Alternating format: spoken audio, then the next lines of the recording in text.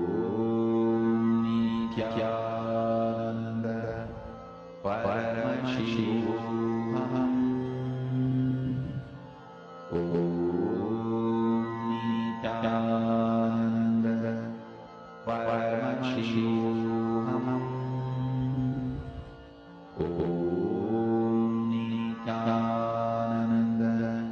Paramashivoham Om Nityananda Paramashivoham Om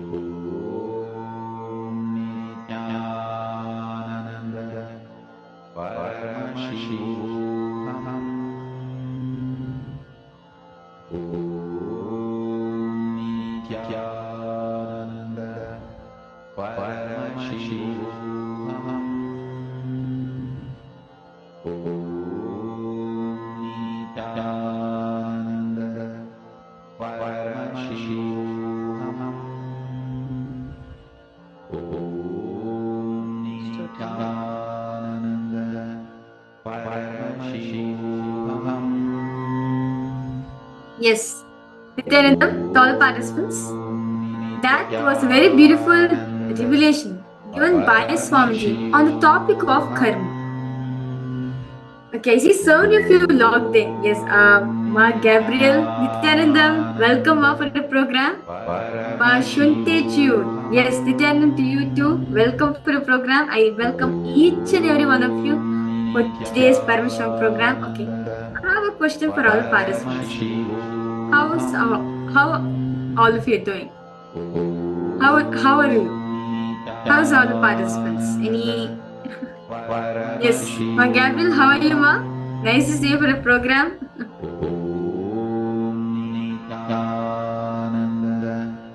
Paramashivoham Om Nityananda Paramashivoham Om Nityananda Paramashivoham. Okay, so with this, so let's now listen to understand what is karma. What do all of you is karma? All of you can post. My Gabriel, yes. What do you understand as karma? I request you to post. Anything. Whatever idea, whatever you understood. You're amazing. Okay, that's cool. Nice to hear that from you, Ma.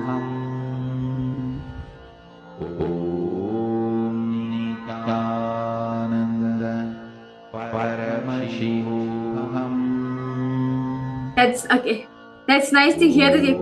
That's nice to hear from you, Ma. Okay. I request you Ma to post. Ma Gabriel, Ma Dhyanagamiya and Ma Shinteche. Request all of you to post.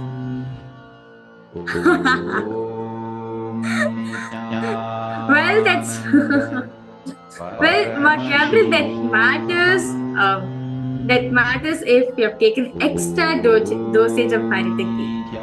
If you have taken little extra dosage of Haritaki, then I'm sorry to say that, but then yes, of course, we'll be feeling that.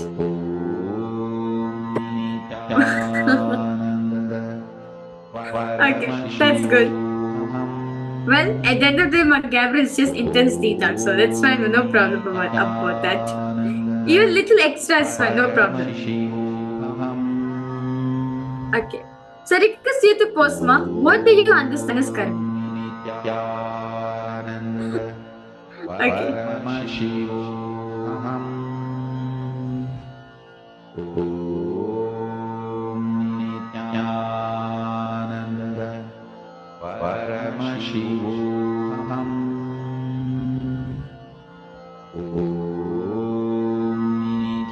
Okay, repayment of past sins, okay? What else? Because all participants, suppose what do all of you understand? What do all of you think as karma?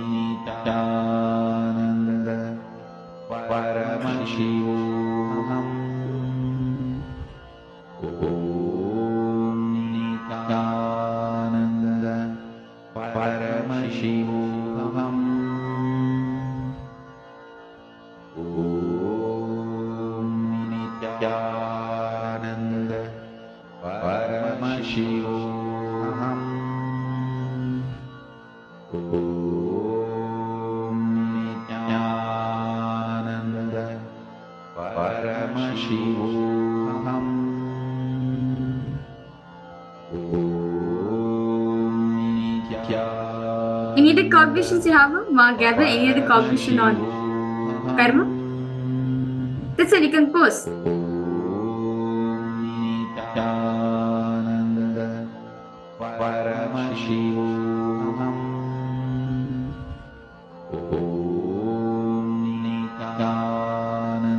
Okay, so karma is just nothing but repayment of your past sins. Okay.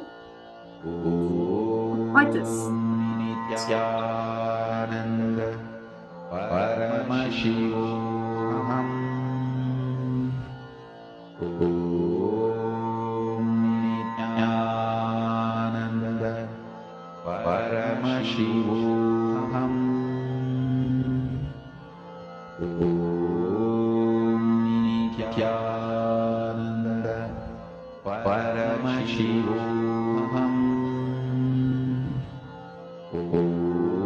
Let us now understand what is karma.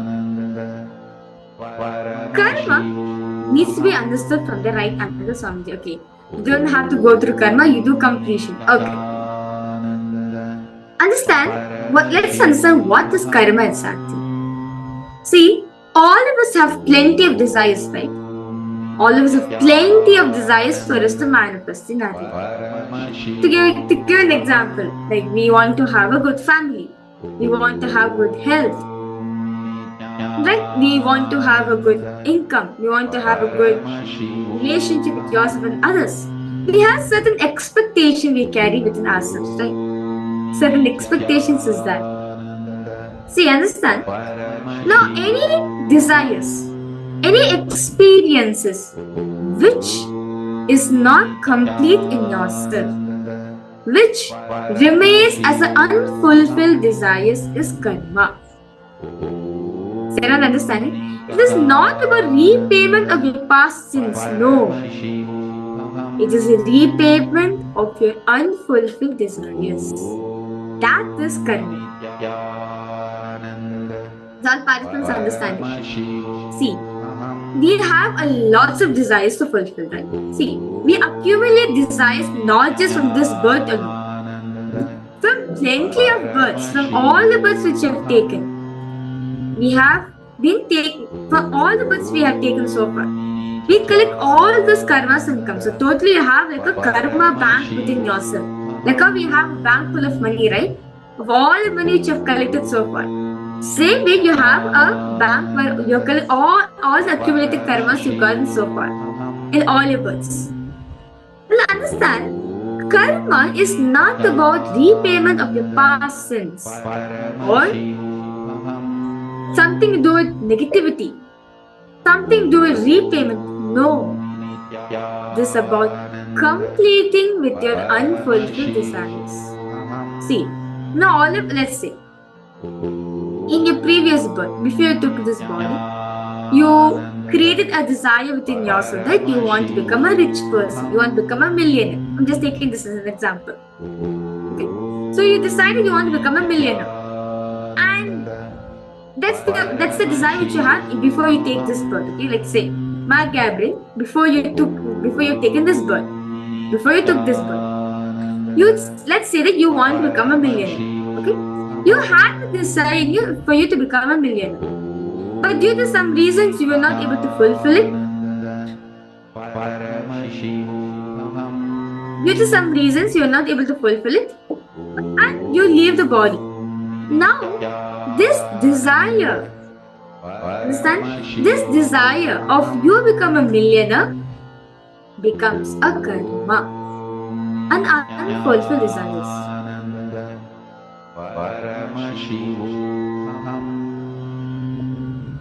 Are you understanding, ma? In your previous birth, you want to become a millionaire, but due to some reasons, you are not able to fulfill the desire into you. You are not able to fulfill that desire. Therefore, this becomes as a karma. This is karma. So you understand? This becomes a karma. Now, when you are taking this birth, right? That unfulfilled desire, that desire will not leave you. It will continue to remain saying, hey, listen, This is your desire. You need to become a millionaire. Wake up. That is only karma. But even in this birth, it reminds you that, hey, listen, you have a desire to be fulfilled. Fulfill it. And if you're not fulfilling it, you again carry that same unfulfilled desire to the next birth. But what we do, after we take a human body, right, instead of completing with all the unfulfilled desires which you have got in our life, we create new desires. We create new desires in our life. At the end of the day, we are not completing the karmas, we are only accumulating more and more karmas. Accumulating more and more unfulfilled desires. Is everyone understanding this concept? So understand, karma is not about repayment of your past sins or the repayment of the past deeds which have occurred. No. Karma is unfulfilled desires which is reminding you, which is a hangover in this life, is karma. So any desire, when it reaches its fulfillment, when it reaches its completion, it no more becomes a karma from you. It no more becomes a karma, whereas you are liberated from it. Clear? Is everyone understanding? Okay, let's take an example. All the karmas, understand? All the karmas which you have accumulated so far, all the karmas which you have accumulated so far, all this is let's say a reflex, or this is a stone. Okay? All the karmas is one stone. Your being, your life is the water. Okay? And the ripples created on the water. The ripples which is created on the water is the byproduct of all the karmas. The ripple effect is all the reactions which you get from your karmas. What do you experience? All the side effects, good, bad, whatever. That's the ripples. Okay. So let's take this as an example. Now you take one stone. Let's say the millionaire stone. Let's take the millionaire example. Now you want to become a millionaire, and that becomes a stone, right? This becomes a stone in you. So when you drop this stone into water, what happens? What happens? Naturally, ripples are created, right? The ripple effect starts manifesting, right? The ripples are starting to manifest. Now understand. Now the ripples which is created, the ripples are not like this time. No, it takes whatever ripples needs to be. Either it can come a little flowy, or it come in a circle manner. It can come in a wave. It can come in different ways actually. The ripple effect will come in different ways. Now understand. Whatever you're going through in your life, by not fulfilling the desire of you become a millionaire, you may be experiencing difficulty. You may be experiencing bad health. You may be experiencing a loss in your business. What you experience you're going through. That is the ripple effect which is being created. Now, when the ripple effect, when the ripples reaches at the source, when the ripple reaches the boundary of the water body, right? Will the ripple even continue to be there? No. As soon as it reaches the boundary, it just disappears, it just dissolves. Same way, when the karmas, when the unfulfilled desires reaches their completion, reaches the boundary is the completion. The moment it reaches the boundary, the completion, it disappears, means you are liberated from it. Neither karma binds you, nor you are bounded by karma. Is this clear? Is everyone understanding? Is everyone catching this point? So karma is nothing but the unfulfilled desires which is there in us. That's it. The unfulfilled desire which we are carrying in our inner space, that is only karma. So to understand this a little bit deeper, very beautifully, Swamiji has given us an exercise for us to contemplate within ourselves. So understand all the participants. See, when you flood more awareness, more intelligence into your thinking system, when you flood more awareness, more consciousness happens, you'll see that your whole thinking mechanism will be consciousness based. See, when you become aware of yourself, when you bring a lot of awareness, you create more consciousness and added into your decision making system. You'll be aware of all the decisions which you're taking in your life. And not just that, not just become aware, you'll experience complete fulfillment in all the desires which you have manifested. Clear? So let's take few minutes. I request all participants now. Ask yourself, are you fully conscious of every action are you engaged in? Let's ask these questions within ourselves, okay? So request all participants to please close their eyes.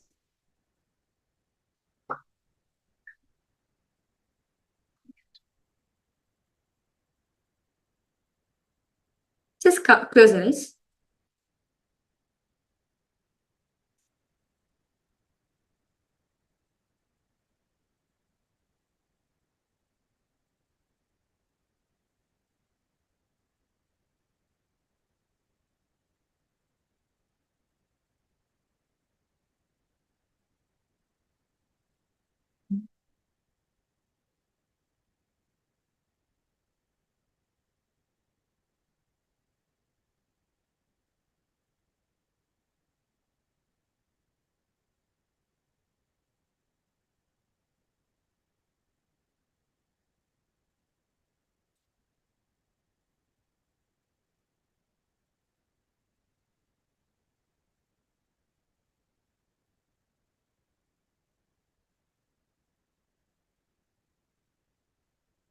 Okay.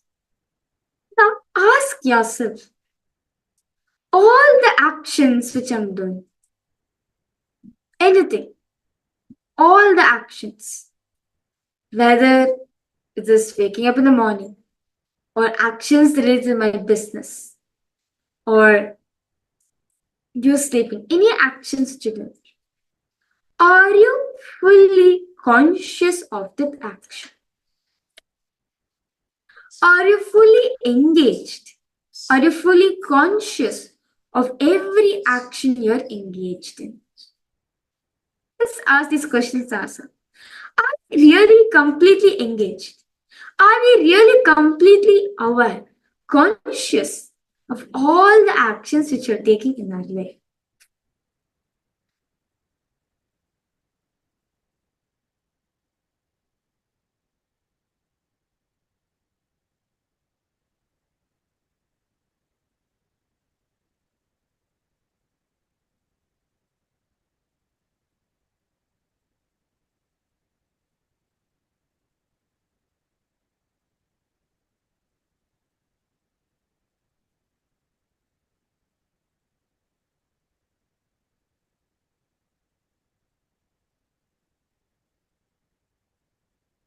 Ask yourself, am I fully engaged? Am I fully aware, conscious of what I'm doing in my life? Of all the actions which I'm taking?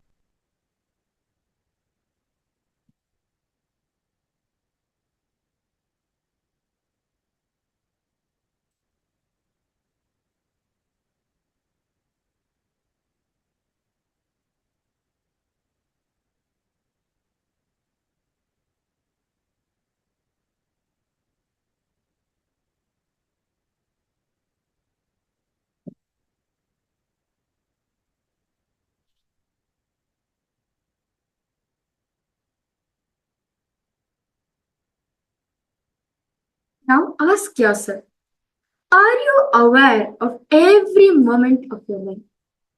Every single moment happening in your life. Are you aware about it? Are you conscious about it?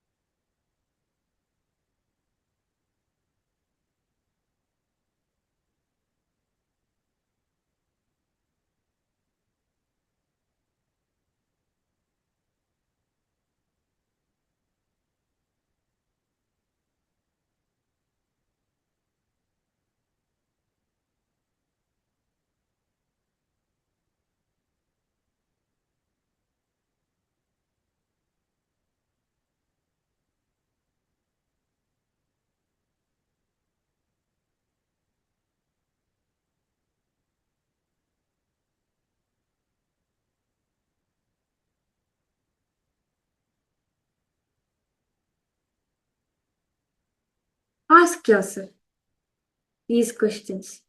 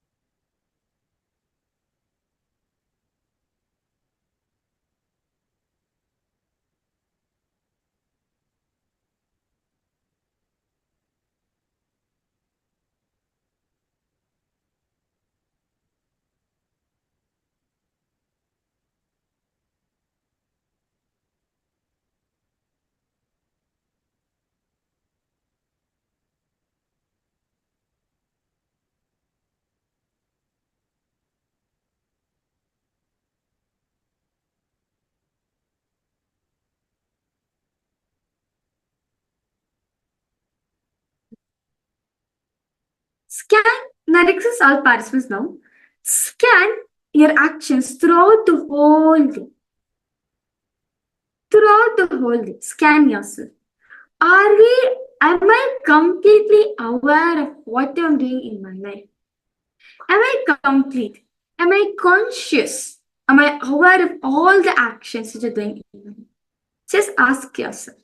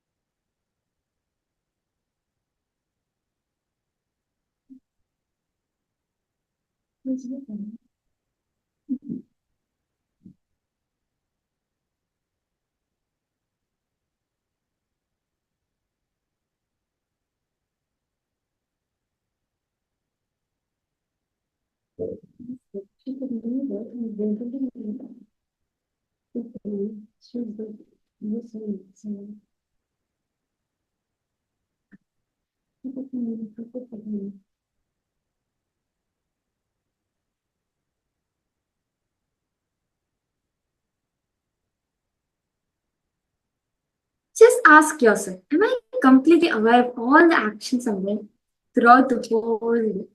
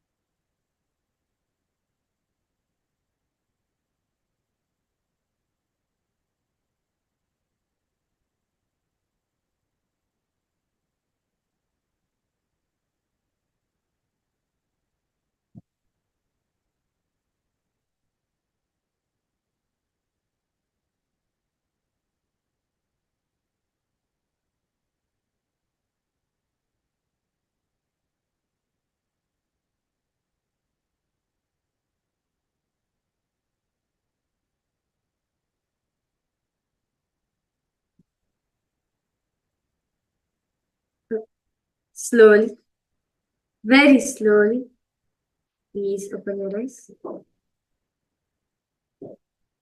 I request all participants now to please open your eyes. I request all participants, first, what did all of you understand?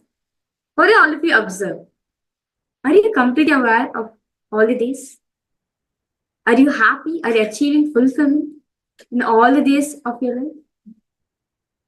What is it experience?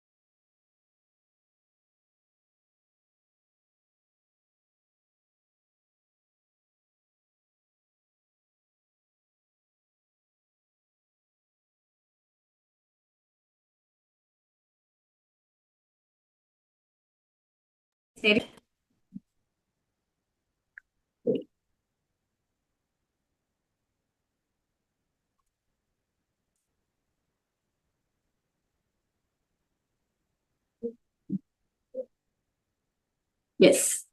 Nityanand? Okay. My Gabriel, I request you to post them up. What did you understand from this? What did you observe? Are you aware? Are you completely aware of all the actions which you're doing in your life? Yes or no?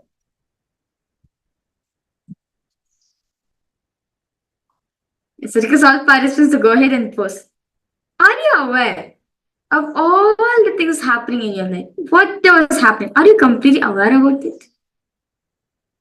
Are you conscious about it?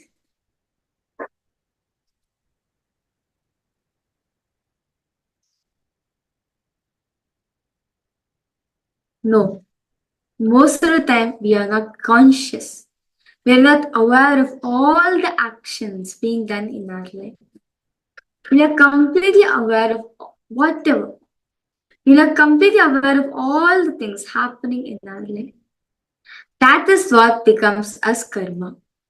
All participants understand. That is only becomes as karma. Any action, when it's not fulfilled, when you're not being aware of, becomes a karma in me. That is secret of decoding karma. That is only karma. So with this, any questions, any doubts are you having? Ma Gabriel, any doubts you're having?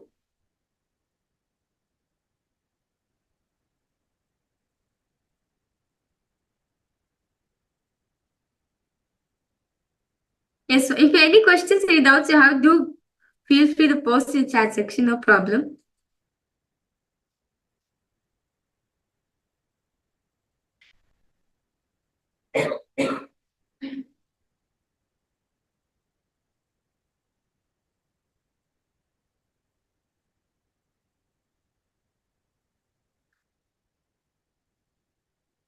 Yes, okay. So with this, let's now enter into the power manifestation. So very beautifully in this round, all the participants, yes, Ma Gabriel, you are going to be manifesting the power of mind reading. So now I'm going to be thinking of a color, okay? I'm going to be thinking of a color in my inner space. Through the third eye, ask Swamiji to reveal what is the color being projected. What is the color that I keep for you in my inner space? Okay, let's now start the manifestation. So I request you, Ma Gabriel, please close your eyes.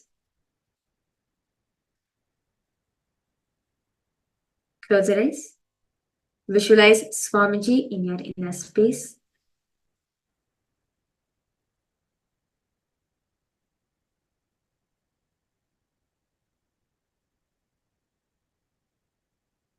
Slowly, intensely, start chanting the Mahavakya.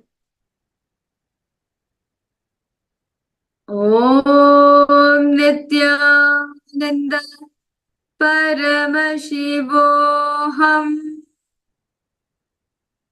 Om Nityananda Paramashivoham. Om Nityananda Paramashivoham.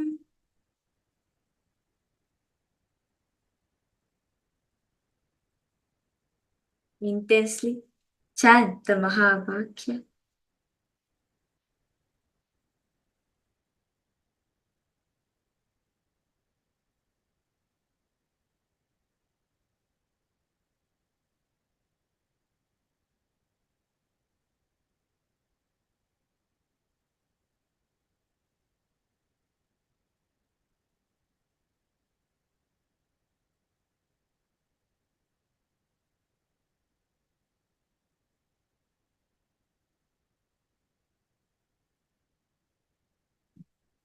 Swamiji to reveal, what is the color that I keep for all of you in my inner space? Just intensely ask Swamiji.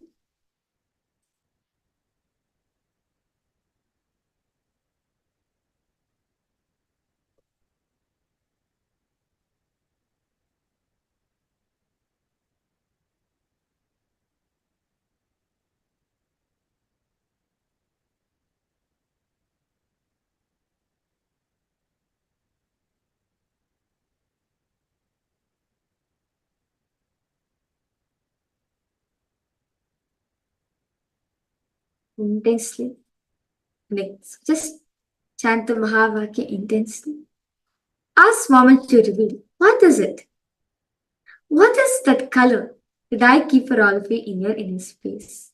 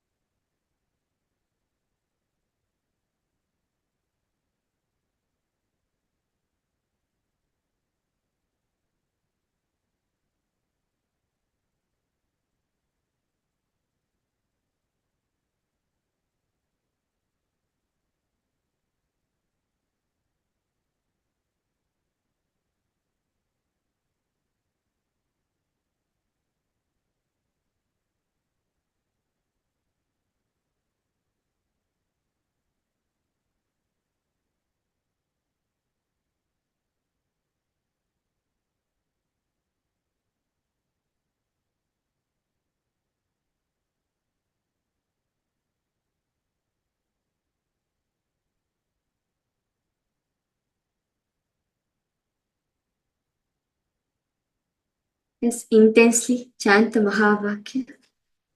Ask Swamiji to reveal the color. What is the color that I keep for all of you in my inner space?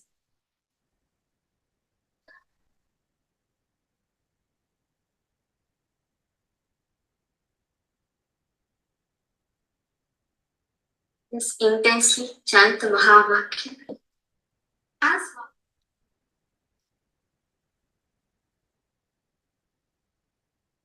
Okay. I request, okay. Slowly, very slowly, please open your eyes.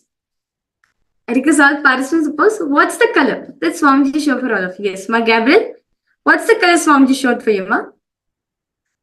Yes. What is the color? Is it pink, blue, yellow, green, red, orange? Which color is it? What is the color Swamiji showed? I request you to post, Ma Gabriel.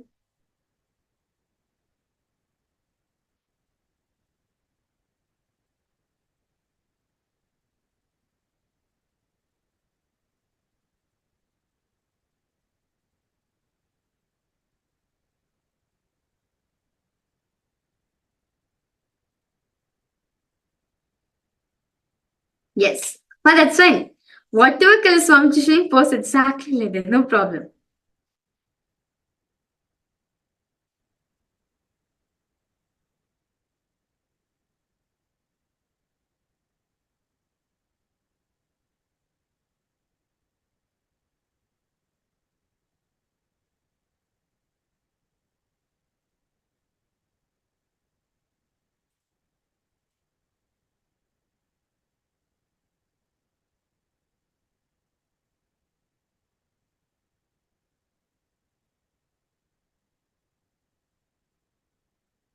Yes. Ma Gabriel, I request you to post. Whatever is it, you can post in the chat section. No problem. What color did Swamiji show you, Ma? Ma Gabriel?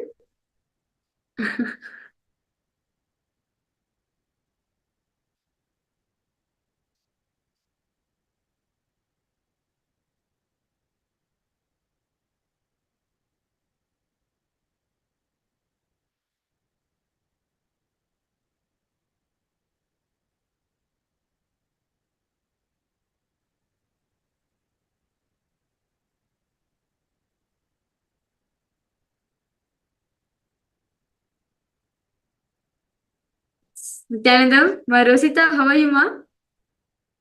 Good? Okay. That's good, Ma.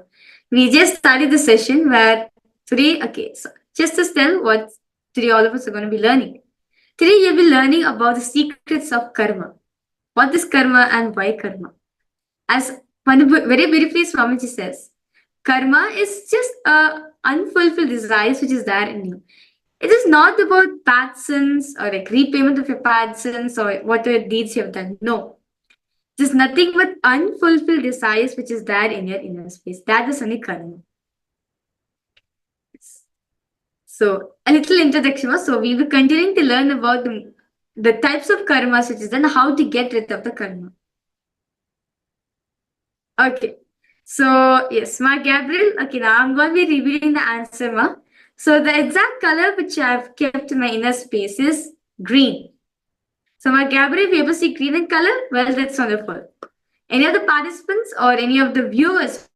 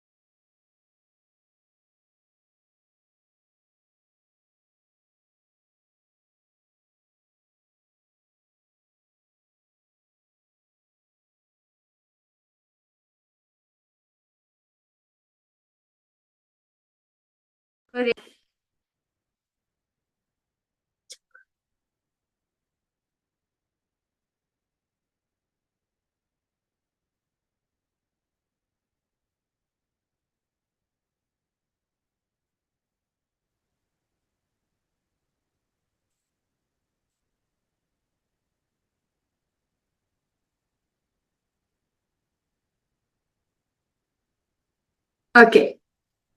Ma Gabriel, see, do not worry, Ma Gabriel. I'll suggest you one thing.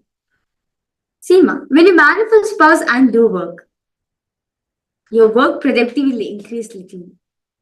Your work productivity will increase 10 times more. See, understand, Ma Gabriel? Well, you may think it's hard to manifest. Just few minutes, ask Swamiji. Or as you're doing your work, you ask Swamiji, saying, Swamiji, Acharya is showing a color for me. What's the color? Swamiji will reveal. It's not necessarily you have to do that whole close your eyes, connect to Swamiji. He's already there in your mind. You're already connected to him. You just need to ask him, saying, Swamiji, what's the color she's keeping for me? And just do it. You'll see, Mama Gabriel, you actually just enjoy. You actually enjoy power manifestation because your work productivity also will increase. Okay? So request you, Ma Gabriel, try to participate in next one. Don't feel it's hard for you, Ma. Try it. You will see that you'll be successful. Yes? You will see that you'll be successful in the manifestation and also in you experiencing. And so not just you'll be successful, your productivity also will increase 10 times more. Okay. So with this, all the participants, we are now going ahead to the next session. In this session, all of us learned about the introduction to what is karma, right? In the next session, Swamiji is going to be deeply expanding how karma is related to the thought per second. How karma is related to the thoughts which are experiencing in our life. How thoughts are related to the karmas. Yes, thank you so much. So, as Swamiji says, if you have more number of thoughts,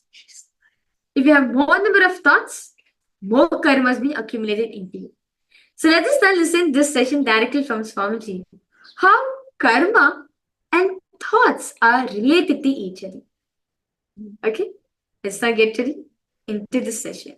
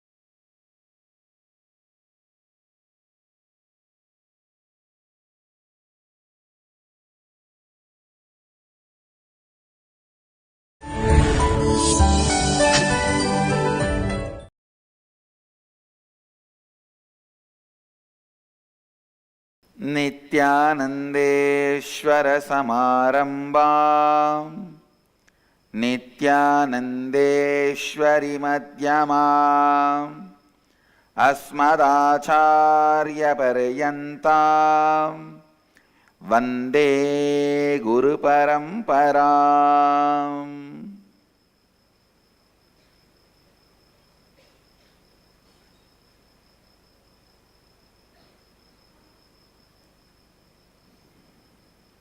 I welcome all of you with my love and respects. I welcome all the devotees, disciples, Samajis, Satsangis, Srimahans, Mahans, Tanedar, Kotari, visitors, viewers, today Nitya Kriya Yoga participants, everyone from around the world.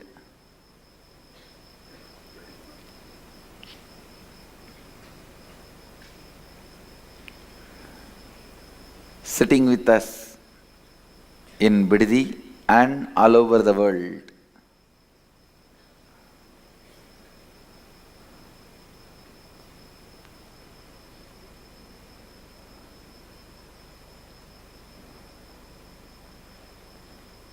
Through Nityananda TV, Sadhana TV, two-way video conferencing, having Nayana Diksha,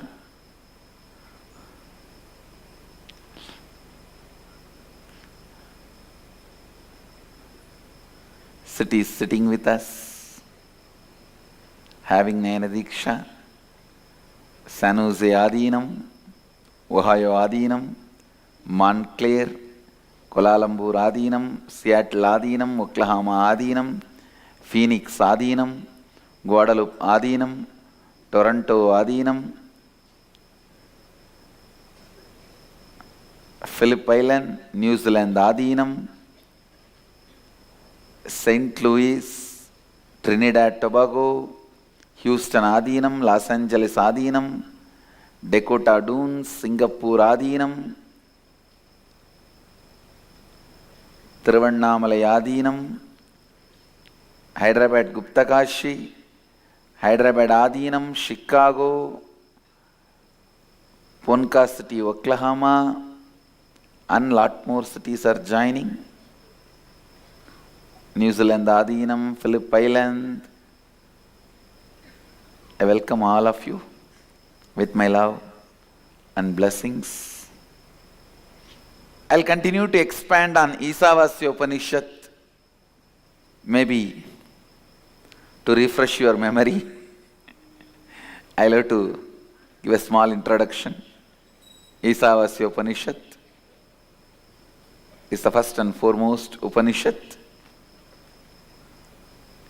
on which I was commenting for some time ago. And for various reasons, morning Satsang got postponed. Now it starts again to continue. I'll expand on the 11th verse of Isavasya Upanishad. So please repeat along with me the 11th verse. Vidyam cha avidyam cha yastat Vedo Bhayaggunsaha Avidyaya Mrutyum Tirtva Vidyayam Mrutamashnute.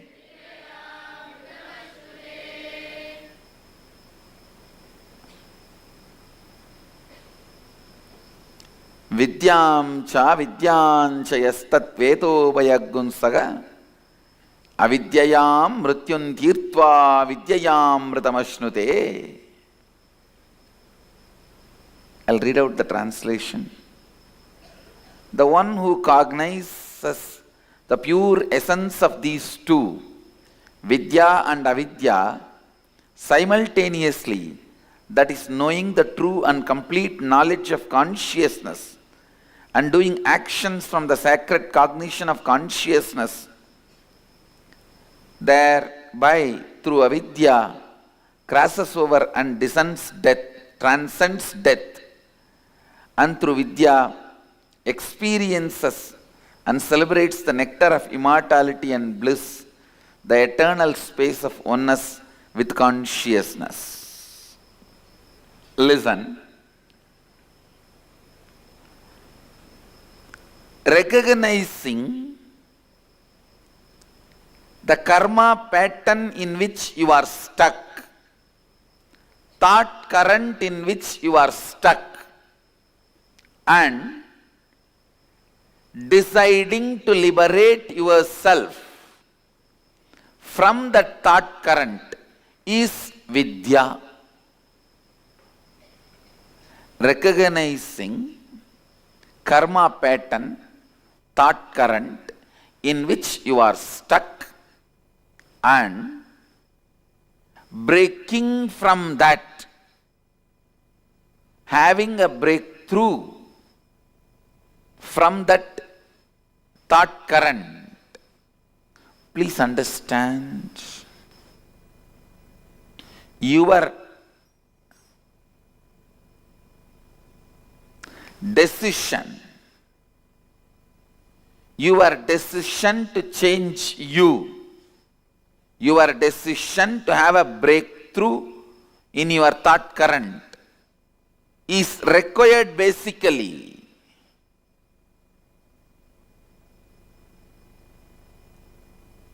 to have any breakthrough and have liberated thinking. Riskieren Sie nicht, Ihre Fotos und Videos zu verlieren. Mit diesem innovativen Stick ist es ganz einfach, Ihr Smartphone zu sichern. Er ist mit allen Geräten wie Android und iOS kompatibel und Sie können in Sekundenschnelle Speicherplatz freigeben, ohne jemals wieder für Cloud-Speicher zu bezahlen. Dieser Smartphone-Ingenieur hat gerade die ultimative Backup-Lösung mit einem Gerät entwickelt, das auch Speicherplatz auf Ihrem Smartphone oder Computer freimacht. Alex hat einen Trend festgestellt. 3 von 5 Deutschen verlieren ihre wertvollen Familienerinnerungen, die auf ihren Geräten gespeichert sind, aufgrund von technischen Problemen. Die Leute bitten ihn ständig, ihre kaputten Telefone zu reparieren, und es brach ihm das Herz, wenn er ihnen sagen musste, dass all ihre Erinnerungen für immer verloren waren. Alex hat auch erkannt, dass viele Menschen nicht viel von Technik verstehen. Nicht jeder hat die Zeit, Fotos manuell zu suchen und zu kopieren, und das birgt das Risiko, dass wichtige Erinnerungen versehentlich verloren gehen. Da wurde ihm klar, dass die Öffentlichkeit eine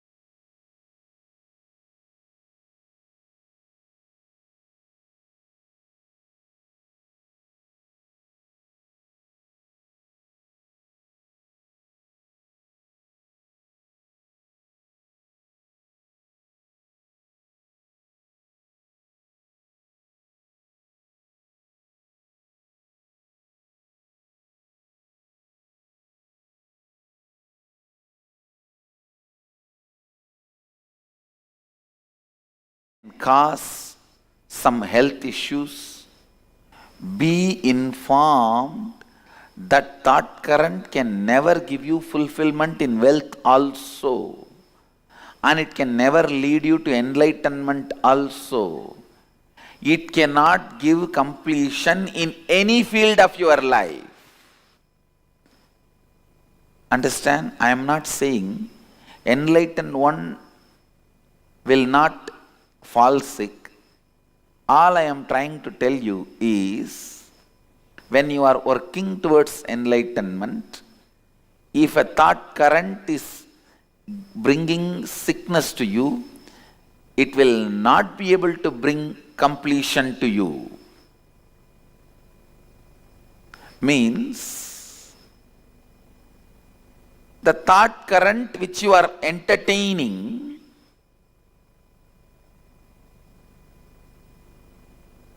will bring difficulties not just in one field, in every field. So the repairing of thought current is not going to help, only replacing it is going to help.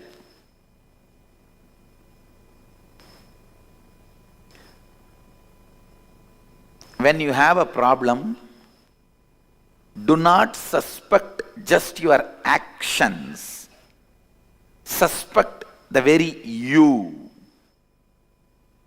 Please understand. Do not suspect just your action. Suspect the very you. means your very thought current, your idea about you. Suspect that very you, because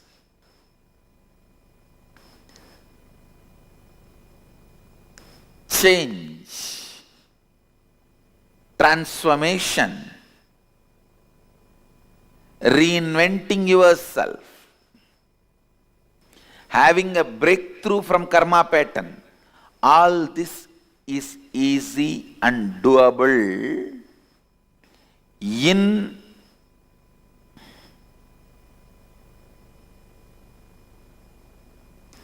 simple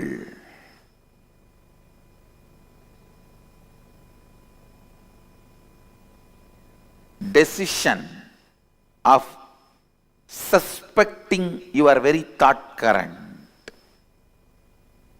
Please understand. Most of us go on suspect our actions. I think morning I don't get up and do yoga, that is why I am sick. I think I don't go to office in time, that is why I am not earning. I think I am not taking right decisions in my office, that is why I am not earning.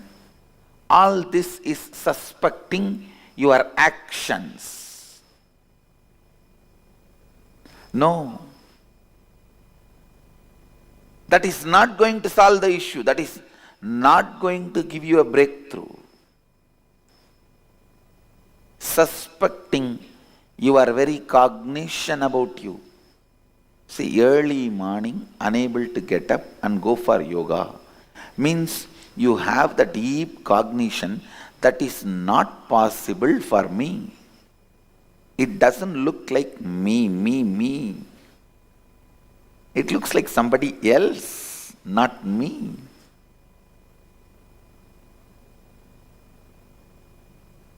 The man who can doubt his thought current will go beyond self-doubt. Actually, the ultimate yourself can never be doubted. It is self-effulgent. Whatever you can doubt, your self-doubt, self-hatred, self-denial, SDHD is all about your thought current.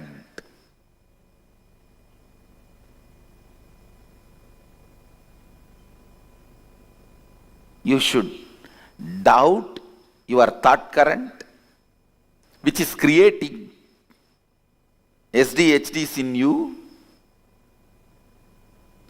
and complete that SDHD. Self-doubt, hatred and denial. Please listen. Do not confuse the words. I am giving you the exact essence. The thought current which you are having about you, the cognition you carry about you, that is what you celebrate as you, even though that is not you. What you celebrate as you need to be doubted. And the completion need to happen for the doubt by dropping that very self which you cognize as you.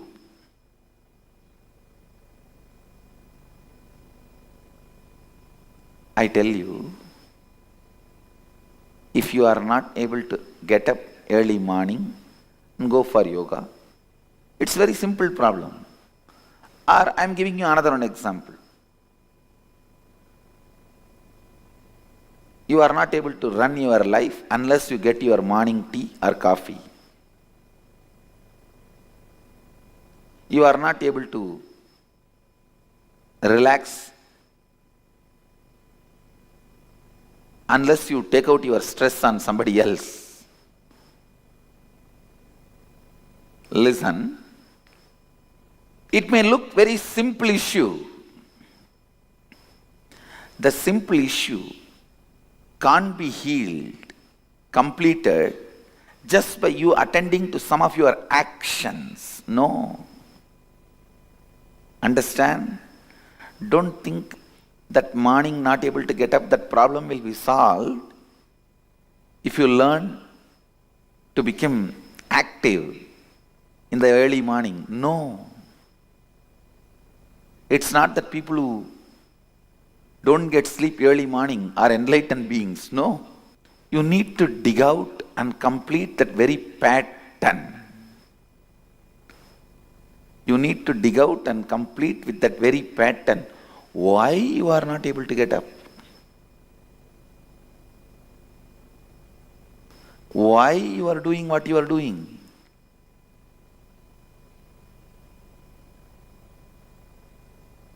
Partially attending or looking into your problems will never solve the issue. The very thought current need to be renounced.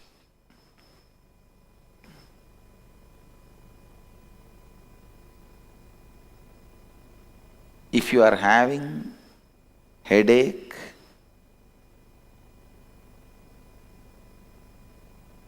be informed. It will not just resonate in your head, it will resonate till the end of your life. Wealth, relationship with others, contentment, everything. Everything. Because it is the thought current. One of the most paradoxical thing in the life is, listen, one of the most paradoxical thing in the life, whenever you need to attend the whole, you attend the part. Whenever you need to attend the part, you attend the whole. It is very unfortunate. Whenever you need to attend the whole, you attend the part. Whenever you need to attend the part, you attend the whole. The very thought current with which you operate need to be replaced. The very thought current need to be renounced.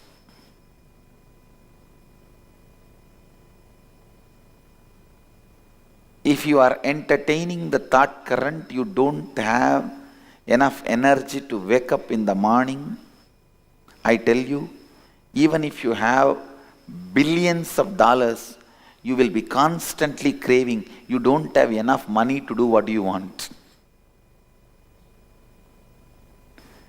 Because you do not know the power of the money which you already accumulated and having it. You will consider them as zeros and still continue to feel poor. I tell you, the man who feels active about himself, the kind of a richness he feels, and the man who feels stagnant about himself, the kind of a poverty he feels, I tell you, feeling stuck in your inside is the real poverty. Feeling stuck in your karma pattern. When I say feeling stuck, I define, please listen, I'll define feeling stuck. Today, you somehow wake up, do little yoga, and even go up to the level of Kirtan, Guru Puja, then 9 o'clock flat. Then for 1 week, nothing moves. Again, after a week, you attend karma webinar and you decide to break from that pattern. Again,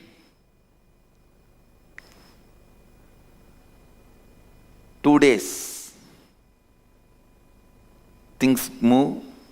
Again, you are back to square one, sometime even square zero.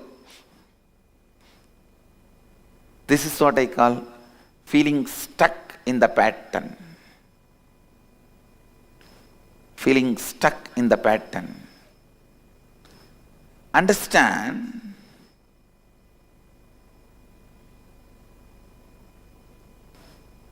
unless you give a breakthrough, you give a break for yourself, unless you decide to break from this karma pattern,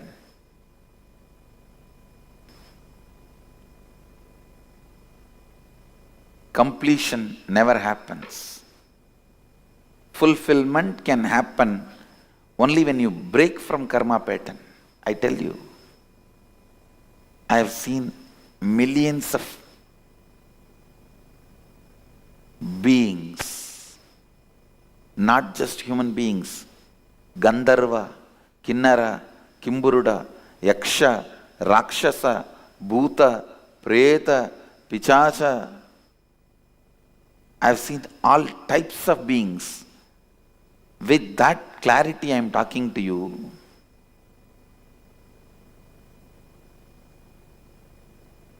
Person who is stagnant,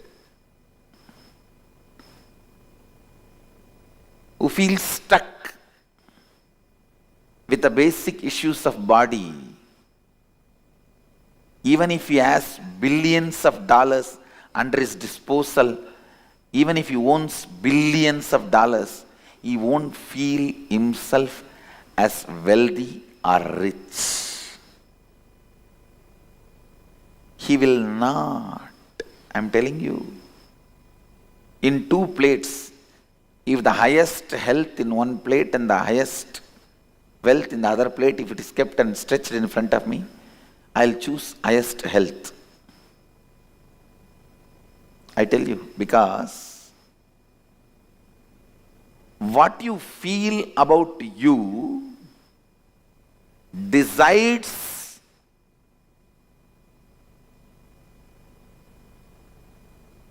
your fulfillment, your completion. If you are stuck in your health or in any other pattern, that feeling stuck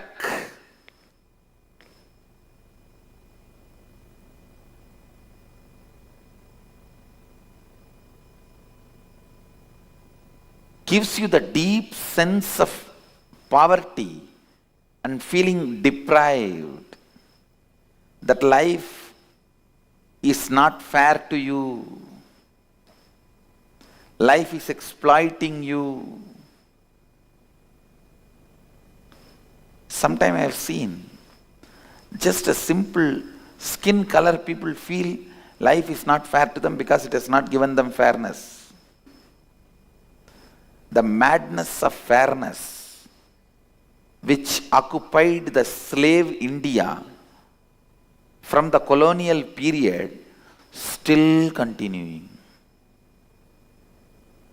I tell you, the day the stupidity of madness towards the fairness disappears, that is the day of independence for India. No, really. Still, we worship and glorify fair skin. You are taught fair people won't lie. Now just see in your life,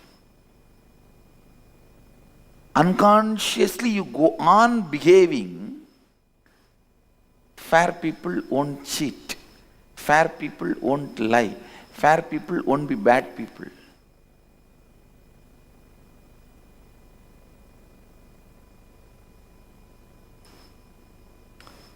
Renounce anything British forced on you. Only then you will find your true identity, O Bharat. I am talking to you, O Bharat. Listen. Renounce the karma pattern forced on you by British. Only then you will have a breakthrough.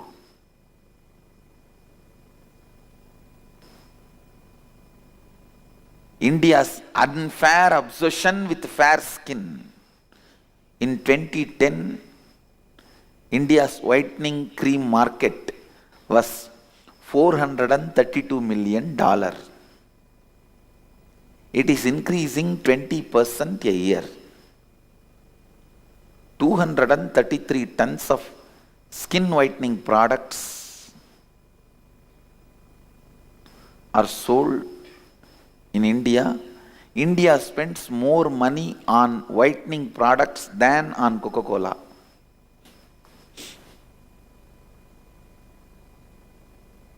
No, it's actually a country's karma pattern, the slavery.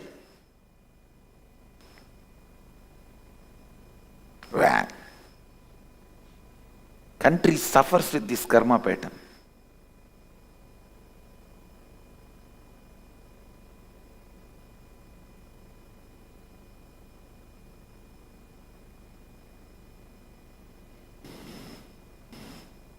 I tell you, as long as you don't give up this whitening attitude and idea, you won't get out of slavery.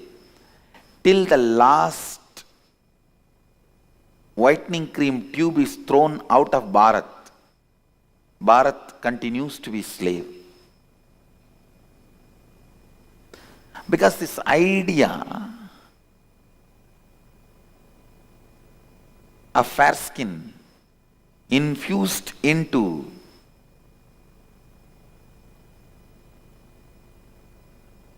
especially the common men who are not thinking deeply,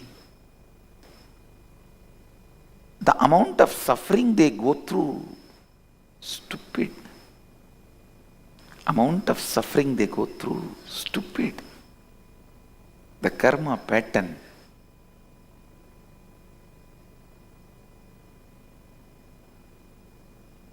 Feeling life is not fair to you. Feeling stuck.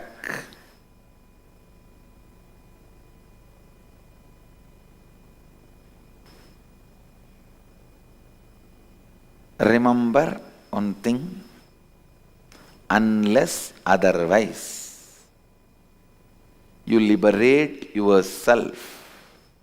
Listen, unless otherwise you liberate yourself from this karma pattern, thought current, completion is not possible.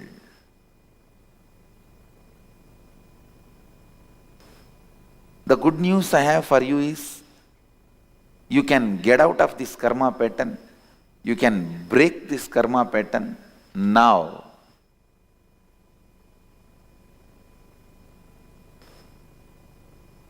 The great news I have is, all it takes is just decision.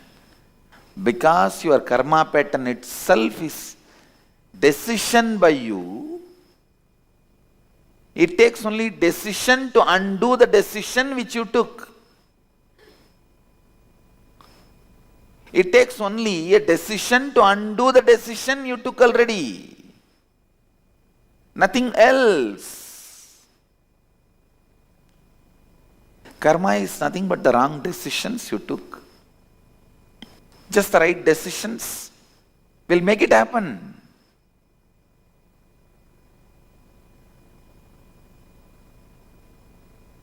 I have seen a person who can break from karma pattern. He always gets new people, situation, understanding, new right things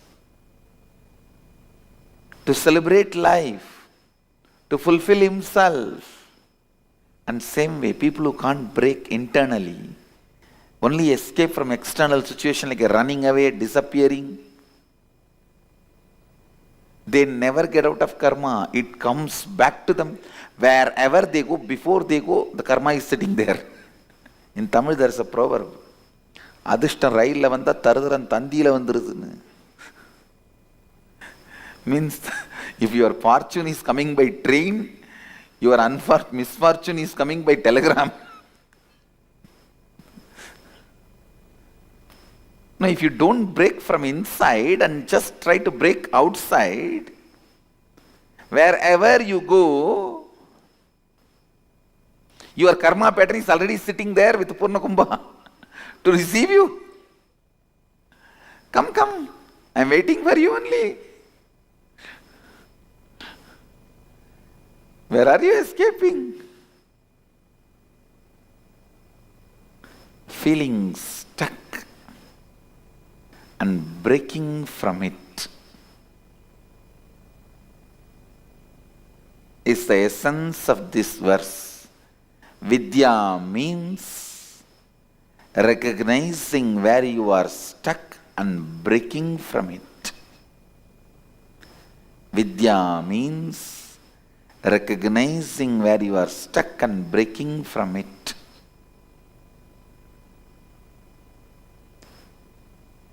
A strong, pure, ferocious decision to reinvent yourself. Understand this word. Strong, pure, ferocious. You can't be light with yourself. One of the most stupid method of functioning human beings do, they are ferocious with others and light with themselves. It should be the other way. Be ferocious with you to reinvent yourself and light with others.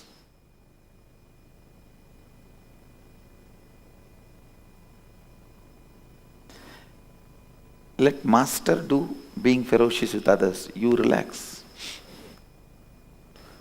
That's his job. Why are you trying to do his job? Master's job should be done by master.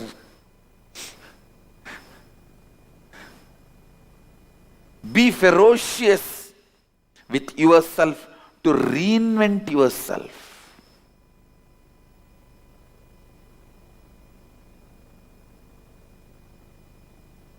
Build the will to renounce the karma pattern. Be ferocious to reinvent yourself. Only if you are ferocious, you can get out of the constant suffering you carry, thinking in one direction and acting in another one direction. I have seen people, they sincerely think they want to take responsibility, they should become responsible. They will even start imagining that they are responsible. They won't even care that few chairs lying down in the backside, which is not proper. Why can't I take the responsibility to organize and keep them in proper place? They won't even take that basic responsibility. The carpet is lying like that. Or the tables unnecessarily lying here and there. And sometimes I look around and wonder, is this the place where hundreds live who talk and think they are practicing responsibility, and thousands who come and go who are supposed to be learning about responsibility?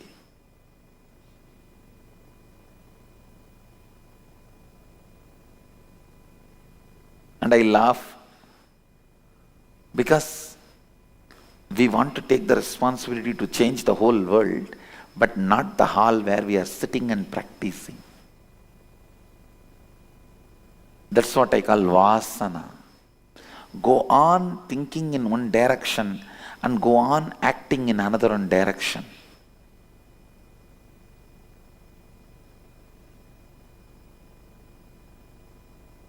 Go on thinking, cherishing, that you are responsible, do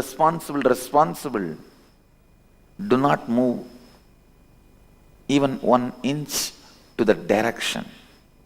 I tell you, anything which falls in your eyes, if you know how to put that on somebody else, you will live in such poverty and powerlessness, you will not do even what is your responsibility. It is the definition.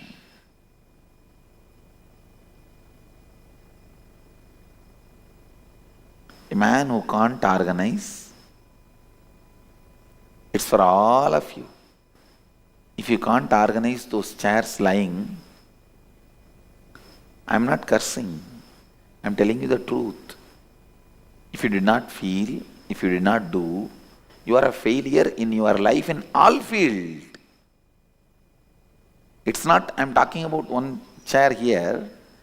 Anything which you look around, anything which falls in your eyes, if you know how to dump it on somebody else unconsciously, you will be dumping everything in your life same way to different non-existing beings.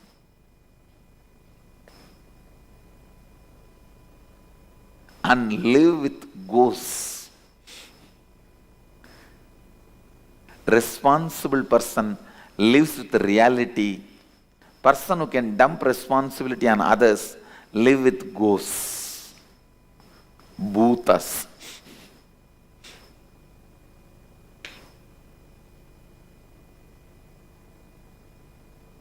Especially if you master the science of thinking in one direction and living in the other direction, no one can save you.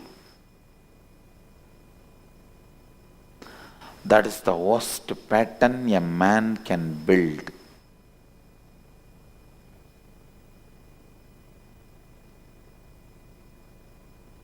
Worst pattern a man can build.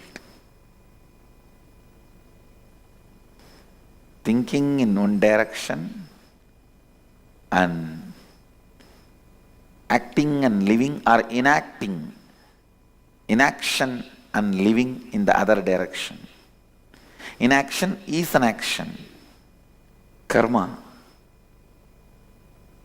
cannot be repaired. It has to be renounced. Karma cannot be changed. It has to be dropped. The thought current in which you are stuck, recognizing it and dropping it is vidya, knowledge. Cognizing the thought current in which you are stuck and ferociously deciding to drop it and reinvent yourself is vidya, knowledge. I bless you all. Let you all radiate with integrity, authenticity, responsibility, enriching, causing, living Advaita, the eternal bliss, Nityananda. Thank you. Be blissful.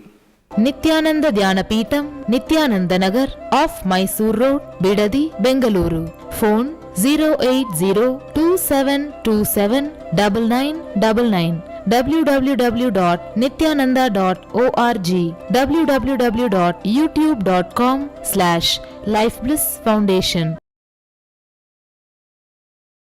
Die Formel 1 live in Kooperation mit Sky Sport bei RTL.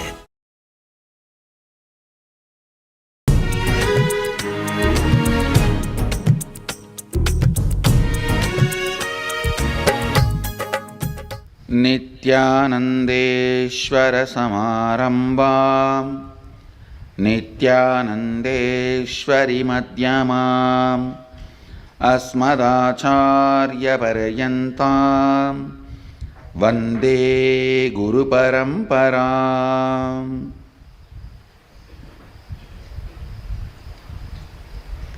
I welcome all of you with my love and respects.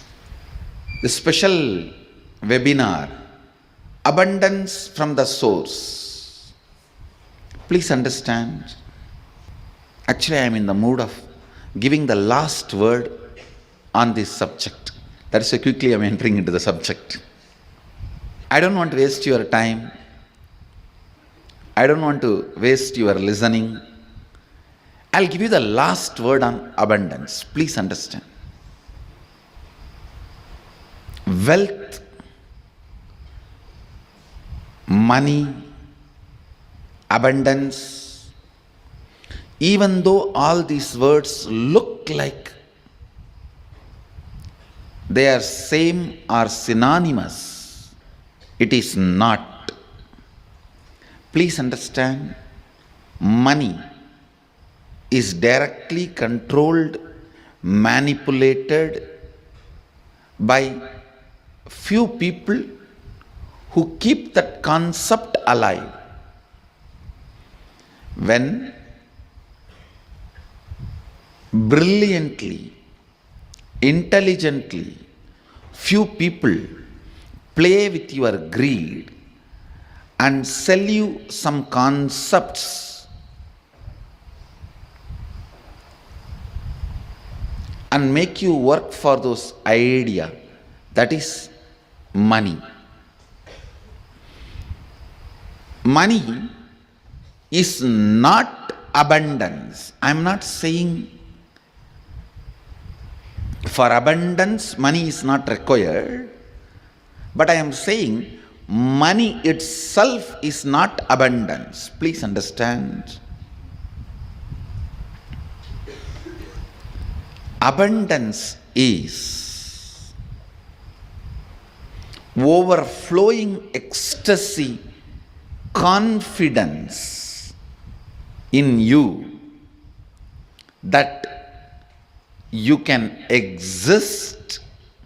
Your existence is joyful, blissful for you and the people around you. Please understand. It may be looking very mystical. I'll explain step by step. But today I wanted to give you the last word on abundance. No beating around the bush. Last word on abundance. Listen. Even that word has nice meaning. Abundance. Bund means bank. Abund means without bank. Dance. Jumping without bank. Jumping without a bund. Abundance. See, a overflowing excitement, intensity about your existence is wealth. Understand? Overflowing abundance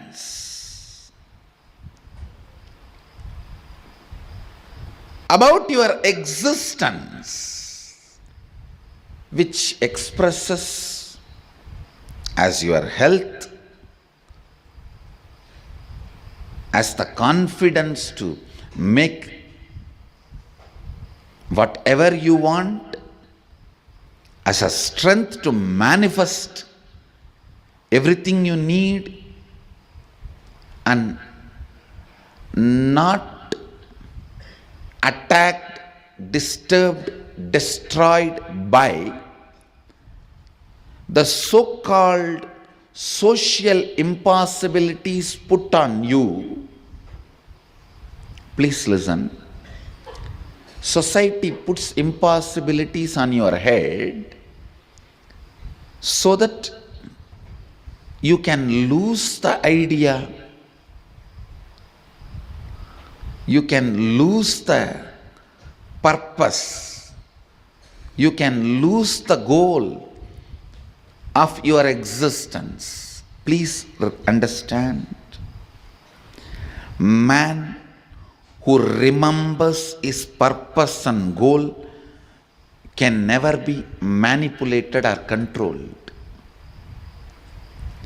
He will always be living in abundance. If you want to enslave somebody, first thing you have to make him forget his goal.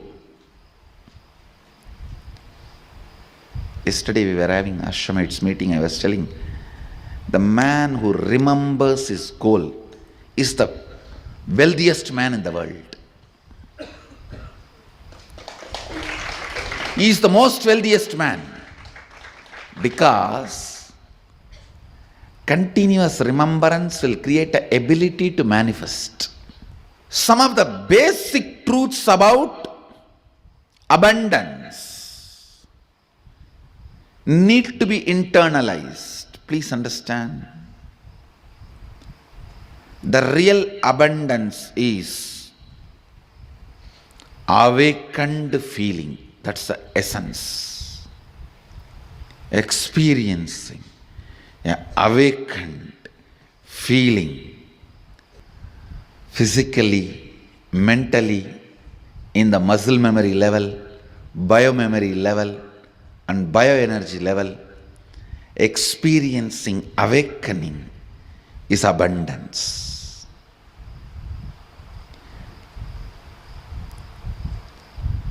The wealth, huge properties you accumulated in your dream, will you call that as abundance or waking state as abundance? Even if you experience so-called poverty, waking state is the abundance. And same way, the huge wealth you acquire in this waking state, an awakened state.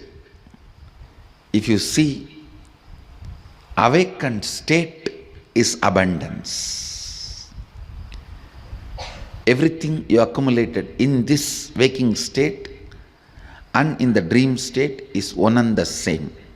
Please understand. Ultimately, the huge money you acquired in the dream state doesn't save you even from a small pain of an airline crack. You may have medical care, but the pain is a pain is a pain. Please listen.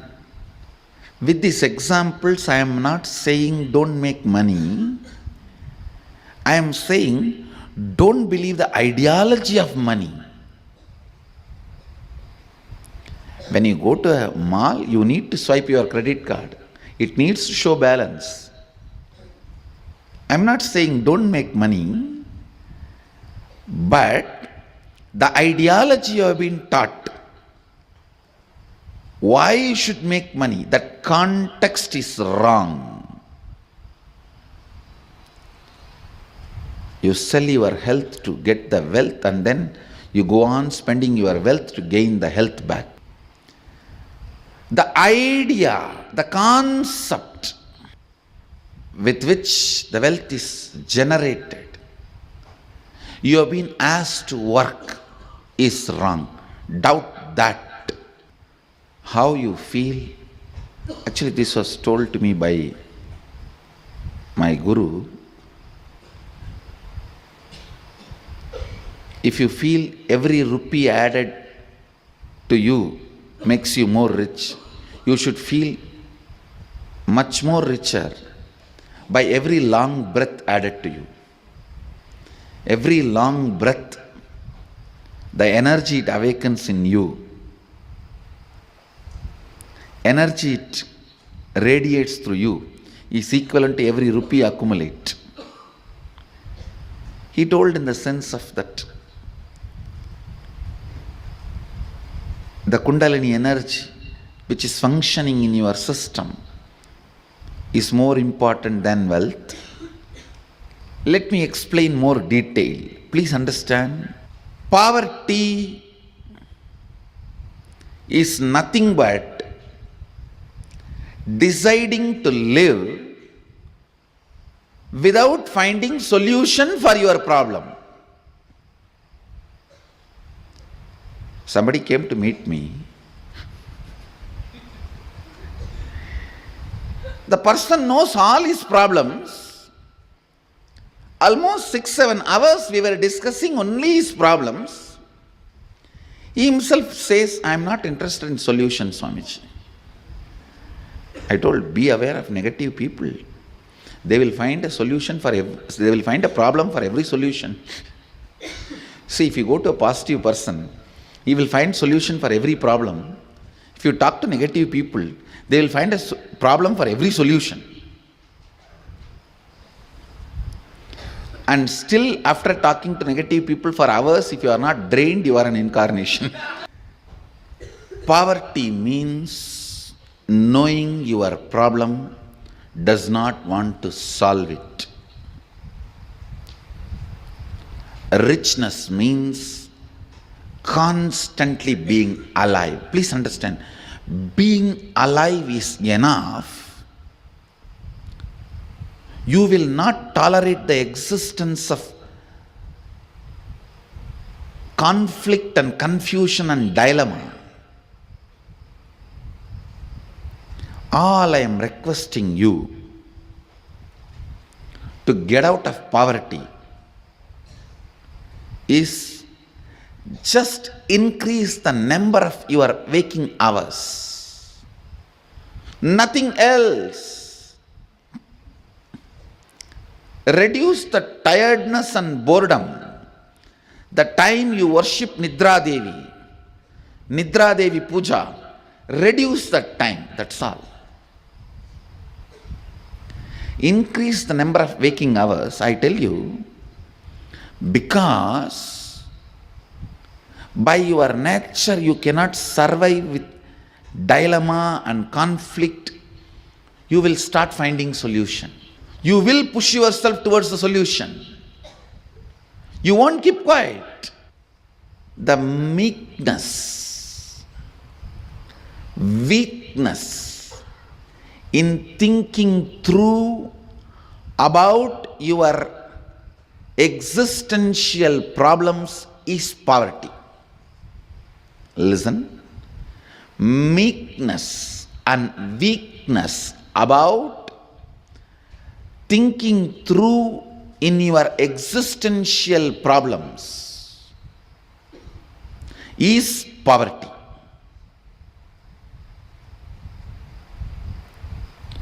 Poverty is nothing but resistance to life. Poverty is nothing but directly, indirectly cherishing and enjoying death. That is why for abundance webinar, I have kept Kalasamhara Murti here. By killing death, only you will manifest abundance. Poverty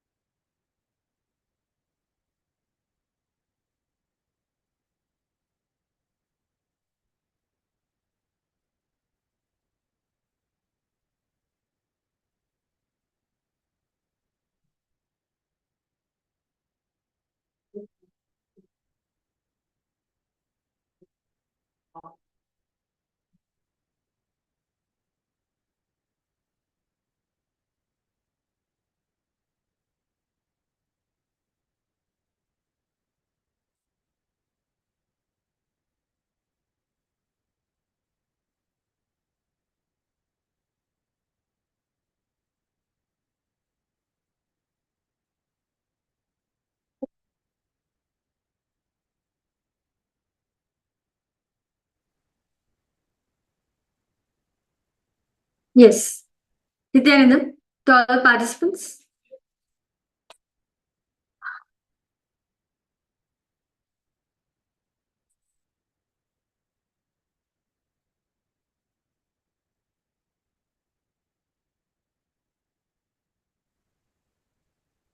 Yes. Nityanand, to all participants, welcome back. Sorry to complete with you for the interruption during the program. We'll be continuing back right now. Very beautifully learned from Swamiji on the karma, right? I request all participants suppose you are understanding how karma is related to your thoughts per second. Yes? I see Ma Shuntechu, Ma Johanihan, Ma Rosita. I request all of you to please post whatever Swamiji has, whatever you understood from this session, what Swamiji has spoken. Yes. Because all participants, please post whatever you've seen, whatever you have understood so far, do post in the chat section. See, understand, Swamiji says very beautifully that completion is celebrating your life, celebrating your life happening as it is now, from the context why you are inspired for it, and your aspirations getting further matured. So, everyone understanding? See, completion is celebrating your life happening as it is, from the context why you aspired for, and your aspiration getting more matured, getting further matured is completion. Yes, definitely. Yes, yes, Ma Rosita. Yes, I'll give the link for you, Ma, so that you can definitely see that. Yes, I'll give the link for you. Do not worry about that. Okay. Yes. So understand I request all participants to post what all of you understand by this. See, understanding that completion is nothing but the maturity you get from experiencing life as a celebration is completion. Okay. So request all participants now to understand it. Are you celebrating your life happening as it is right now? A quick question for all of you. Are you celebrating the way how life is happening for all of us? Not really. We're just going with it. We just feel like, okay, life is going, let me continue with life, right? We actually don't hold like thing like, well, okay, life is going, let me continue. Why do you need to worry about it or not, right? We just continue with the way of life. But as Swamiji says, because of this only, we are not celebrating our life. That is where karma starts. Well, if every single moment, if you're fulfilled, right? Every single moment, if you're celebrating your mission, you're celebrating what you're aspiring, then it will no more create a conflict in you. It will no more create a hangover in you. But instead, what we do, we just move on with life. That is what Swamiji meant by we're accumulating karma. So request all participants, and let's do this one small exercise Swamiji just gave, okay? In every situation, whenever you perceive life is denied,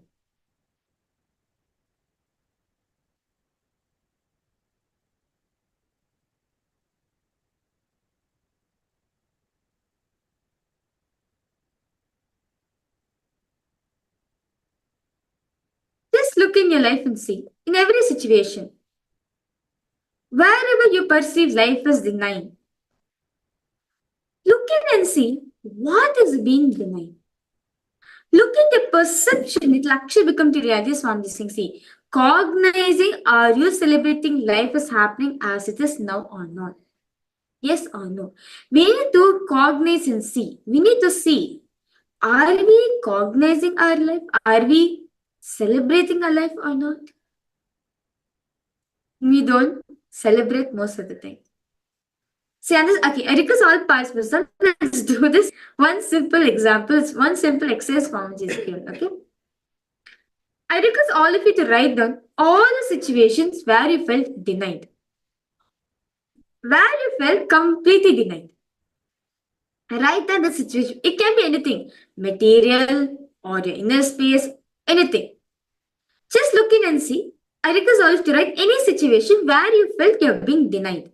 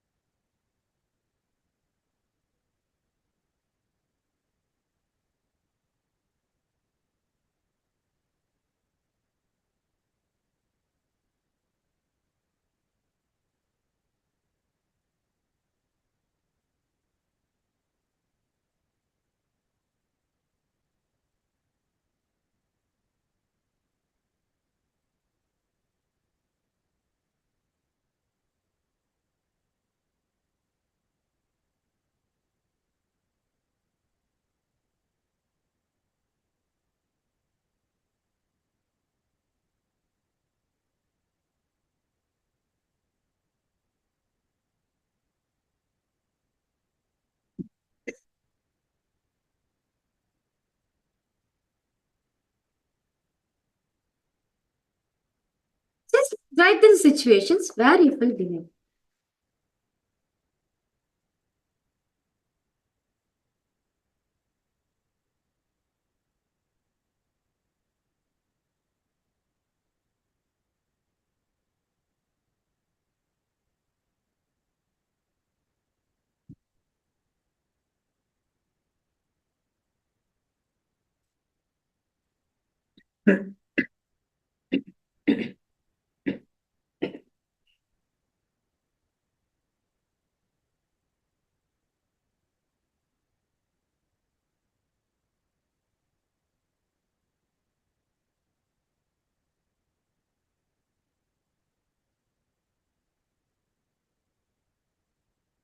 Yes, Nityanand, Dilipaya, welcome to the program. Yes. Nityanandam, how are you, yeah? Dilipaya? I request all participants, okay. Now, once you have identified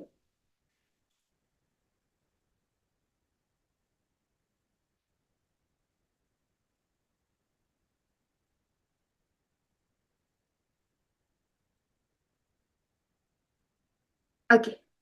Now, all of you have identified all the situations in your life where you felt denied. Now, look in and see what is being denied.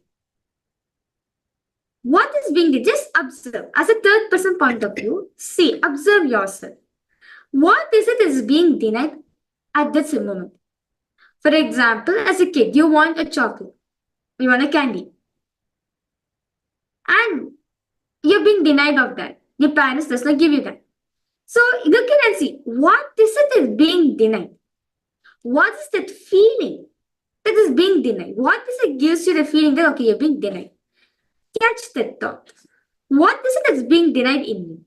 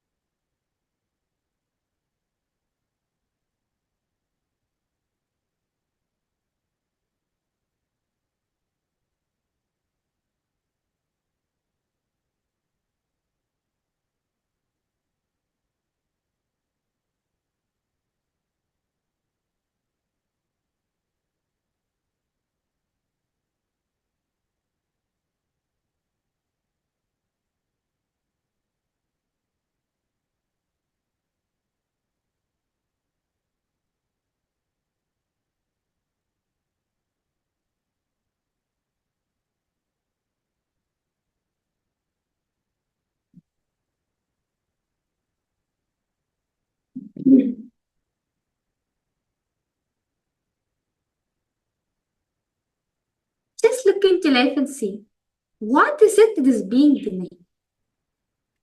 Is it you, the object? What is it? What's the exact feeling which you feel like, okay, you're being denied?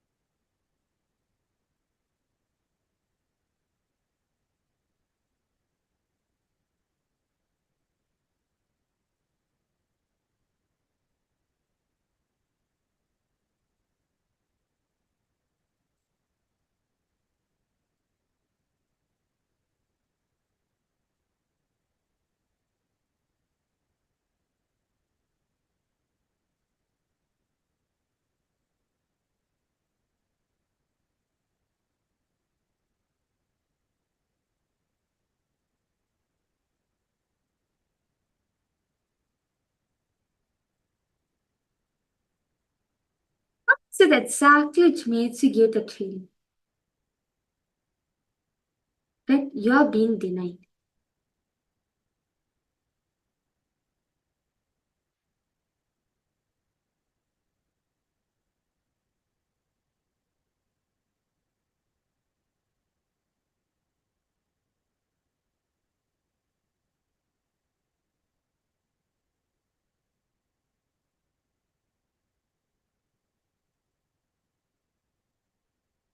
Yes, Andrea. Yes, Nityanand, welcome here for the program. How are you?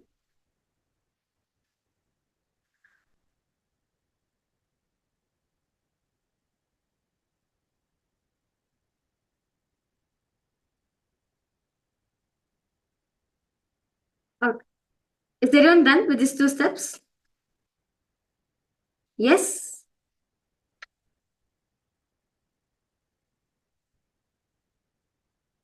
Okay. Any questions, any doubts all participants are having, do feel free to post in the chat section. Okay. Let's now move ahead to the next step. Now, recollect what was the context from which you wanted that.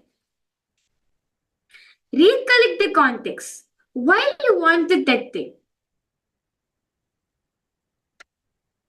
Yes? Recollect. Just ask yourself, okay, now you're feeling denied, right? But what exactly, what's the reason you wanted this in your life? What exactly? Sometimes it can be an object. For example, as a child, you wanted a candy, right? So now I look back and see, why do I need this candy? What for I need this candy? The reason can be because I want to eat this chocolate, I want to eat the sweet, I want to taste the candy. It's been a long time. Whatever the reason is, that's right. Can be anything, good, bad, anything. Just look in and see, because all parts, look in and see what was the context from which you wanted that. What were the contexts from which you aspired that for? What is it? Just ask yourself.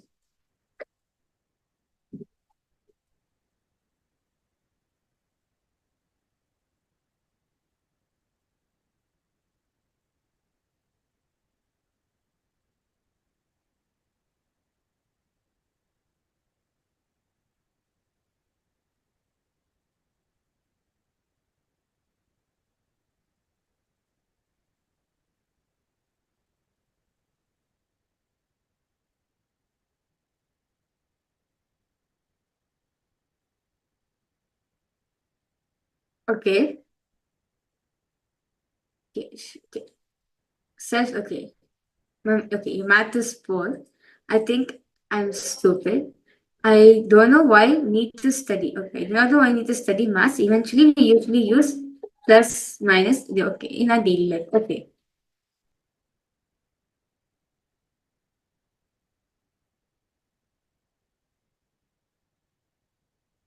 Okay, see, okay, let's understand like this. Okay.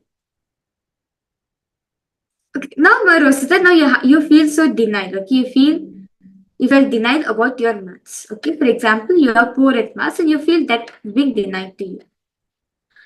Now, the reason, okay, now look in and see why you actually want to learn maths. What's the reason? Is it because you want to learn maths? Or is it because you are forced to study maths? What's the reason?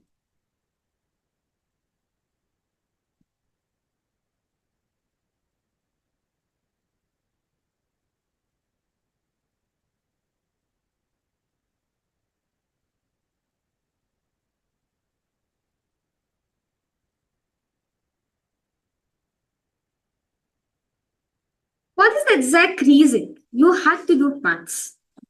Ask yourself, forced to study maths in school when I was a kid. Okay. But okay, now you're saying this is the reason. Now I request you, Ma, okay, now as a child, ask yourself, did I celebrate myself at this time? Did I celebrate myself studying maths? Yes? No, you did not study. You okay, you hated maths then. Okay. So understand, see, and this is karma. That's it. This tatkal is karma. Anything which does not celebrate us, anything which does not make us feel celebrated, is karma. That's it. This is a desire which, let's say, parents want you to have. It's not actually your desire, desire which a parent wants to have, right? And you are forced to do it. You have to, there's no other choice. But you are not experiencing celebration, not being celebrated about it only matters. See, any action you do, as long as you're complete, as long as you celebrate about it, you will not get karma. Because karma is nothing but what? Unfulfilled desires in you. That's the karma. So this desire is unfulfilled because it has left you. Because it has left in hangover in your inner space. It is left in incompletion on your inner space. So therefore, this is a karma. Are you understanding, Ma? See, you are forced to study it because it was just one of the subjects in school. So you have to study, no choice. But even though it's forced to you, are you complete about it? Like for example, at first for me, okay, I to give an example in my own life. At first, I hate maths a lot. I used to run away from maths. At one point, I was forced to study maths.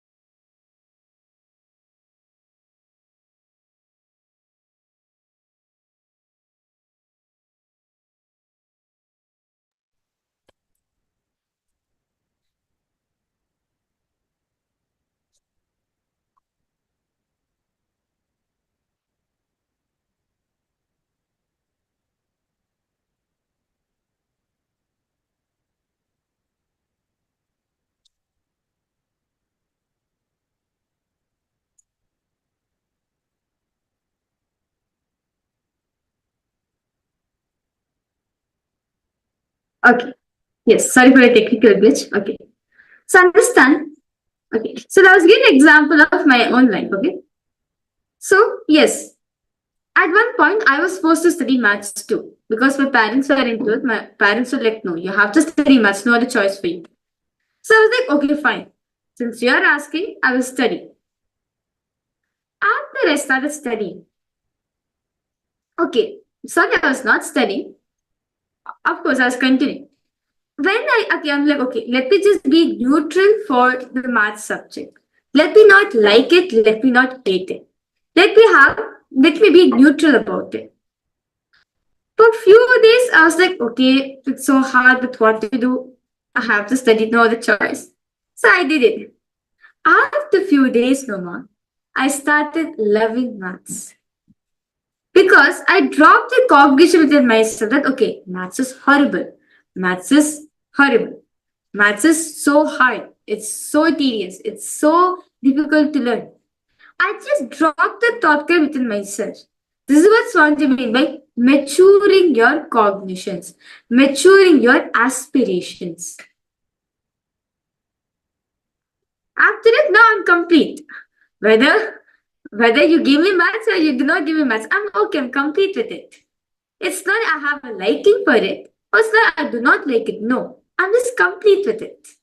So same way now for you, my Rosita, in your case.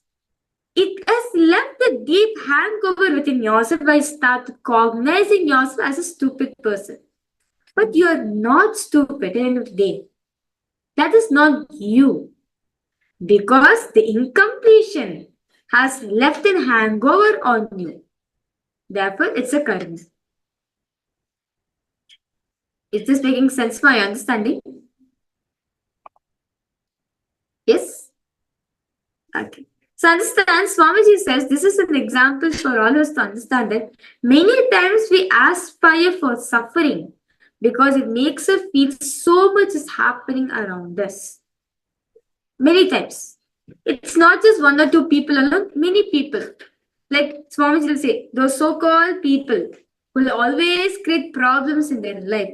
Any solution you give them, they only create problems. For them, they feel as if they're doing so much. So much is happening in their life just because lots of problems they're having. But at the end of the day, these problems nothing but what? Karma which is getting accumulated in you. Because anything which does not give you completion, which does not celebrate your existence, becomes a hangover in you. It is karma. Okay. Yes. So with this, let's now enter in the power manifestation. So is everyone understanding this? Any doubts, any questions all of you are having? No? Okay. So with this, let's now enter into power manifestation. So today, all the participants, all of you are manifesting the power of mind reading, where through the third eye, you're going to be asking, through the third eye, you're going to ask Swamiji. Ask Swamiji to reveal what is it, the color. Am I thinking in my inner space? What is the color I kept for all of you in my inner space? Okay, just start with the basic, easy level. So I request all of you to please close your eyes, connect this Swamiji.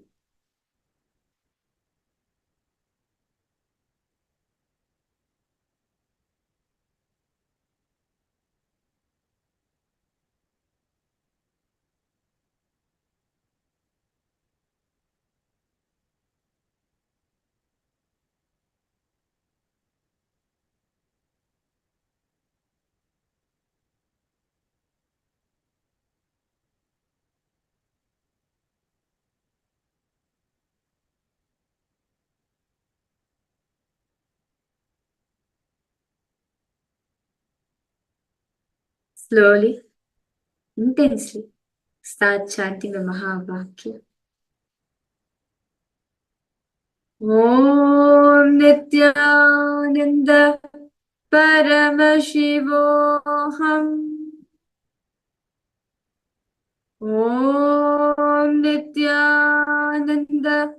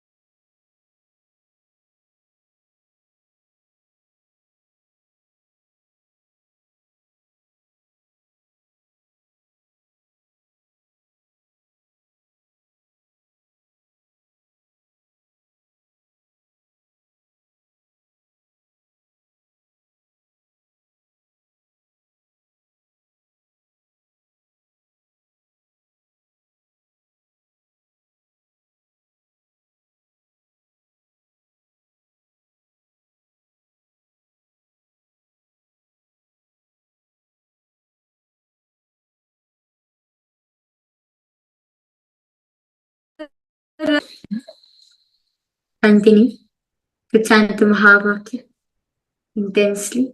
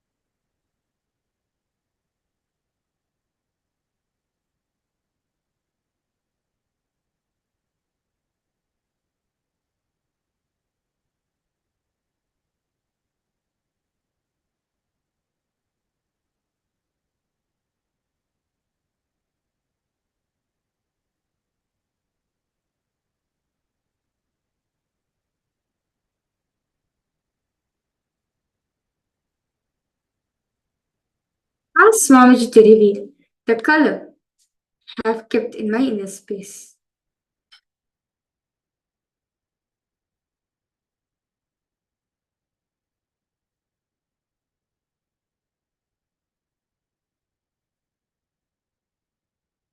This one, this image.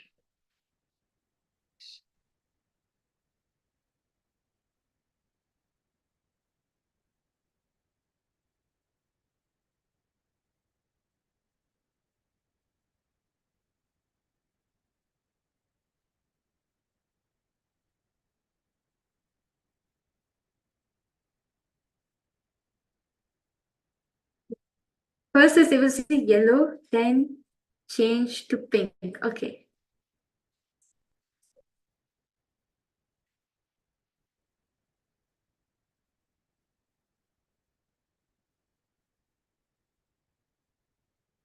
Just intensely connect, ma. Just somewhat. Just connect the Swamiji intensely.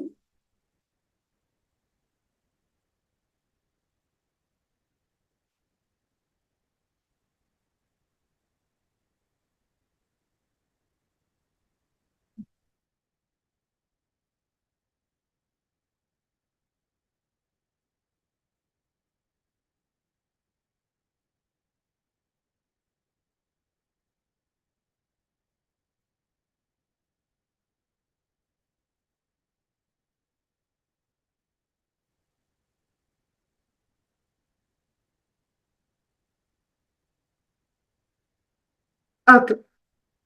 So let me reveal the answers for all the participants. So the exact color which I was thinking for all of you is, well, it's yellow. Well, my Rosita, you manifested, ma.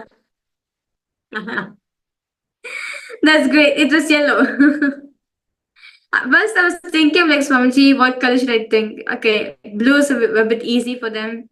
Purple too is very easy. Give us a little complicated color. And so Swamiji showed me yellow. So like, okay, I'll think of yellow.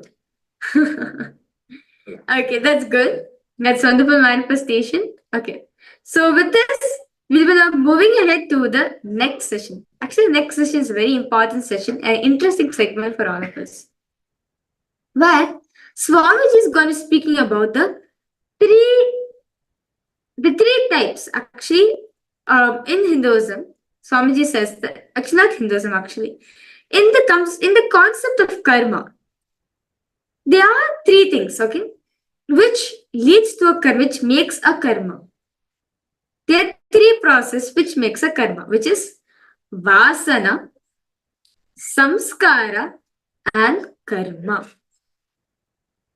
Vasanas are just engraved memories. Vasanas are desires. Desires which you want, which you have. Samskaras are the engraved memories of those desires. And karma is the unfulfilled action, is the unfulfilled desires. Detailing, Swamiji is going to be speaking about these three things. So because all participants to kindly pay attention to this and take notes too, because this is how the karma formation is done in all of us. Swamiji is going to be elaborately speaking how the karma is functioning, how the karma is formed in all of us. Let's get ready to listen to this truth directly read by Swamiji himself.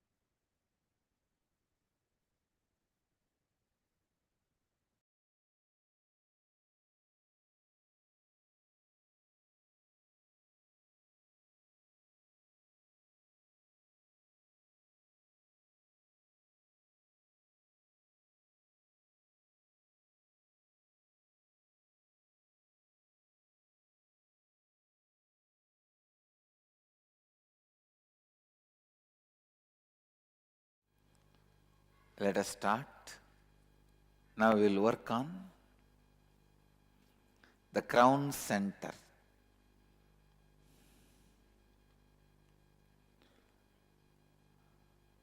The thought current of discontentment, frustration.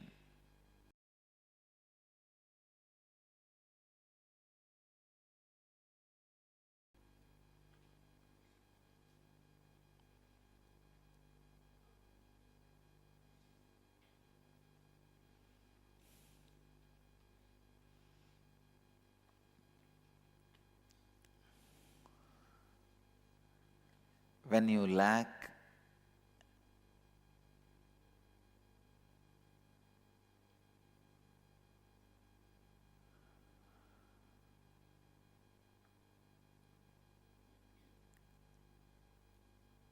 involving with others' life, the crown center collapses. Please understand.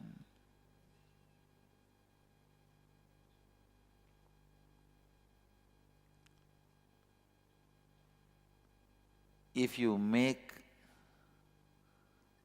the responsibility as a lifestyle, involving with others' life with responsibility,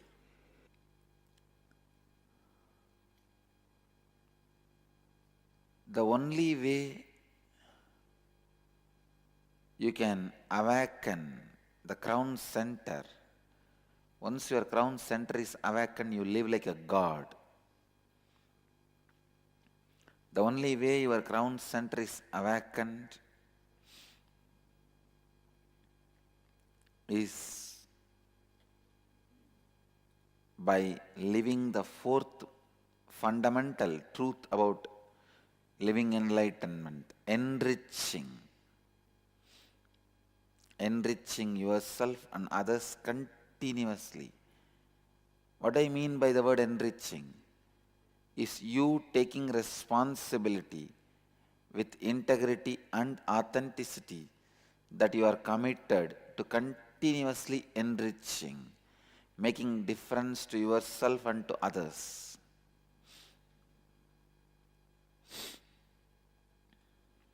Listen. You taking responsibility with integrity and authenticity that you are committed to continuously enriching, making a difference to yourself and to others. Enriching is your commitment to the possibility of living yourself and life around you in a space of expansion and completion. Enriching is your commitment to the possibility of living a life of enlightenment. See, when you learn to enrich yourself and others, you live a life of solution, not of problems. A Chandala lives only with problems. A Brahmana lives only with solutions.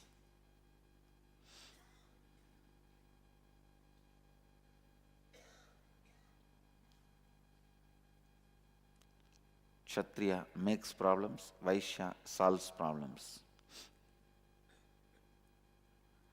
But even Vaishya and Kshatriya does not have solution.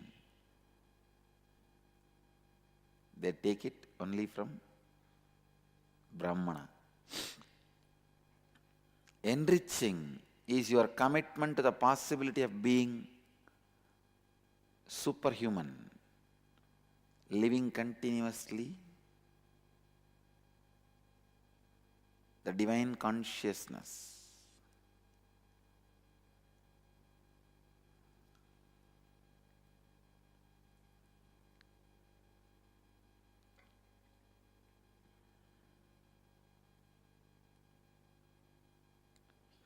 Do not give up on yourself and give up on others.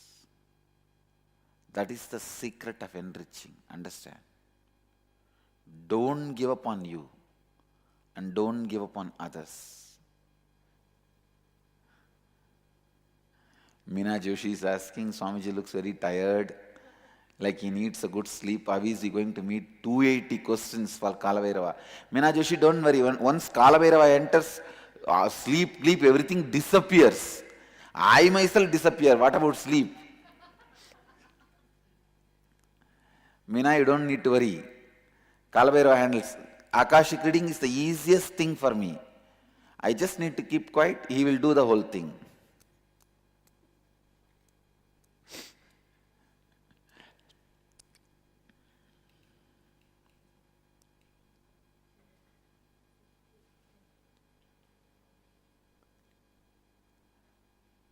The master key to practice enriching you and others is don't give up on yourself.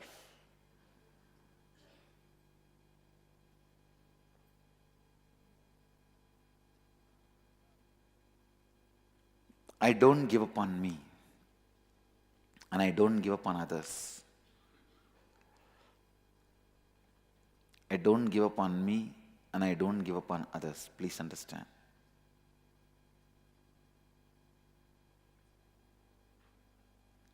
How strongly you are going to remind yourself not to give up on you and others, that is going to make the success of your life, and that is going to keep your crown center alive, Sahasrara alive.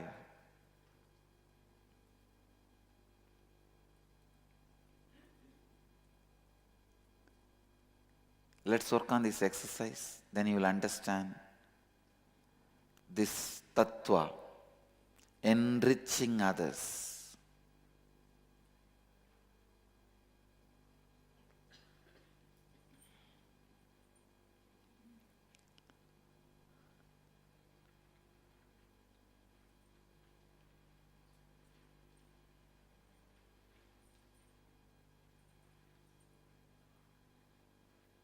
Make a list of all aspects of your life that you are not satisfied or happy about it. Look deeply into each of these aspects of your life and identify where you are not taking responsibility for your non-integrated and inauthentic thoughts, words and actions that are present in these aspects of your life. Now with awareness, bring integrity, authenticity and responsibility to these aspects of your life and visualize that now you are a being in a space of expansion, happiness and gratitude. Write down what are the new thoughts, words and actions you will take in the same aspects of your life now. Inside this new space of being in expansion, happiness and gratitude, write down in what ways you will now enrich yourself and others in your life, in all other aspects of your life. Go ahead.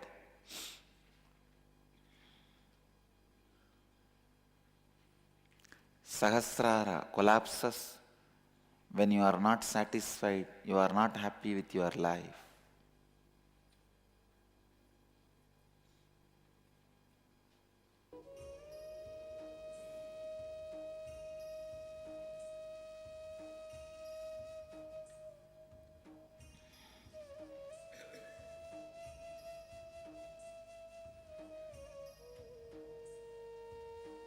See very clearly, your unhappiness will be because you gave up on you. If you quickly give up on others, you will give up on yourself. If you don't give up on you, you will not give up on others. Because I never gave up on me, I'll never give up on others.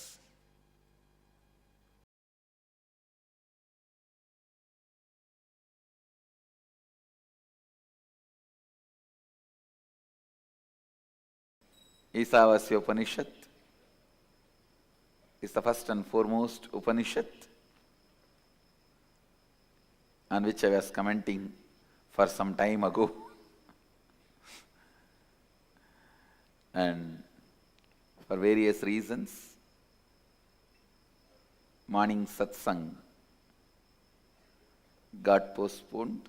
Now it starts again to continue.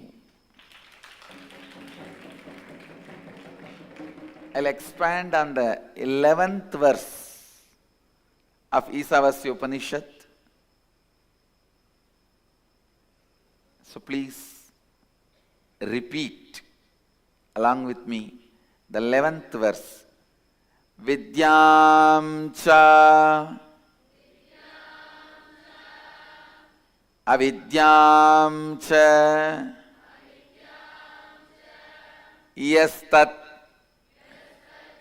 Vedo Bhayaggunsaha Avidyaya Mrityum Tirtva Vidyayam Mritamashnute.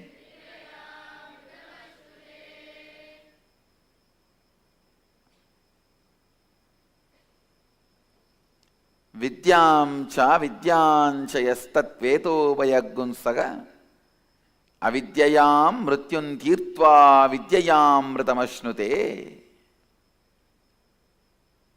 I'll read out the translation. The one who cognizes the pure essence of these two, vidya and avidya, simultaneously, that is knowing the true and complete knowledge of consciousness, and doing actions from the sacred cognition of consciousness, thereby through avidya crosses over and descends death, transcends death, and through vidya experiences and celebrates the nectar of immortality and bliss, the eternal space of oneness with consciousness. Listen. Recognizing the karma pattern in which you are stuck, thought current in which you are stuck, and deciding to liberate yourself from that thought current is vidya. Recognizing karma pattern, thought current in which you are stuck, and breaking from that, having a breakthrough from that thought current. Please understand, your decision to change you, your decision to have a breakthrough in your thought current is required basically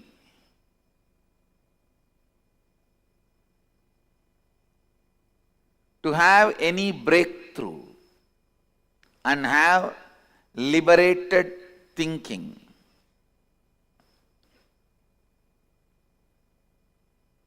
Understand some of these basic truths. If you have a thought current which can cause some health issues, be informed that thought current can never give you fulfillment in wealth also, and it can never lead you to enlightenment also. It cannot give completion in any field of your life. Understand? I am not saying enlightened one will not fall sick. All I am trying to tell you is, when you are working towards enlightenment, if a thought current is bringing sickness to you, it will not be able to bring completion to you. Means, the thought current which you are entertaining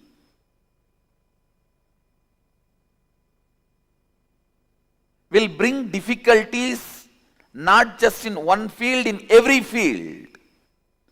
So the repairing of thought current is not going to help, only replacing it is going to help.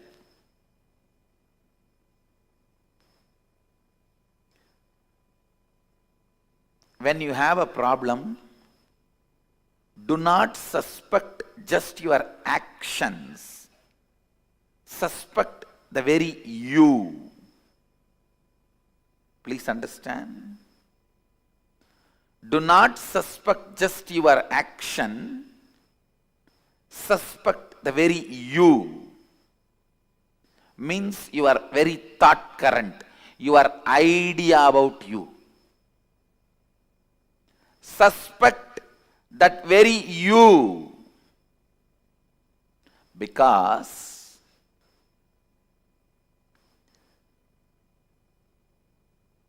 change, transformation, reinventing yourself, having a breakthrough from karma pattern, all this is easy and doable in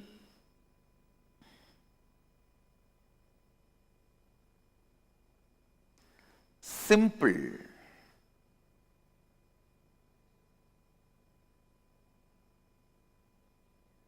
decision of suspecting your very thought current. Please understand. Most of us go on suspect our actions. I think morning I don't get up and do yoga, that is why I am sick. I think I don't go to office in time, that is why I am not earning. I think I am not taking right decisions in my office, that is why I am not earning. All this is suspecting your actions. No. That is not going to solve the issue. That is not going to give you a breakthrough. Suspecting your very cognition about you. See, early morning, unable to get up and go for yoga, means you have the deep cognition that is not possible for me. It doesn't look like me. It looks like somebody else, not me.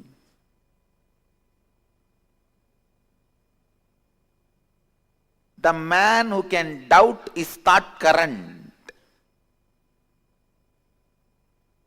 will go beyond self-doubt. Actually, the ultimate yourself can never be doubted. It is self-effulgent. Whatever you can doubt, your self-doubt, self-hatred, self-denial, SDHD, is all about your thought current.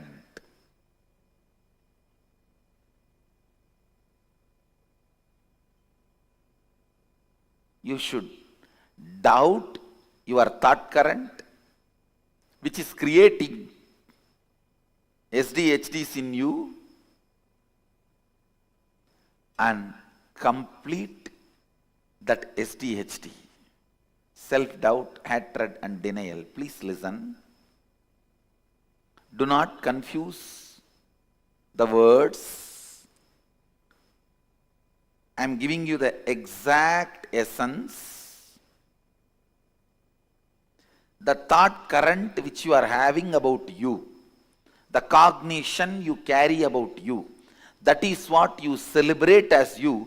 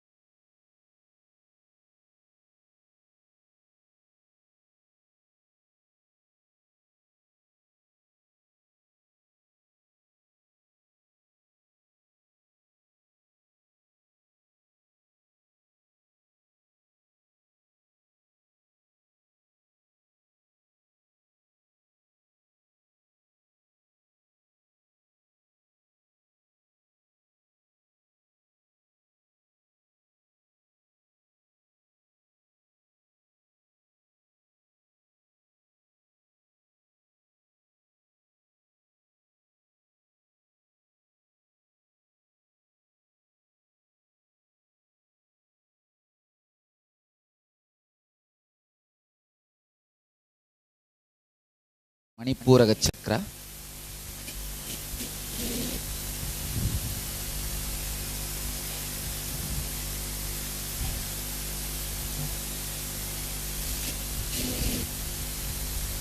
The thought current flow for this chakra is just unnecessary, broken, unidentifiable worries. Unidentifiable thought flow.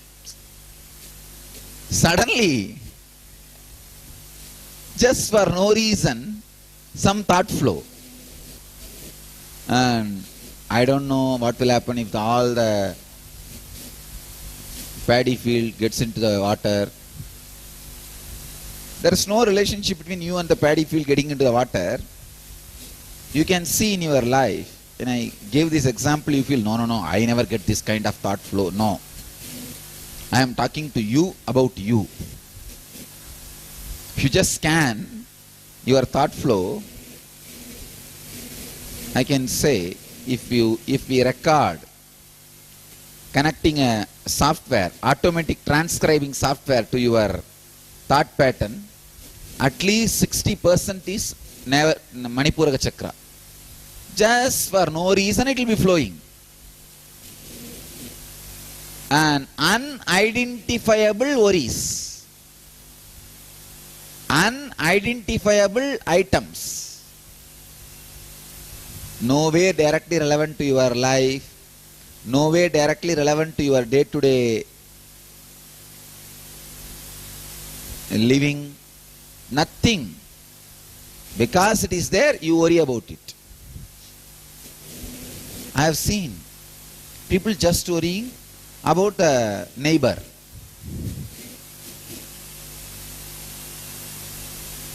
Even neighbor, at least you are seeing. Just like that, people worrying for no reason. Why are you worrying? Everything is going well today, who knows about tomorrow? Corrupt mental thinking system.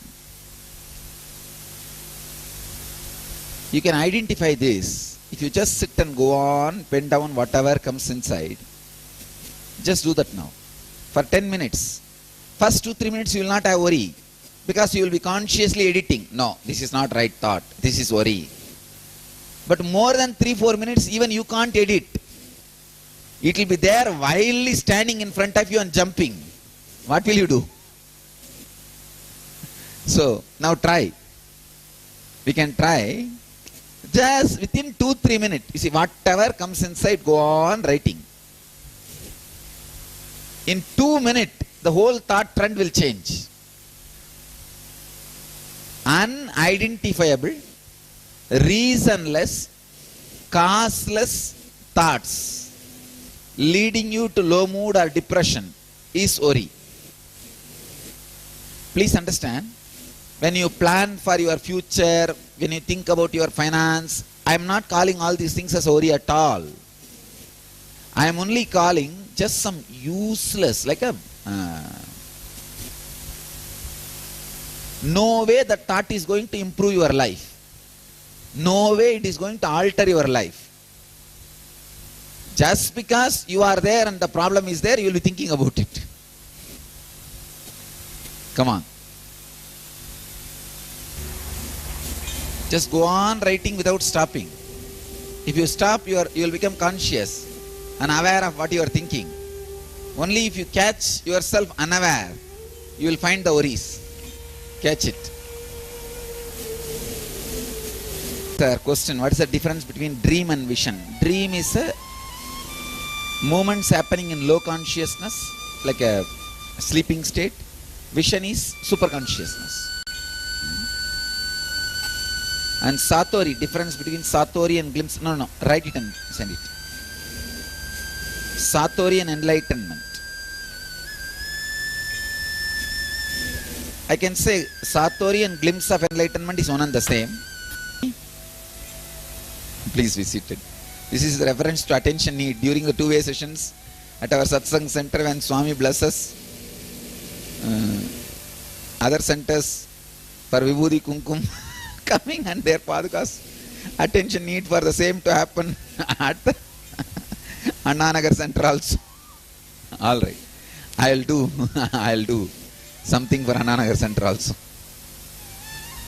Often when Swami conducts process like earlier today, visualizing light, I look inside and see total blackness. Vasudevan, please be seated. Nothing wrong. Nothing wrong if you see blackness, total blackness. That's the way it will happen. Suddenly one day you will see like a egg, it will crack. That blackness will break and that light will happen. That's the way it will happen. It will actually, the blackness which you have will get intensified more and more and burst.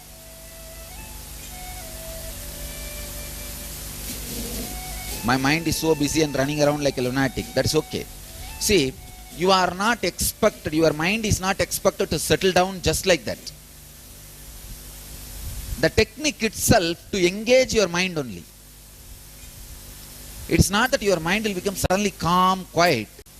You will raise to a level where the mind is immaterial. So this initially mind running around like a lunatic, shouting, doing this, that, that's okay, perfect. After all, mind is your part, is part of you. So it will not just like that settle down. Your life and body, everything was like a lunatic only. It was running chaotically. Even lunatic word is too small. It's just chaotic. So that's okay. That's the way it will be in the initial level.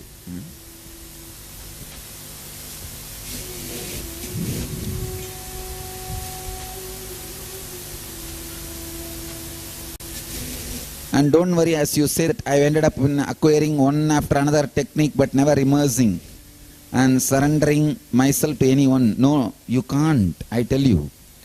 No intelligent man can practice any technique more than 21 days. Understand? Any technique. It's a law, by law. By the time you will feel that you are becoming dumb and dull by doing the technique. So don't bother about unable to practice technique. Here also I am giving technique not for you to achieve through technique, as an engagement to your mind. Let me give you this example. In Tamil Nadu villages there used to be a ritual called Mayana Surai. After every Shivaratri there used to be a program enacted in all Indian villages, Tamil Nadu villages especially. Devi will go to the cremation ground and throw puffed rice, all eatables, and then get into the cremation ground and kill the demon and come back. The story says she was supposed to kill a demon before sunrise, but the demon had too many ghosts protecting him. When she went there, cremation ground, the war field, she saw millions of ghosts are there protecting the demon. She can't kill all these ghosts and reach demon by tomorrow morning before sunrise. The ghosts have the habit of picking up and eating from the ground. Even if you give in the hand, they will not eat. But if you throw it away, they will run after that food and pick up and eat. So she threw the eatables, puffed rice all over. All the ghosts are busy eating, picking up and eating without leaving the security job. She straight went and killed the demon and came back. Here, your ego is the demon. And all the thoughts you are having is the ghosts. The technique I am giving is the puffed rice. When I throw this puffed rice technique, your thoughts will be too busy there. I'll go and destroy the demon and come out. That's all.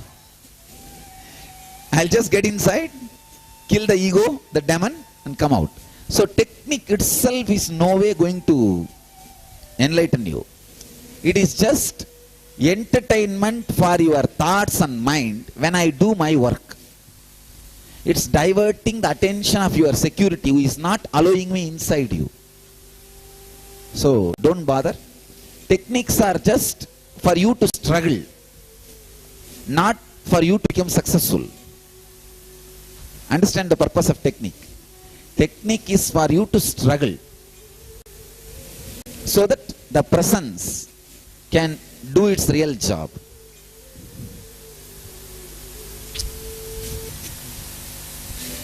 This is a very nice question.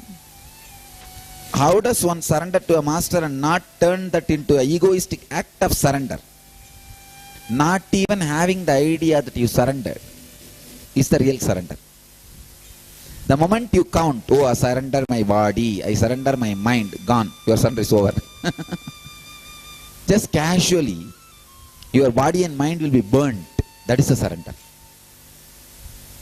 Surrender actually cannot happen from your side at all. It can happen only from my side. From your side, only one thing can be done. You can take care that ghosts are completely engaged with the puffed rice. That's all. Is a phobia a vasana? Yes. Phobia is usually vasana. Very rarely samskara. Usually you will not even know it is there. And when the situation comes, it will come up and express itself. Rarely you will know, but you will not be able to break it.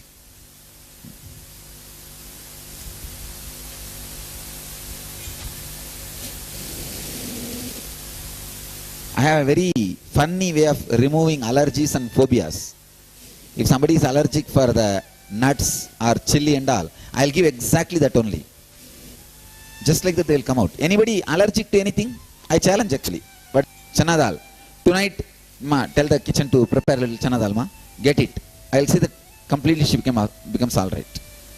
Anybody allergic to anything, tonight bring that object. That's all. In the darshan. Yes.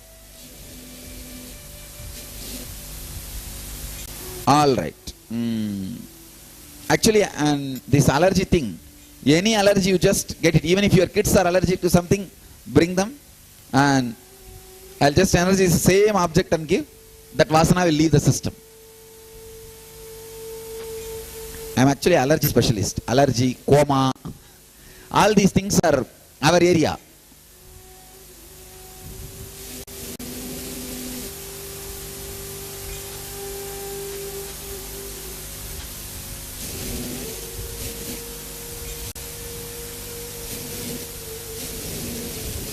Anjay Sangani, ingenious kid. Any of your child? She says nut allergy. In the evening when she comes for darshan, please bring nuts. I'll remove it.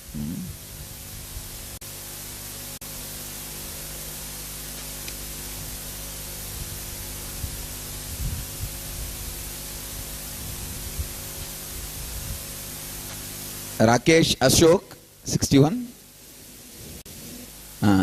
He's worried about once we experience levitation, could it be uncontrollable act if we are in office setting? Are we in control? Don't worry, you'll be able to control. People ask me, in bathroom if I start levitating, what will happen? Don't worry, it will be controlled only.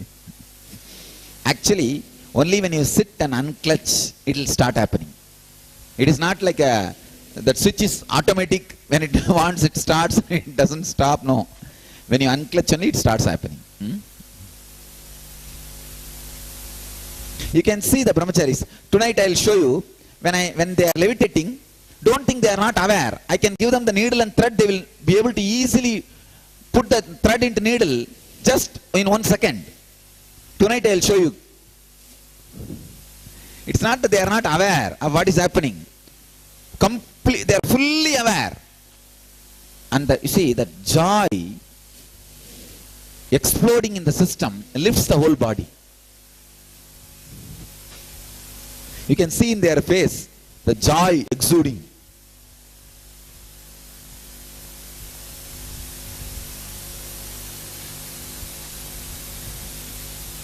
Ravi, please be seated. Little attention from me is okay.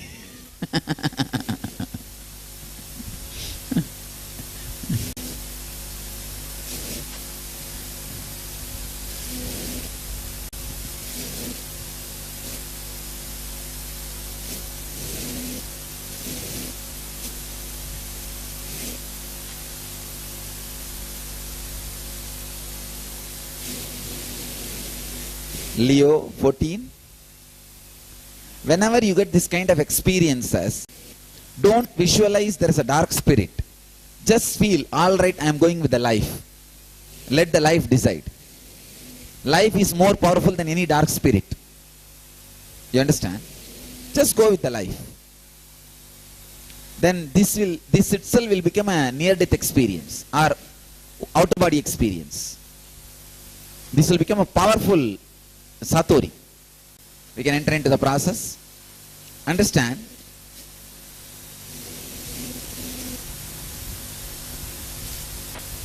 Navel center is the center for this thought current of worrying. Causeless, unidentifiable thoughts erupting, leading you to low mood and depression like poison. Visualize your whole stomach is filled with poison. If you feel the stomach is filled with poison, what will you do? You will try to vomit. In that same force, in the same speed, try to create intense sounds which does not make any meaning. Talk in the language you don't understand or you don't know. If you know only Tamil and English, talk in Chinese and Japanese. Just some sound, but intensely, with the mood of vomiting. But feel you are vomiting the poison of worrying, the habit of worrying, the unconsciousness of worrying. This will prepare your whole system. Sit in Vajrasana or stand. Even standing is okay. Bring all your enemies in front of you, whom you hate, with whom you carry a deep vengeance. Mostly it will be people with whom you are living.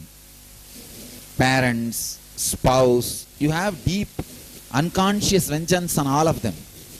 You want to take revenge for many things they did. Throw all the anger.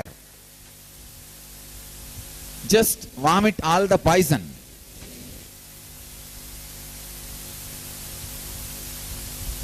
Intensely, without giving a break. If you give a gap, break, you will start thinking consciously. Don't think consciously. Just throw all the unconscious tantrum out. You can literally fight with whoever you want. Only thing, you can't touch anybody who is near you. You can't beat or touch harm anybody who is around you. Please spread all over the hall.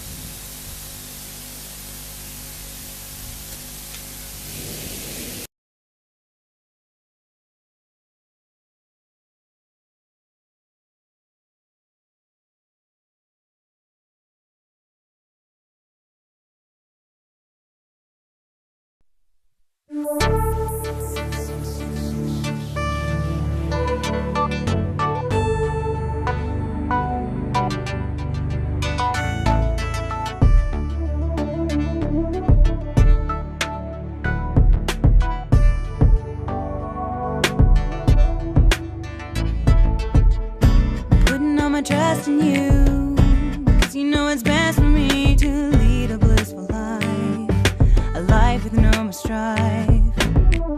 I can't believe the things I do, just to spend a little time with you. Nothing will compare, I know you will take care. You're always showing us compassion. Your love is endless like an ocean. Nityananda, Nityananda. My life's become a meditation. Ever since we had a deep connection. Nityananda, Nityananda. Oh, hey.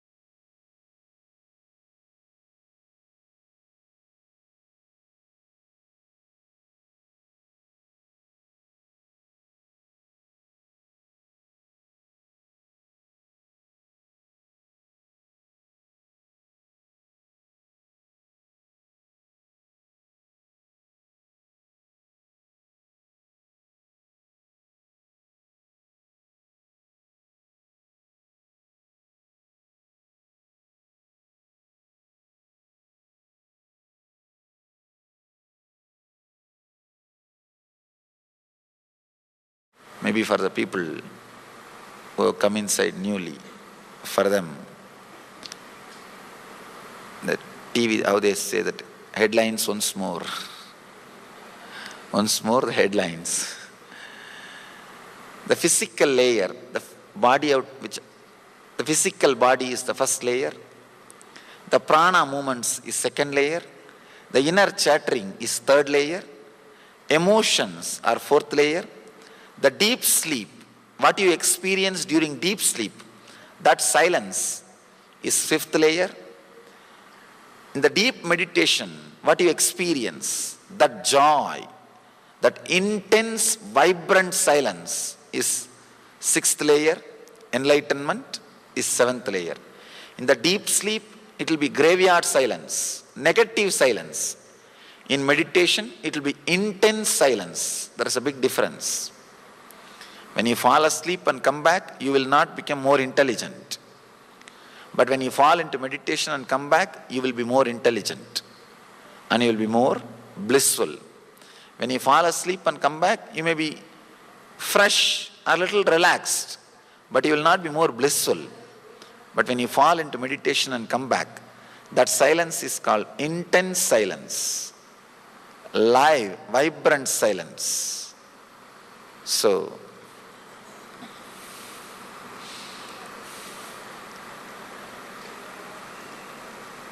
the 7 layers, we store different samskaras in different layers. Usually the samskaras related to desire are stored in the prana, the breathing. and the samskaras related to chronic fatigue or tiredness is stored in the body, the physical body. That is why 2-3 times you try to do some exercise, workout or even walking. First thing body will bring out is tiredness. But without bothering about that first level samskaras which are raising, if you enter into it, suddenly you will see that same action brings energy out of you. If you start walking, in 2 minutes your mind will suggest 10 times, I am tired. No, it is too much, enough. We did, today it is okay, tomorrow we can do. It will try its best. But if you don't bother about that samskaras and just go ahead, in few minutes the same action will bring energy. Chronic fatigue means a deep feeling to be in inaction, to be in rest, or non-moving or not moving is stored in the physical body. I always tell people, karma palatyaga, not karma tyaga. The results of the action should be surrendered, not the action itself. Karma tyaga is very easy. That is where the whole spirituality has ended.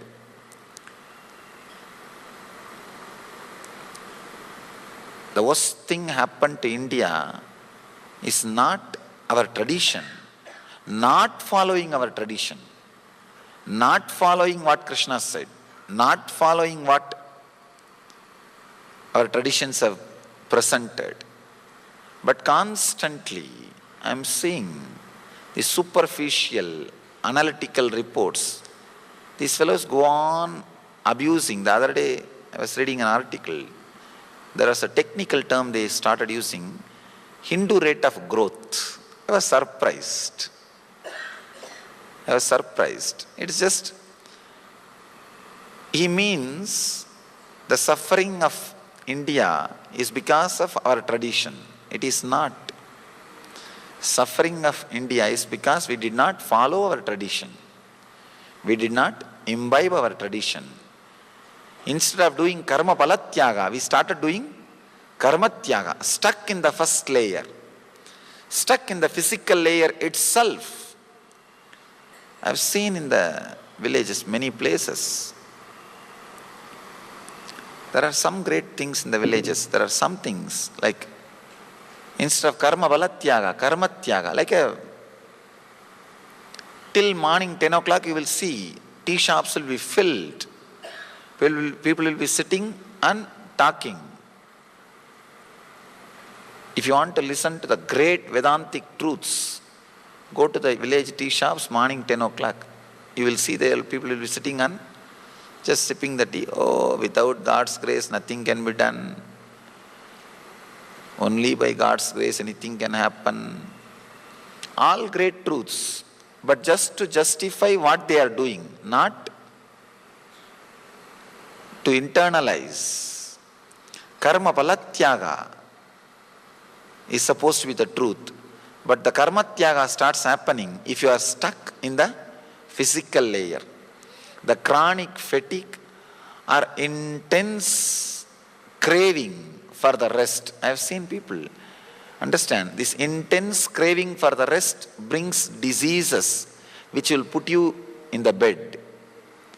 Intense craving for disease, craving for the rest. Actually, if you see any advertisement for resorts, beach resorts especially, if you see a photograph, beautiful beach, easy resting chair and somebody resting, the moment you see that, immediately something starts happening in you. You feel you should also be lying like that, completely resting, totally in peacefulness, in the deep peace. The moment you see that, something in you is awakened. That's what I call intense craving for tamas. Understand? If you really find out the same beach, same chair and lie down, you will not have that same peace which you visualized. till you exhaust the tamas engrams, lethargic engrams you carry in the physical layer, you cannot rest. Your desire for rest will not let you rest. Please understand. How can you say, Swamiji, my desire for rest will as naturally as to let me rest? No, it won't.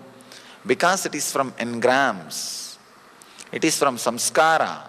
Even if you find out the same beach, same chair, same bench, same place, try to lie down.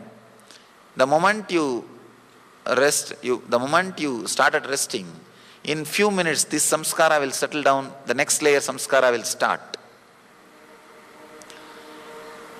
Even the decision to rest, if it is based on samskara, you cannot rest. First layer samskara is intense desire for rest. Continuously you will see your mind is pulled back.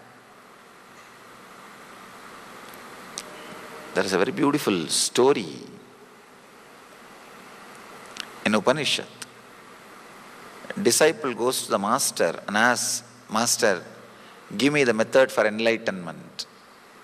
Master says, very wonderful story. He says, just take these 400 cows and when they become 1000 cows, come back. The modern day disciple would have said, what, you are making 600 cows out of my enlightenment.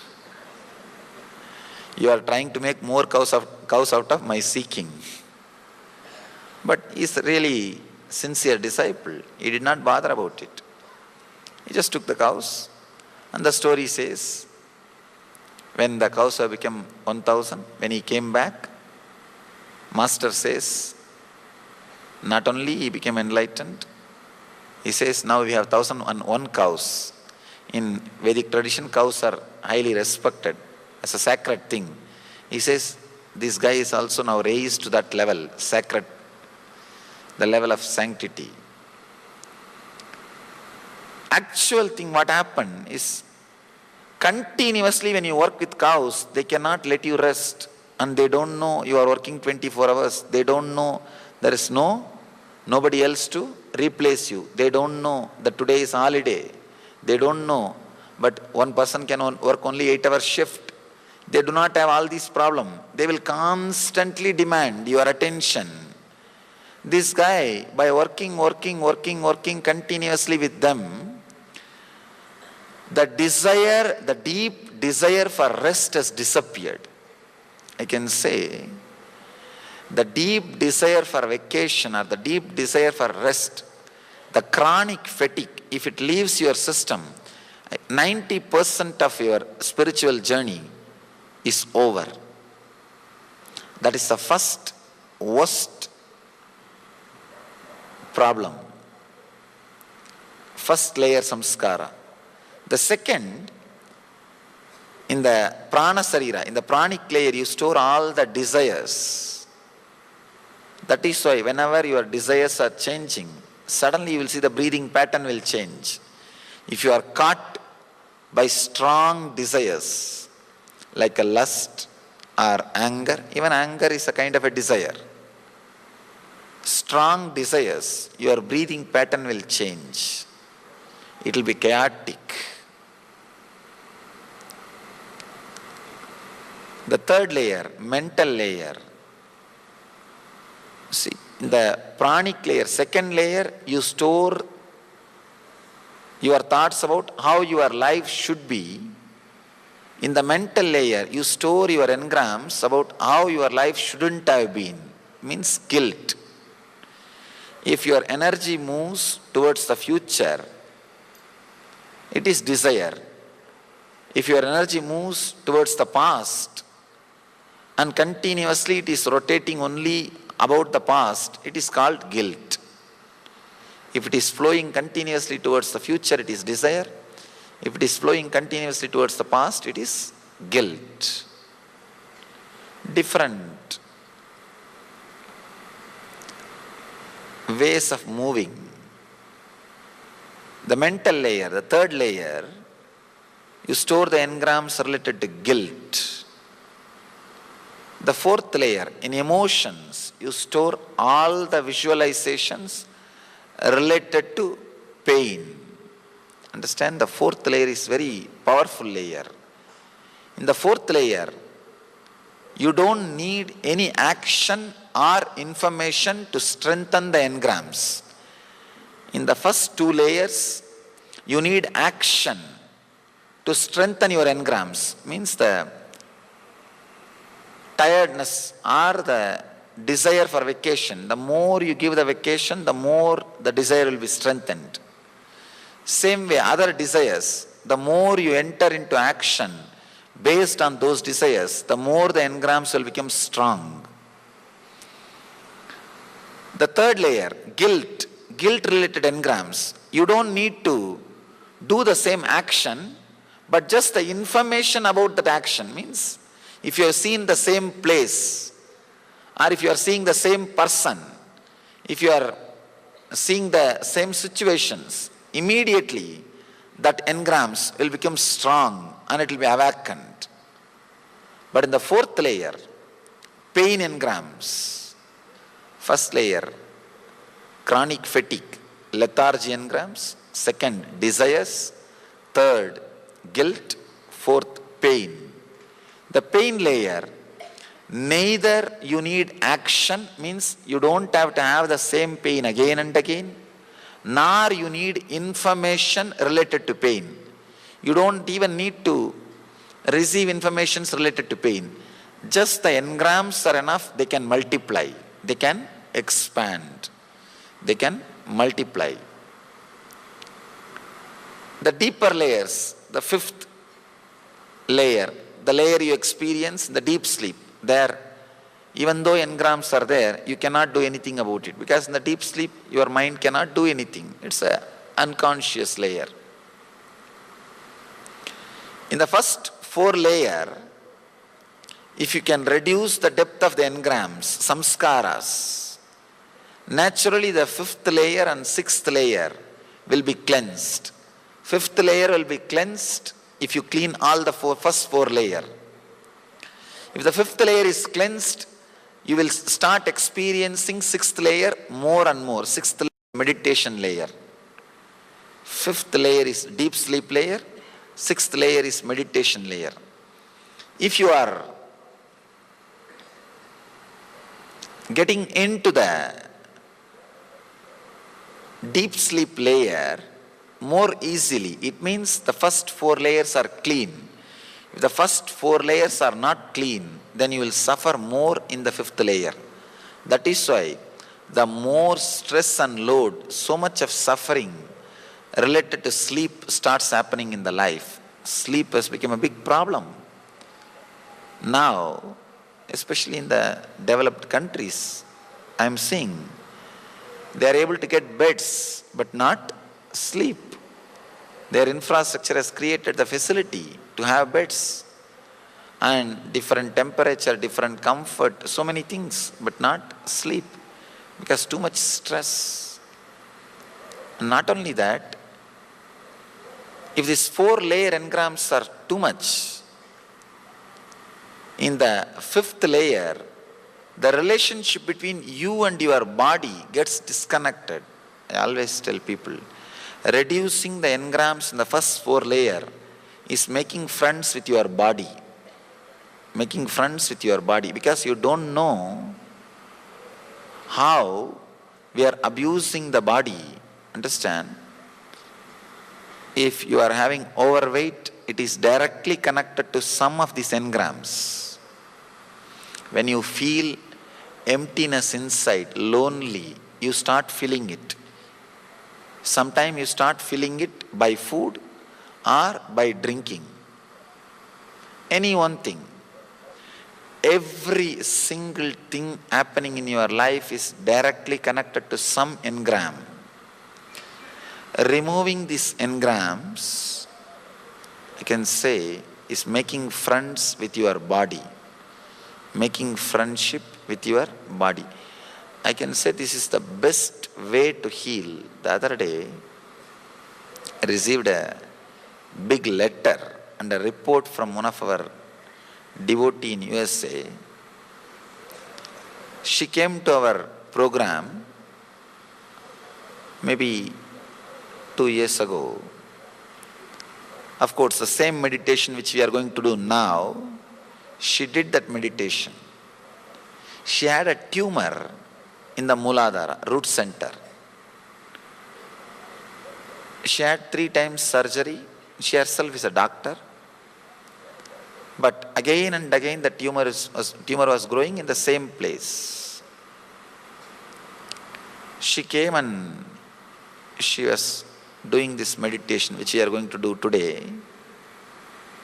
And she was weeping uncontrollably during the meditation. I tried to tell her, please relax, but it was uncontrollable. Anyhow, after the meditation, I asked her, what is the problem?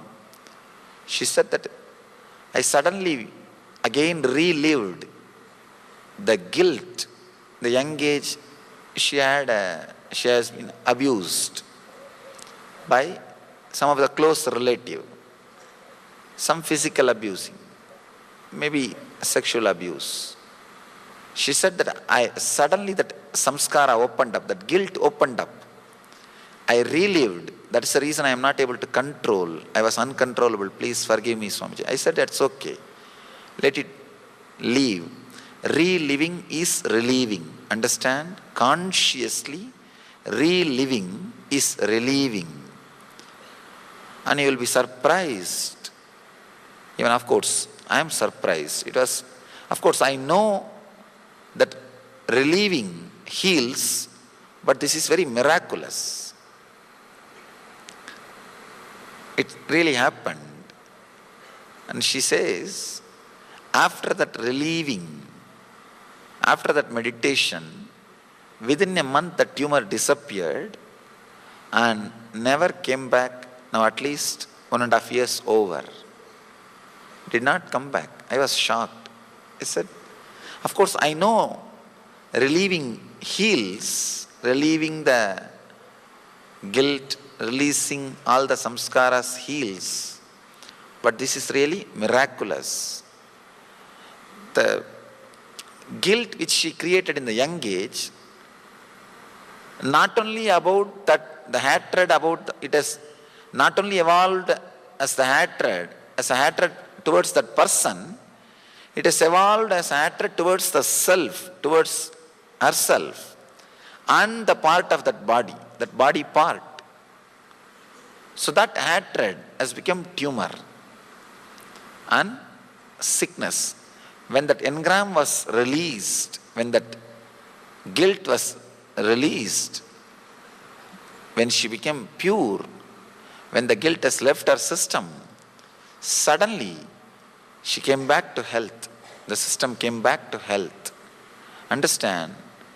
So many pains and sufferings, physical and mental illnesses, we are storing in our system in the form of some engram. Not only diseases, even disorders, weight, obesity, overweight, obesity, or many other disorders, even those disorders are directly connected to some of our engrams, working on the first 4-layer engrams and releasing them, reliving them and relieving them will heal your system very powerfully. Understand? It is little strong method, little strong technique. But I tell you, it's at least 100 times powerful than any yoga, any kriya you can do. Because yoga or kriya heals, no doubt. It takes its own time. This is like directly attacking the root center, root cause of suffering. Yoga starts working on your physical body, exhausts all the tamasic engrams and heals you. Kriyas, the breathing techniques, they start working on your pranic layer, second layer, and releases the desire engrams reduces the stress, and starts healing. But this method, the meditation techniques, straight away works on your fourth layer. You can work only maximum up to fourth layer.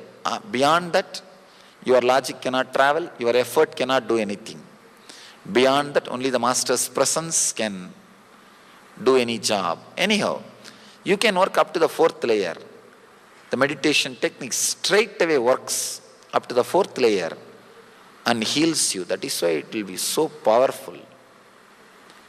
You need complete involvement, interest. You need to put your whole attention and awareness into the technique. If you can go into it and come out, you will see miracles happening inside you. Understand? If you don't know the signs of miracle, you will be making accidents. If you know how to use your inner space, you will be making miracles. If you don't know how to use your inner space, you will be making accidents. Both are beyond your logic. Miracle and accident, both are beyond your logic. If the effect is favorable to you, desired by you, you call it miracle. If the effect is not desired by you, if it is not benefiting you, you call it as accident. In your inner space, if you know how to use, you will be constantly making miracles. Purifying the inner space is planned for miracles. If you don't know how to use, you will be constantly creating accidents because you will be attracting the same frequency incidents in your life, same frequency actions in your life. So, this is a wonderful truth which you need to internalize. Not only internalize, experience by entering into the process. Understand? I don't even want to use the word meditation technique for what we are going to do today. Today we are going to do two things. One is process. Maybe the second one can be called as meditation. The first one cannot be called as meditation because it's more like reliving, going into all the things about which you are afraid, all the things which frightens you, facing them, living them, reliving them. I call this as reliving. Reliving is relieving. And we will enter into meditation technique. Very powerful technique which you can carry and practice in your home every day. Can anybody become the master or he is the chosen one? Nobody else needs to choose you. You need to choose you, that's all. Understand, fortunately, masters are not chosen democratic way. Nobody need to vote for you. All you need to do is, you need to vote for you, that's all. You need to choose you. Nobody else need to choose you. Just decide consciously, from today, I am going to live the reality, the truth of my being. That is the decision. You have become master, that's all. I always tell people, when I say I became enlightened on a particular day, do not think something has happened in my system. Of course, something has happened, but that is not the actual main thing I want to convey. First thing, what happened? Very consciously I decided, let me live my enlightenment.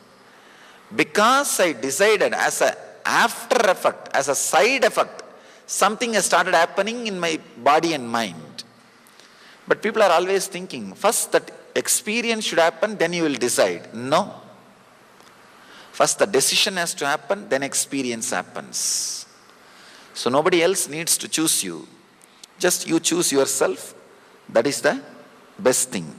Fortunately, there is no election for choosing the masters.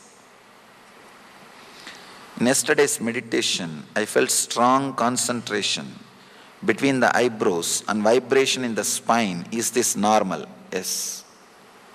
Wonderful. You really had a good meditation. Vibration in the spine means the part of the Kundalini energy gets awakened. That is good experience. Somebody has written a question in Tamil. I may not be able to answer that, so I'll answer the other questions.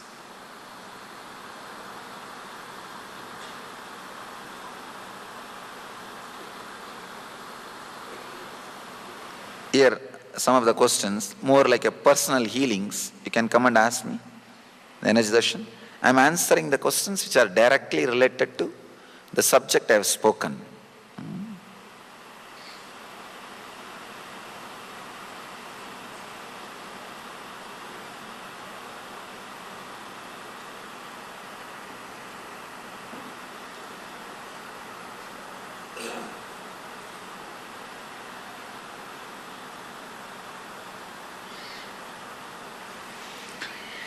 Swamiji, I would like to know the purpose of our life, our world, our universe and our God.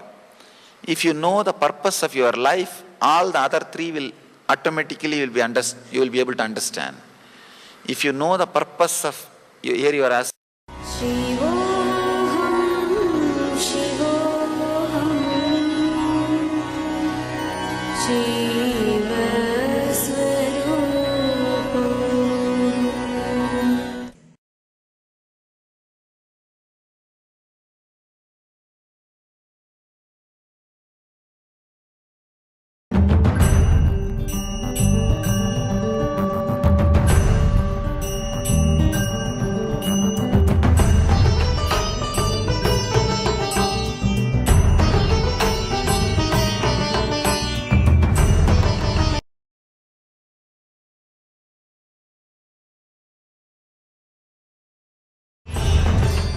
space, kasha. Let me use example.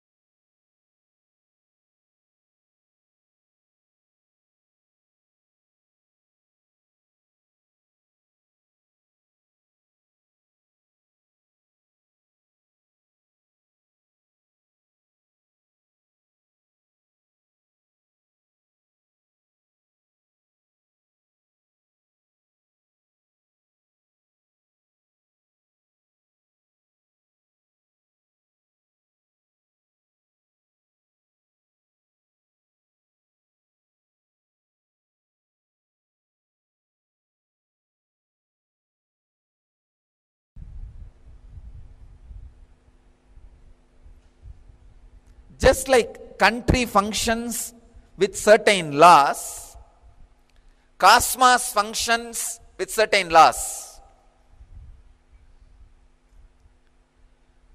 Not knowing the law of the country cannot be an excuse for you not following the laws.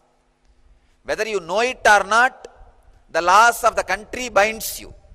You are expected to know the laws and abide by the laws. Same way, not knowing the laws of the cosmos cannot be the excuse to escape from those laws. Every human being happened in the planet Earth is expected to know the laws of the cosmos and align the life in tune with the law of the cosmos. Please understand.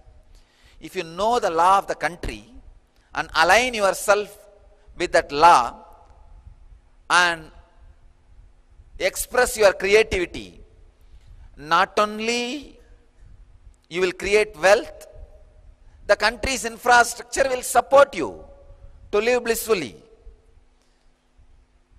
If you are not aligning yourself with the law, naturally unexpected calamities. Same way, with the cosmic law, know the law, align yourself, the whole cosmos will support you.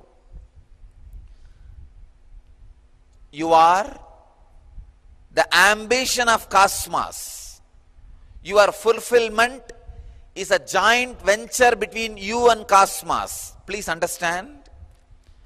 Your fulfillment is not just your responsibility. The whole universe, you may call it God, Shiva, Krishna, Rama, now Venkateshwara, whatever name you may use, but the whole cosmos is waiting to fulfill itself through you. So your ambition is the ambition of the cosmos.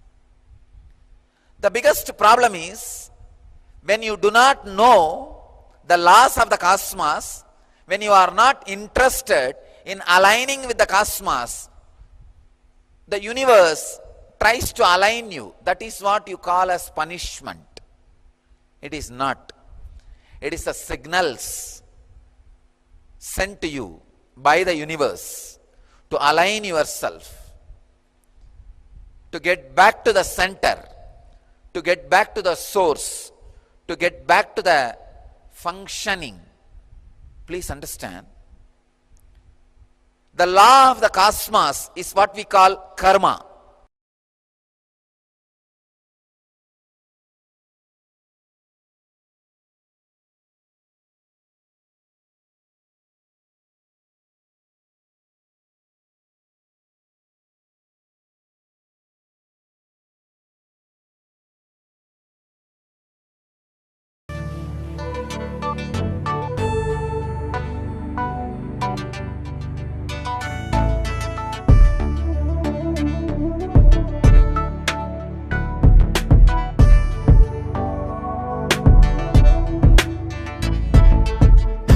Putting all my trust in you, 'cause you know it's best for me to lead a blissful life, a life with no more strife.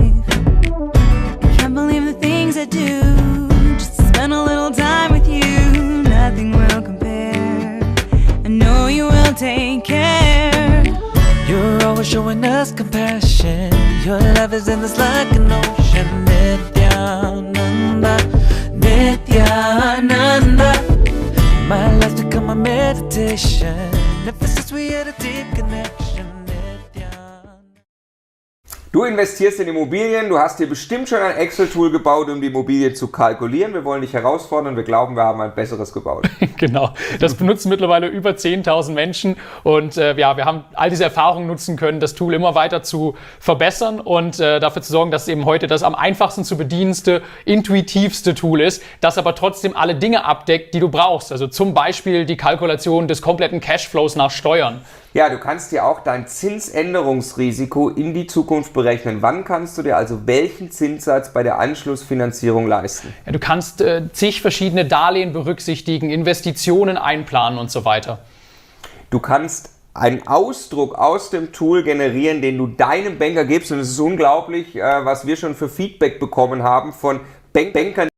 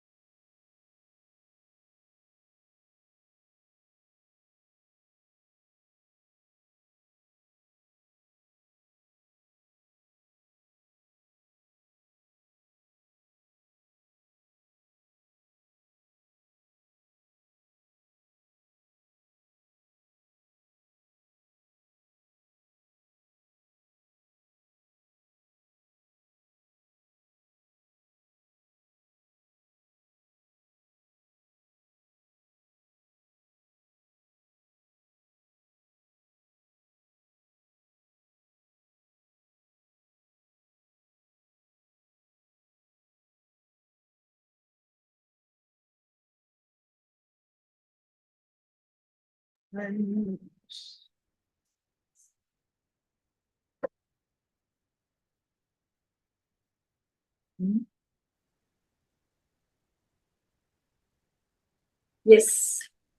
Nityanandam, to all participants, once again. Yes, Nityanandam, Chris Aya. Wow, nice to see you. Welcome Aya for the program. How are you?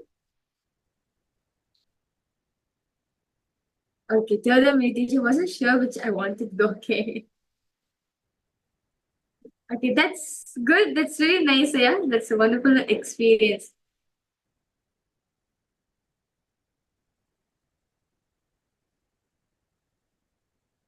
Wow. That's nice. Okay. That's really wonderful, Chris. That's so nice, that experience that you're having. Actually, I invite you Aya, for the Paramashivoham program, which actually the next season will be starting soon. The dates will be announced. I request you Aya, to attend the full 21 days. We actually experience the third awakening, like what you're saying, like how you want it, third awakening, how to manifest powers, right? You'll actually will see common people, normal people who go for job are manifesting powers. Kids at a very young age are manifesting the powers. Well, if others can manifest powers, it means you too can manifest powers too. So Paramashivoham is for that day. So I welcome you for the upcoming season. And if you want to get the glimpse, as I said before, want to get the glimpse, you can definitely join us during the season also, just to see how we are manifesting the power. Actually, Aya, the way the sessions, the classes are designed in such a way that at the end of each session, right, at the end of each segment, you will be manifesting the powers for 21 minutes. It can be any power, such as like reading through the third eye, or scanning people's bodies, such as the body scanning, or scanning the thought currents. What is it that you're holding in your inner space that's part of mind reading, or just keeping a matter in front of you, such as a coconut. You can move the matter, which is part of consciousness of the matter, or having the ability to scan your blood group, or having the ability to change your blood pressure. Like this, we have 463 extraordinary powers, which Paramashiva has revealed in the source scriptures.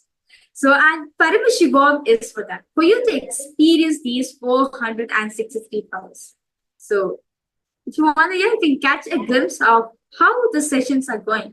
So, in the next season, do join us so they can experience everything in every aspect of life. Swamiji will be covering each and every single thing, like how to manifest wealth, how to manifest a good relationship, how to manifest health in your life, how to expand time layerfully. In every field, Swamiji will be expanding. Okay. Okay, so I see that you're part of, okay, I'm seeing that you're going to be part of the next season.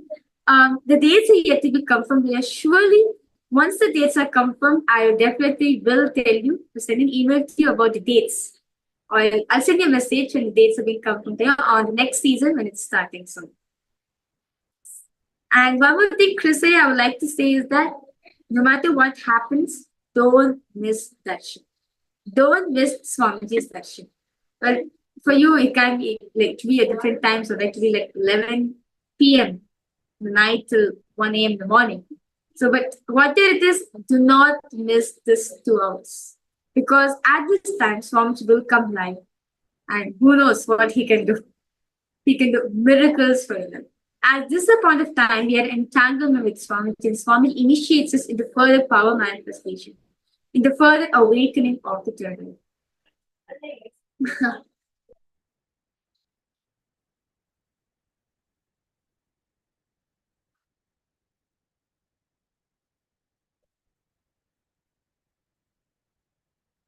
Okay, so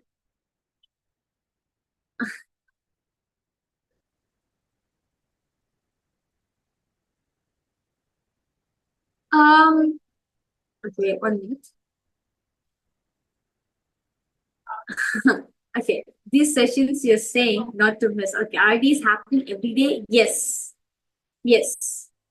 Every day night, standard time. Every day, standard time.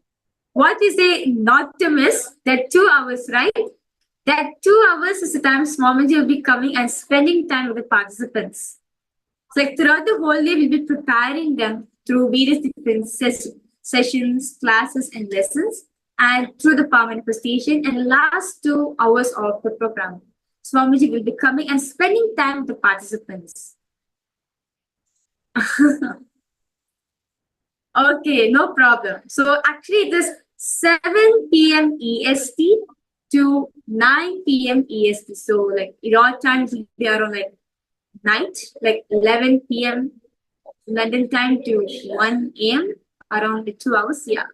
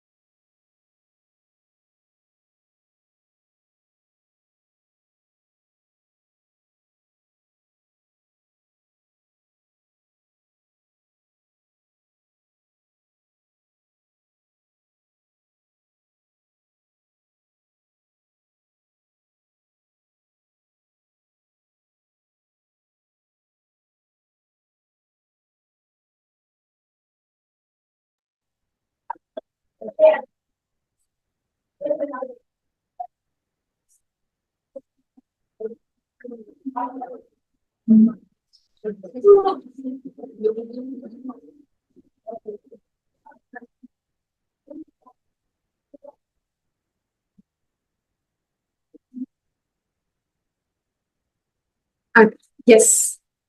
So let's not enter today's topic. Okay. So this is another participants. In the session, very beautifully Swamiji spoke about it. 3 concepts. So how the karma function, how the karma is happening. So the first is the vasana. Okay. Vasanas are the seed for desires. Basically, the creation of the desire. Like for example, like let's say you want to buy a jewelry. Okay, so you're walking by and you happen to see a dazzling jewelry in front of you at the shop. Okay, and a desire raises in you that you want to buy that, you want to possess that, you want to get that necklace. This is a vasana. Now, the next term is karma. Karma is, as Swamiji says, it's the plant. When the seed of vasana sprouts, meaning the desire, the engraved memory to possess it, that feeling of possession is samskara. And now, karma is the action, the way you execute it. Finally, buying the necklace is karma.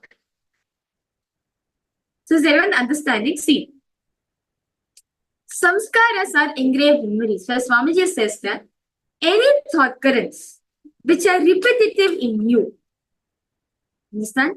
Any thought currents which are repetitive in you becomes an engraved memory, because those memories are a samskara. Because Swamiji says any samskara. See, why they are repetitive? Because they are not fulfilled. That's it. See, a desire See, I'll tell all the participants. Let me explain to you properly how this vasana becomes the samskara. See, vasana is just the seed for desire. Let's say, as I'm taking the example of the jewelry, right? So you go by, you're walking, and you come across a jewelry shop and you see a dazzling jewelry, and you want to buy that. That is your desire. See, that's a vasana. Now, as you go by, the desire increases in you that you have to possess it. I have to get it. I have to own it. No matter what happens, I have to get it. That position, having experiences, having memories with it, is samskara. Now, taking an action to buy the jewelry, buying the jewelry from the jeweler, from the shopkeeper, is karma. Karma can be translated also as actions. From this, you can also take it as actions. But understand, now, the real problem comes at this samskara, because all of us are called to the samskara. See, Swamiji says these are actually memories that sit in an inner space and pulls you to do the same thing again and again. It's like an alarm clock which reminds you continuously, hey, the jewelry is there, we have to buy it. Otherwise, someone else will take it, someone else will buy it instead of you. You have to buy it. Which lets you to do the same action, same thinking process, same patterns, even if you do not want it. Those memories are called samskaras. Do you understanding? So samskaras are the repetitive patterns, the repetitive memories which lets you to do the same thing again and again. Even you wanting not to do, even you voluntarily does not want to do it, is samskara. So Swamiji says, samskara is can operate from the conscious and unconscious area.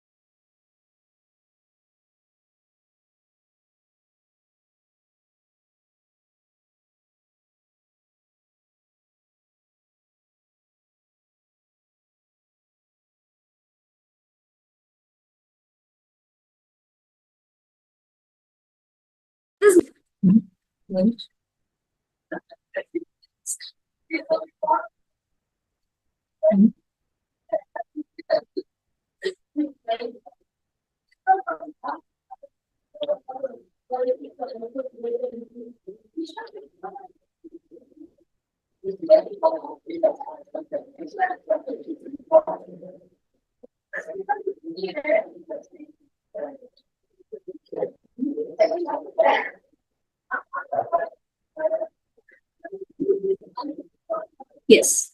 Nityanand, for all the participants, like to come with you for a technical glitch. We will now resume that session. Okay.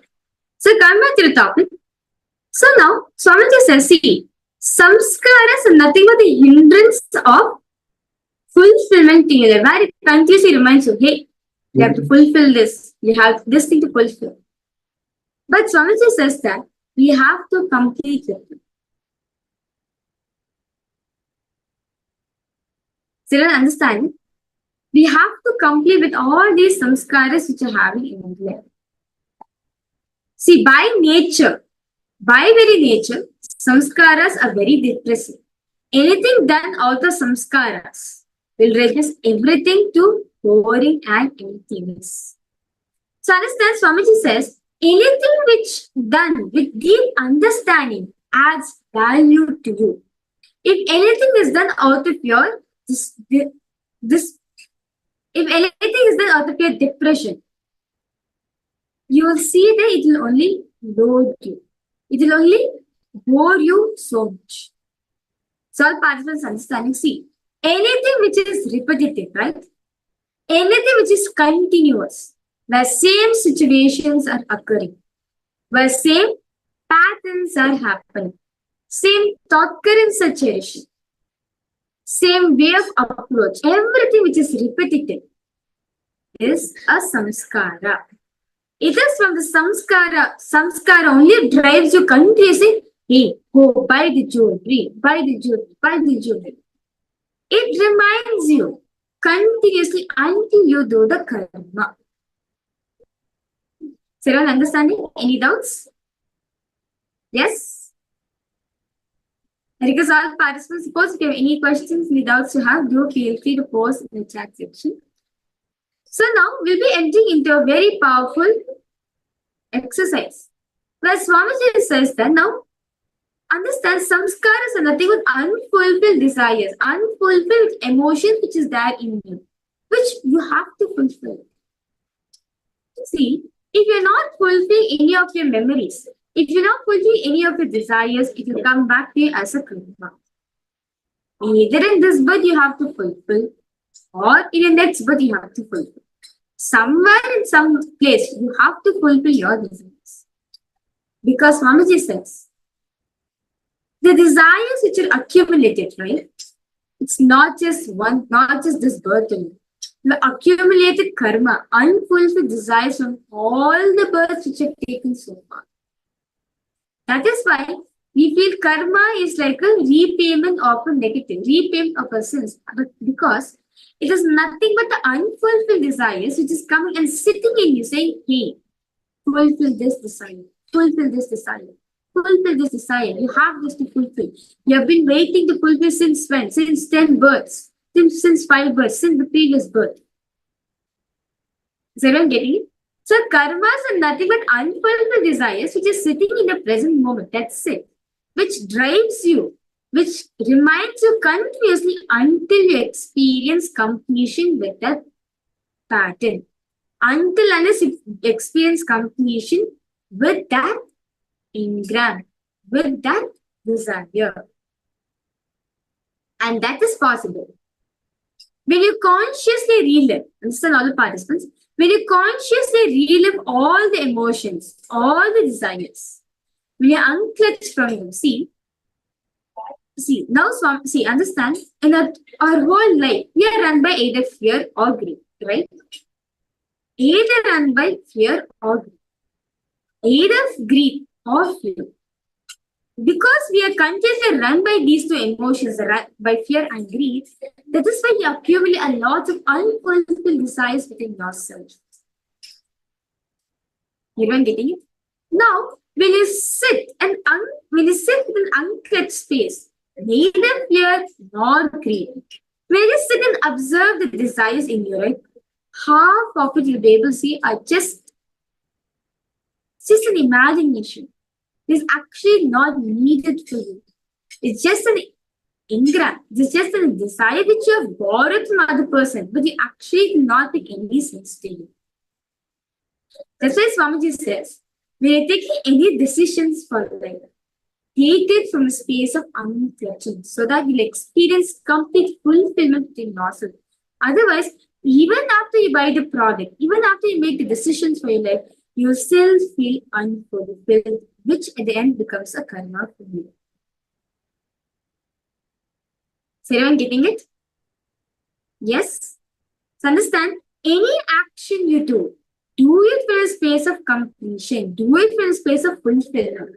Let the samskara, understand? Let the samskara be completed. Let the karma be complete. Let you not accumulate more and more karmas. By not fulfilling your desires, instead observe and see, do I really need this desire or not? If you come to an understanding that actually I do not need this desire, you'll no more get accumulate more karmas. You'll just get the right desire which you need to run your life. That's it. So request all participants now. Let's do a simple thing, okay? Request, see, understand Swamiji says, any emotion live intensely simply liberates you of that emotion. It can be with anger, it can be with fear, it can be with desire, it can be with attachment to any object or person, anything. Just consciously, just reliving it, intensely reliving it will actually help you a lot. So I request all participants now, just sit with yourself. Let us all sit with ourselves. Relive all the unfulfilled emotions we have. Let us all just sit with ourselves, spend some time with ourselves. Let's see, what are all the unfulfilled emotions I have in my life? Just observe them, okay? So request all participants now to please close your eyes. Just relive all the unfulfilled desires and all the unfulfilled emotions which you have.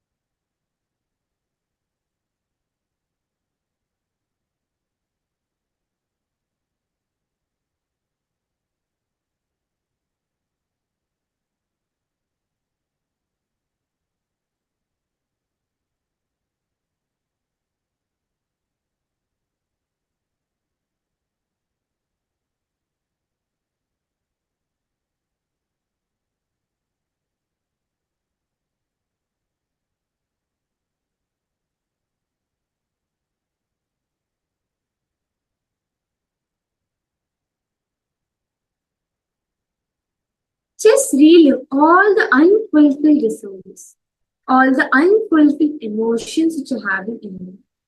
Just bring it in front of you. Just become aware of it.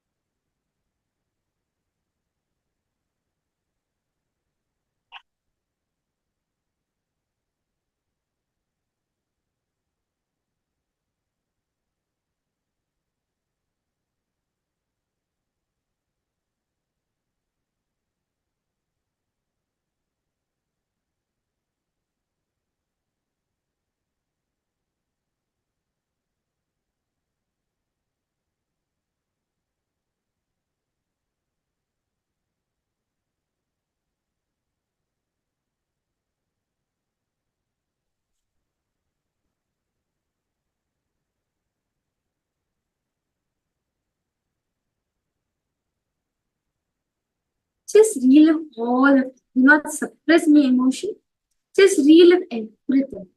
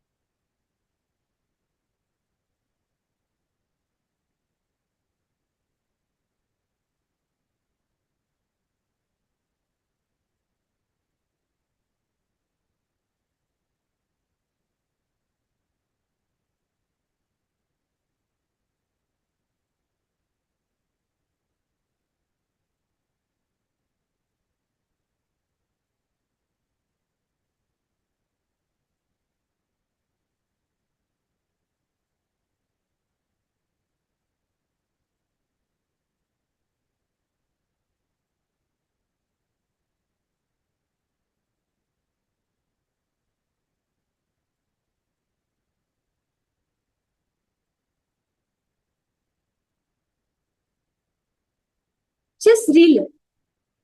Become aware of all the unfulfilled desires. It can be, actually, when you just become aware, just start coming up. One by one, to start opening up. Just become aware of. Do not suppress, do not do anything.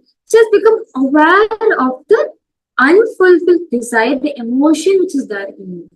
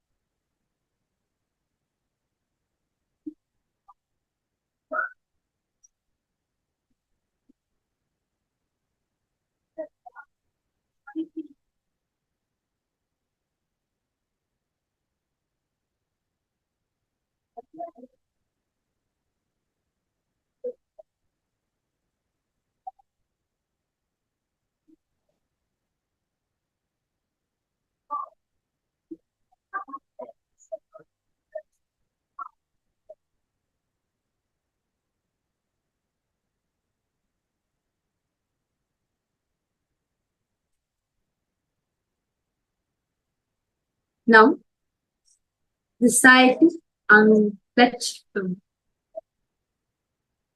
As they arise, do not give any power to them. Do not give any energy to them. Just unclench. Observe them, how they are arising, and unclench them.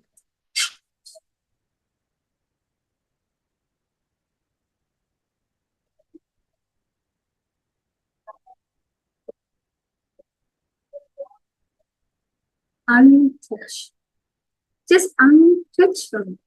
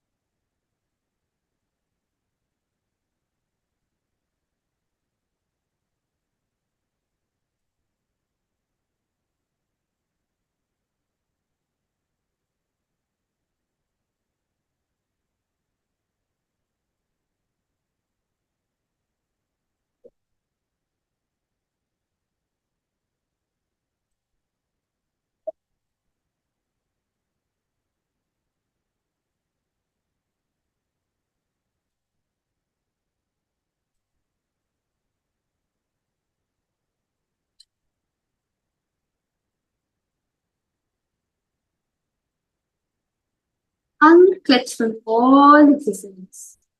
All the unfulfilled desires, which is pondering, which is pondering. Just give simple awareness to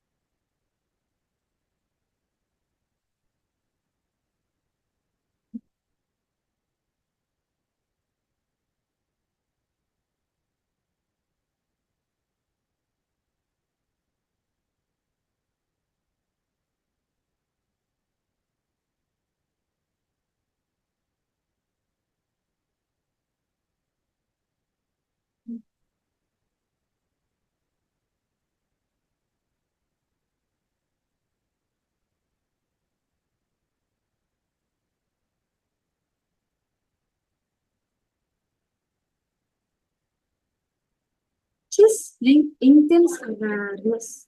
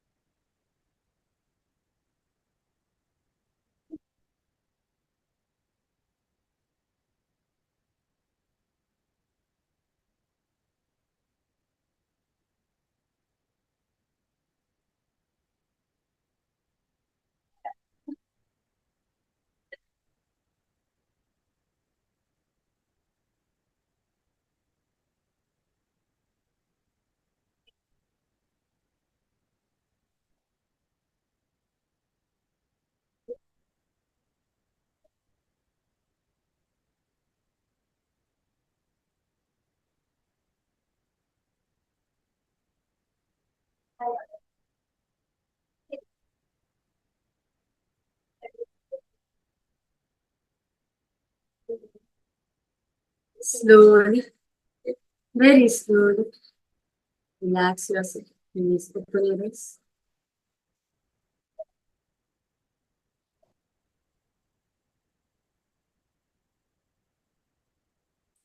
Because our participants, open your eyes. How is it for all of you? How's the experience for all of you? Rosita, you fine? You fine, ma? Is there is something bothering you? You want to have some privacy time?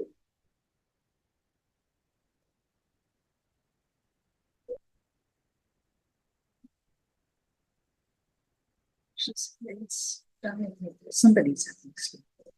My child.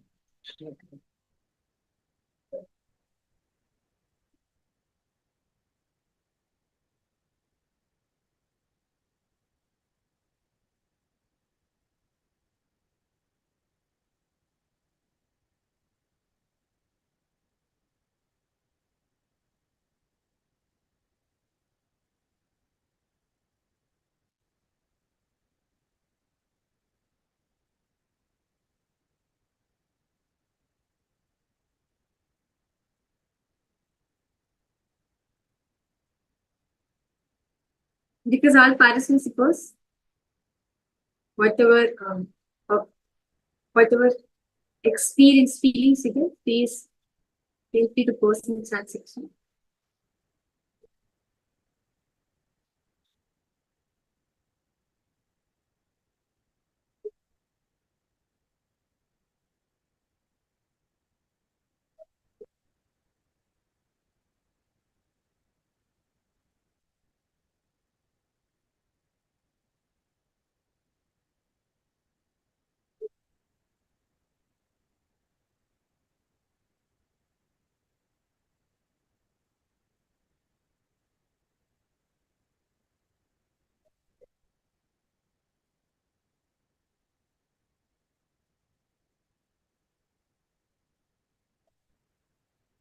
Yes, my Gabriel, Erica's all participants, of course. How is it for all of you? Me, want to share something? Go ahead and share, no problem.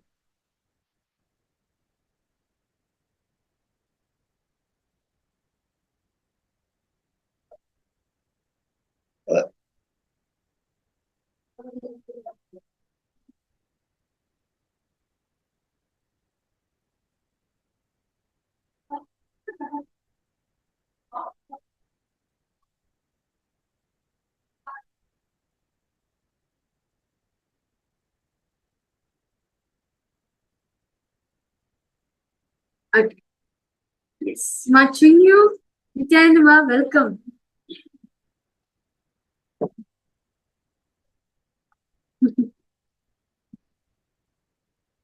Okay. Is it a must to write them first before closing your eyes to relive? Because just now I feel sleepy and drowsy back just then. Okay. Without Virima, actually you can write it down. If you want to write it down, you can write it down. It's not a compulsory thing you need to write it down. I understand you, ma'am. See, if you write it down, see, Swamiji says, when you just close your eyes, all that unfulfilled emotions, all that unfulfilled memories will just open up in you. It's like a dam, okay? Visualize all the emotions, everything. It's like a water which is stored in a dam. If you break the dam, just little bit if you open, how the water just gushes out, right? Same way, our emotions, our desires are like that. The moment you put little energy to them, little awareness, they just gush out from your system.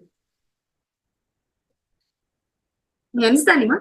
So it's not necessarily you have to write it down. If you want to write it down, no problem. You can write it down, no problem.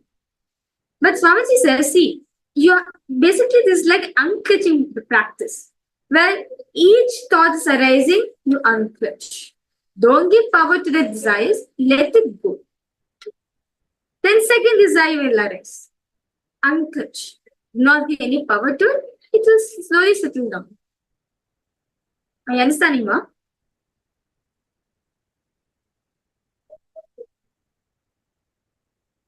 Okay. Not able to understand? Not understanding?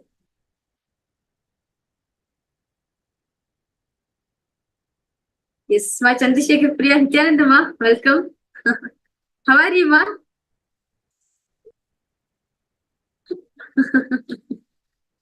Okay. See, my Rosita, I just tell you one thing. See, this is like unclutching. See, Swamiji says, just putting simple awareness to this will relieve you from all the concerns. See, we have too many unfulfilled desires within ourselves. Too many unfulfilled emotions we are carrying within ourselves. But we do not spend time to complete with all of them. Okay, we do the good job of accumulating. So who's going to do the job of completing with them? You understand, ma? It's the process that Swamiji is given, like this process, it's like more like unclutching. Where as the desire arises, unclutch from it.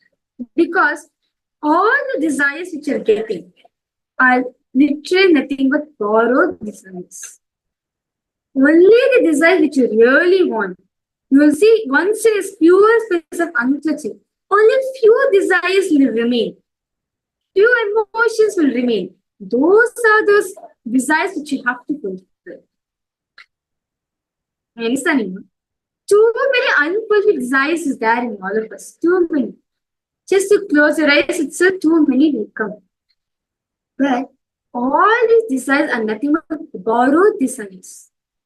Like you've seen the other person, because you also want the same thing, you get, but actually there's no meaning for you.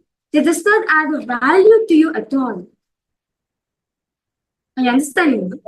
So when you're dissecting from the space of pure unclutching, you'll see you'll exactly to the root you'll go. What is the desire you want to manifest?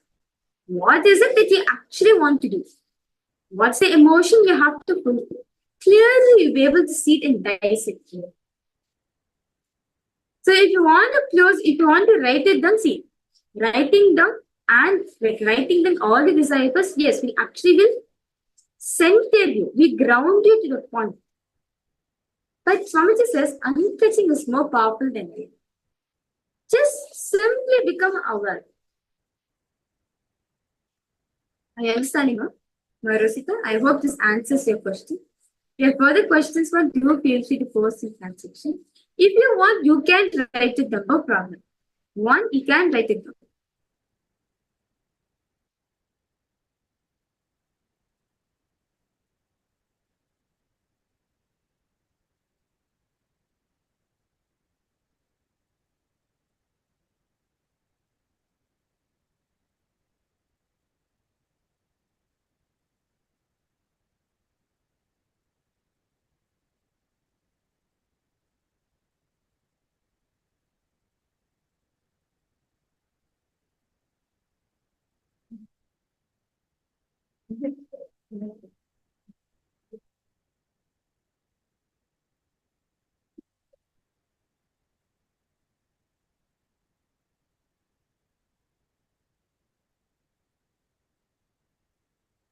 If you have further questions, do feel free to post in chat section, no problem.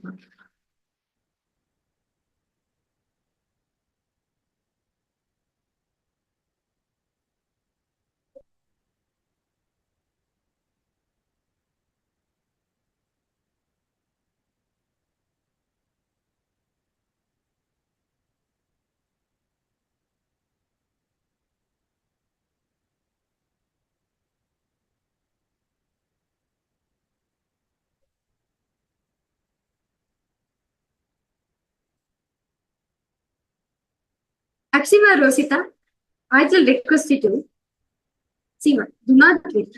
Okay.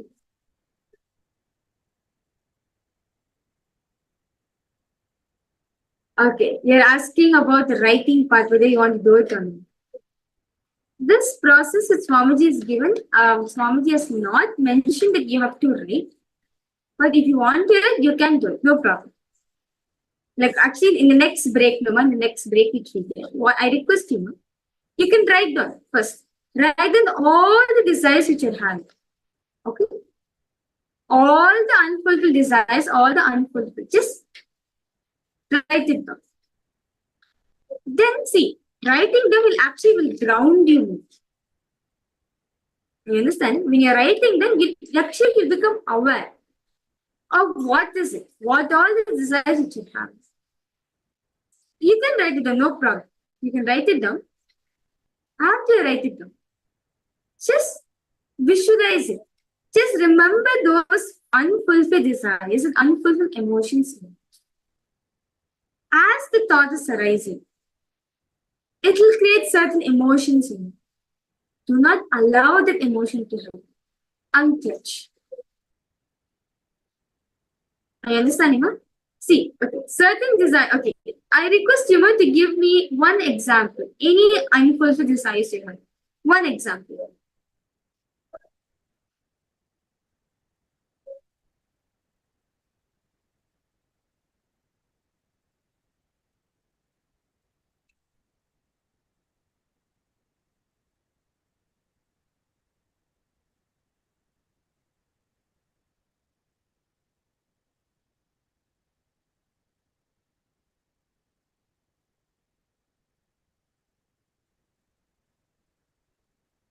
Okay.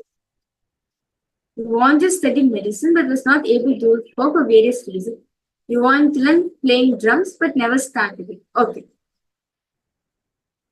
Okay, let's take the example of medicine. Okay, you want to study medicine, but due to some reasons, you're not able to study. Okay. Now, this is an unfulfilled desires in you. Now, when you're reliving this desire, certain emotions will arise in you, right? The guilt in you, right? For you not studying medicine, or frustration where you're not able to study medicine. As you find us, due to various reasons, you're not able to manifest the desire, right? Are you catching me? Some desires, some reasons, some it stopped.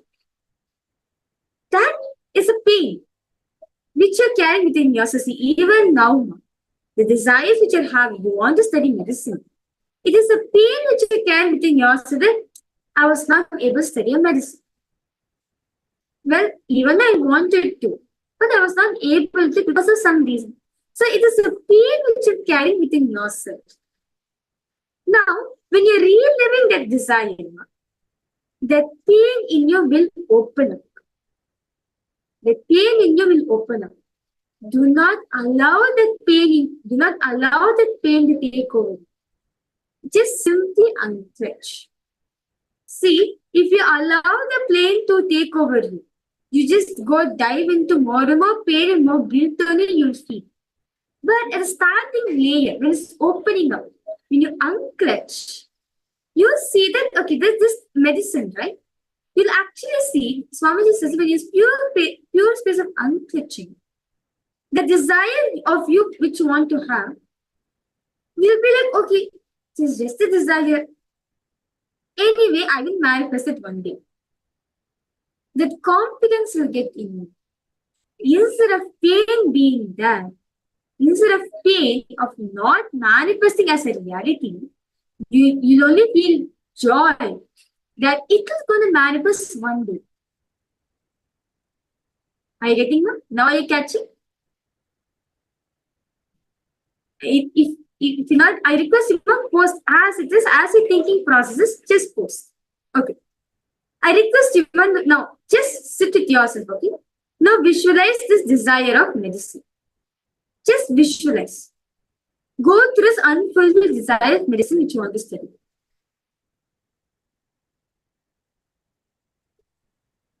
Okay, ma'am? Just right now, close your eyes. Relive that unfulfilled desires of medicine, the unfulfilled desire of medicine which you are having.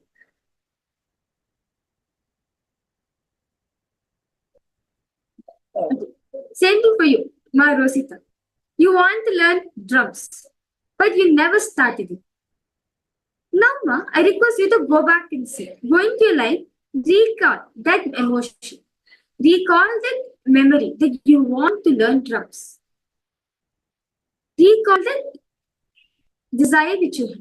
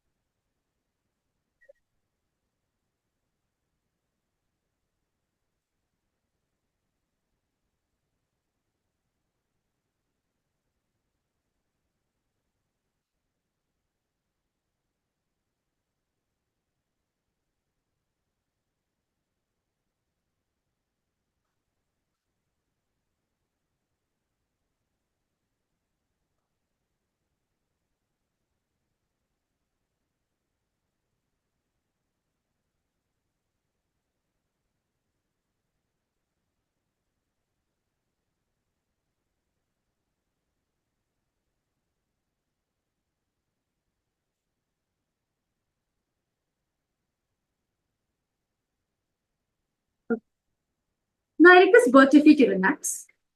What is that emotion which arises in you at this moment? What is the exact emotion came in you right? The unfulfillment, right? The desire which all of you live. What is the exact emotion which came? Is it fear, guilt, greed? What is the exact emotion you feel? What is the exact pain you felt?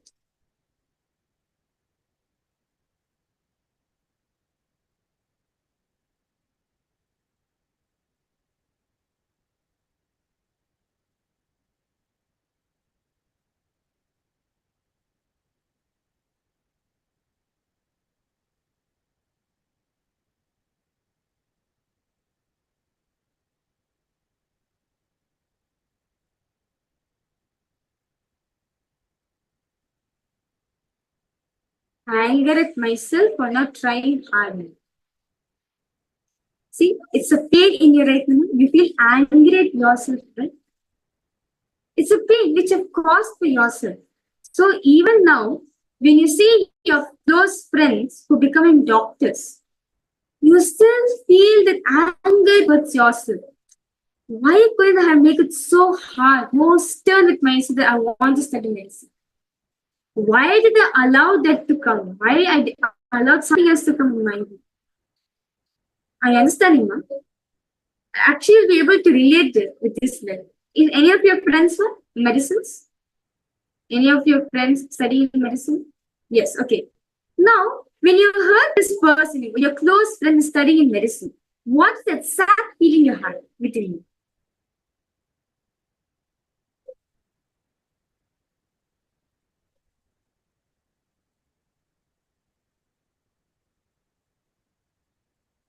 Okay, you want to be like them? Then go ahead.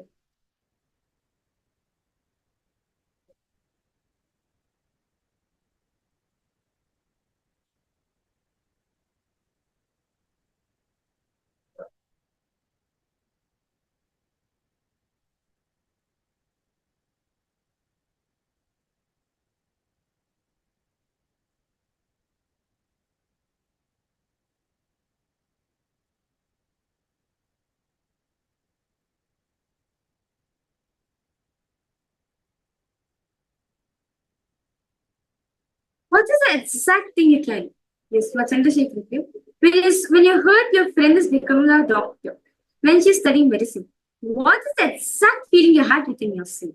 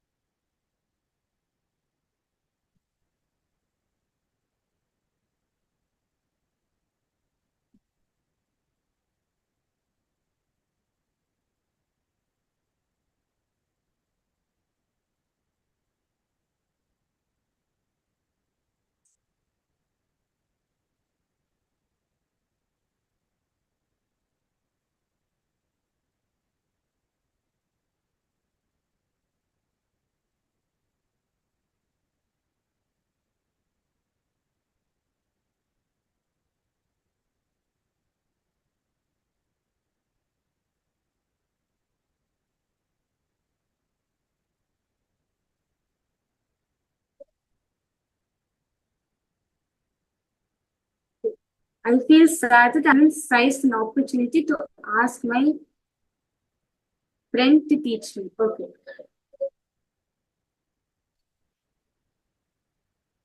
Okay, they are very intelligent and deserve this. It was not as good as okay.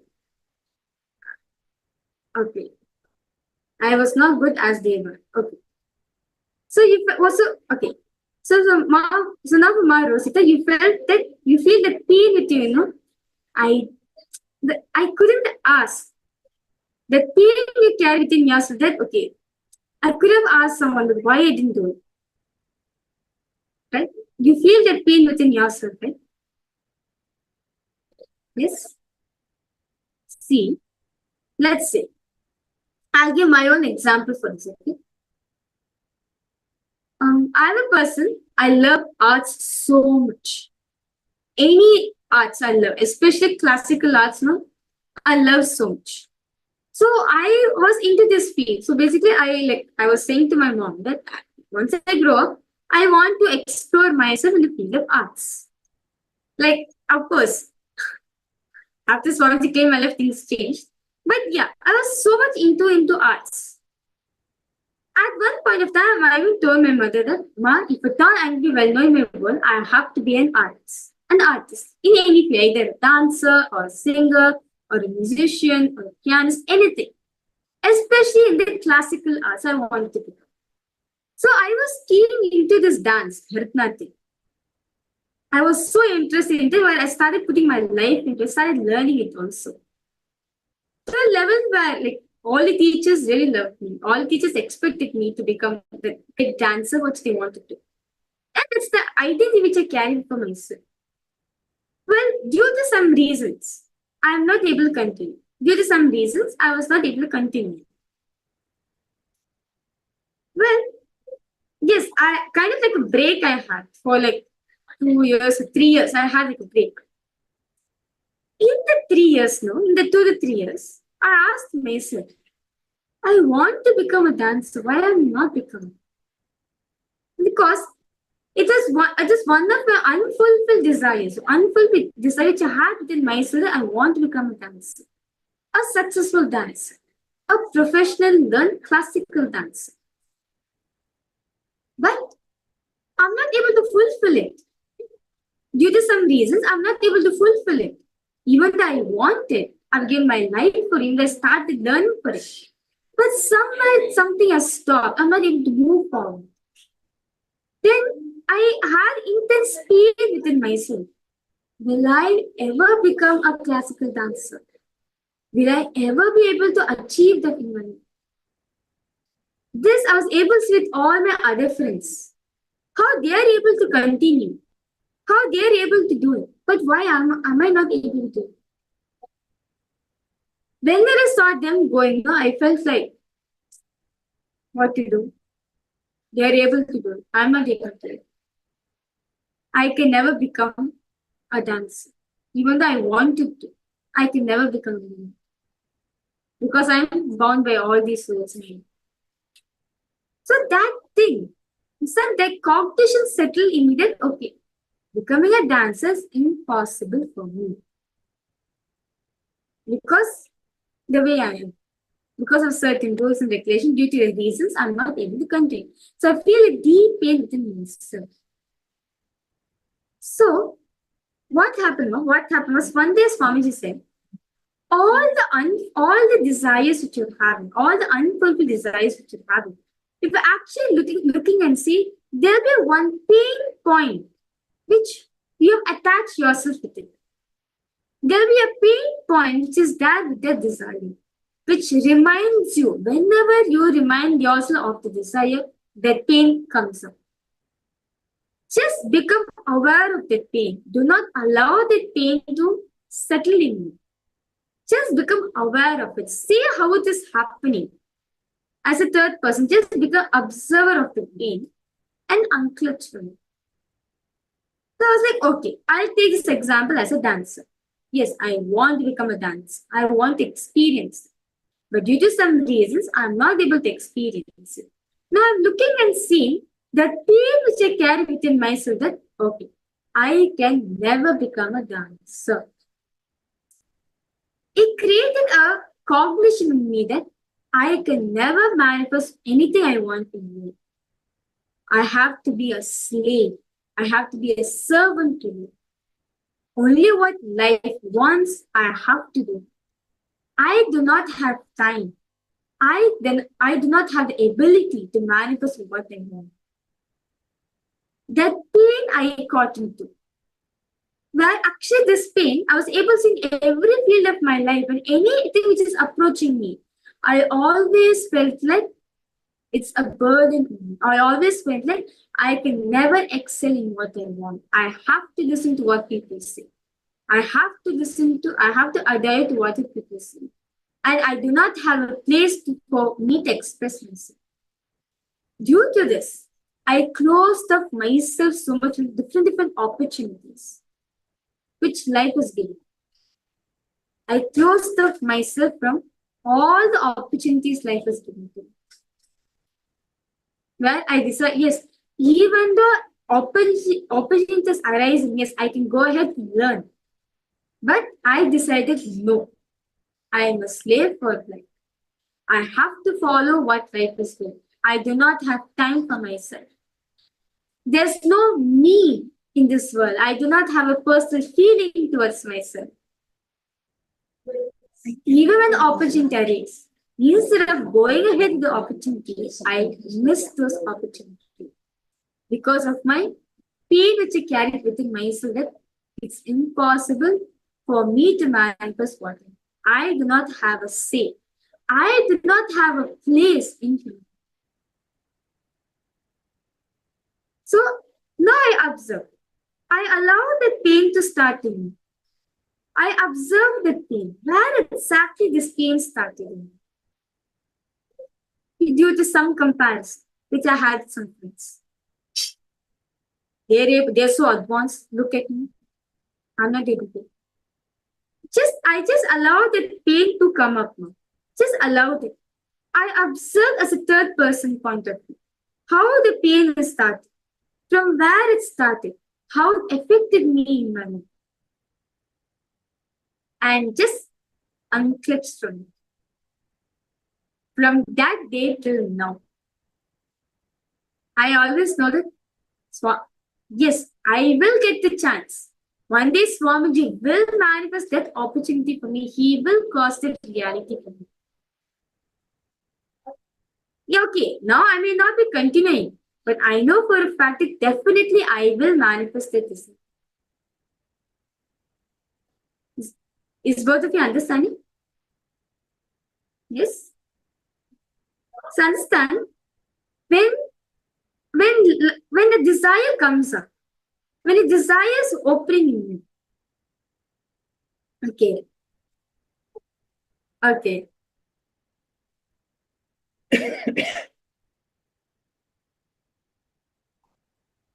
Ma Rosita, you understanding, ma? Any unfulfilled desires you have, there is a particular emotion with it. There's a particular pain engrammed with it. That pain, only Swamiji is saying, we are observed that pain. Unclench from that pain. Do not allow that pain to run over you.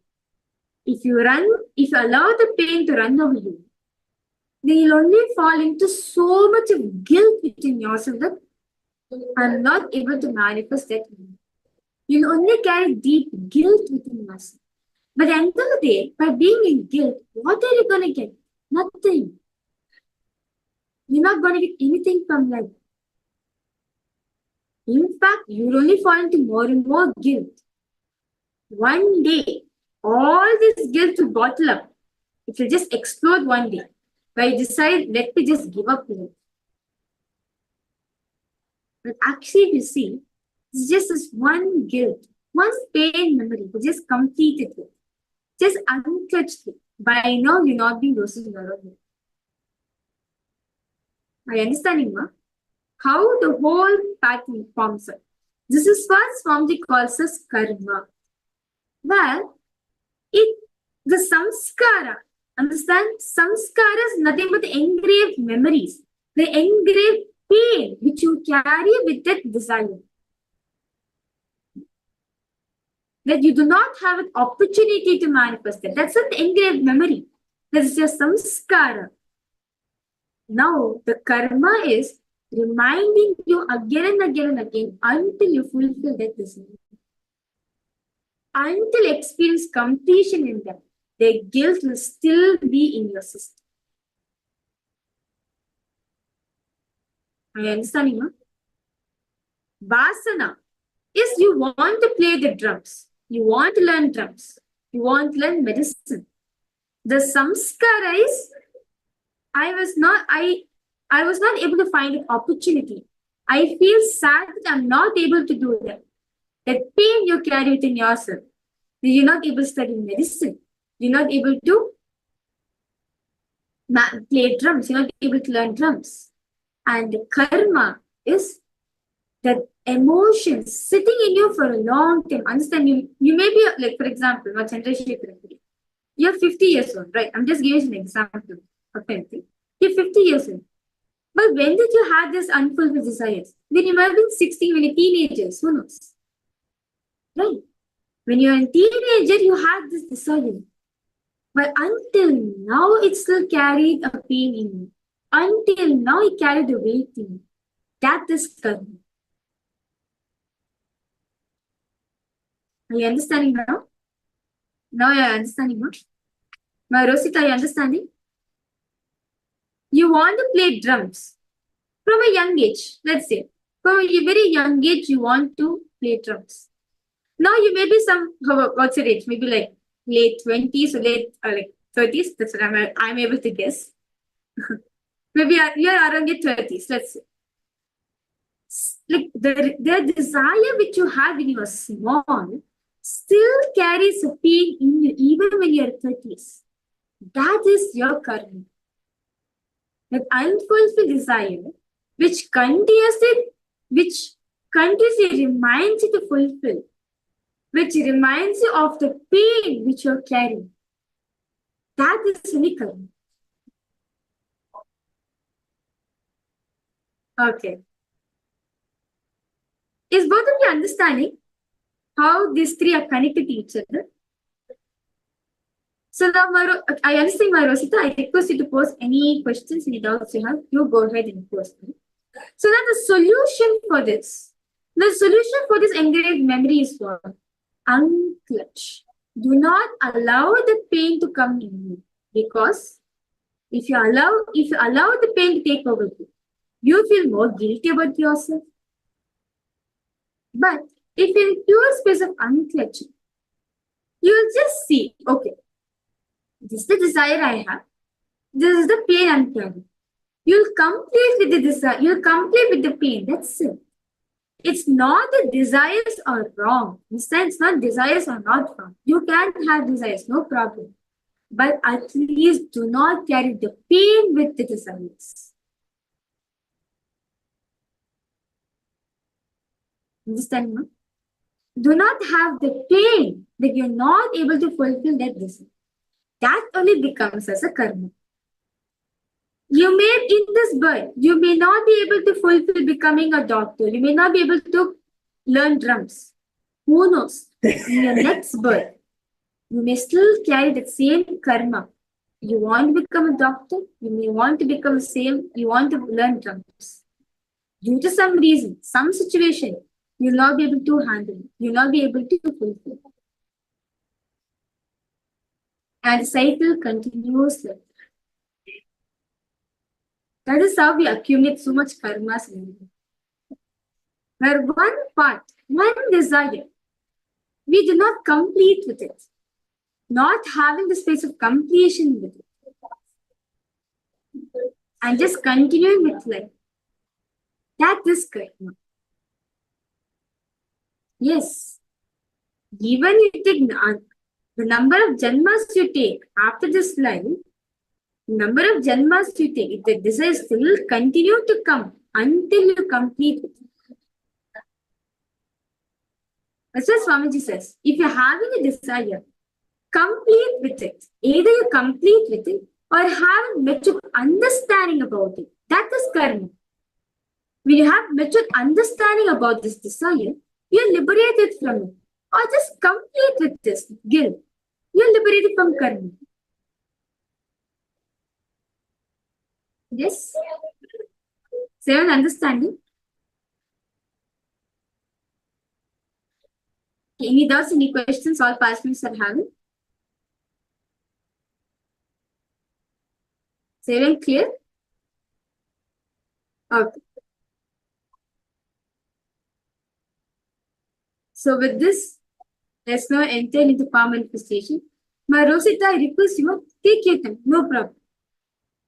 Contemplate me. Now this pain which you're carrying, right? You not having the ability to learn drums. Catch that pain. What is exactly the thing? You feel sad. What's that sadness? What's the reason for you to feel sad? Catch that point, man, and just become observer of that pain. As it arises, do not give energy to it. Observe. Just observe it and unclutch from it. You see, ma, you'll feel as if something's taken away from your inner space.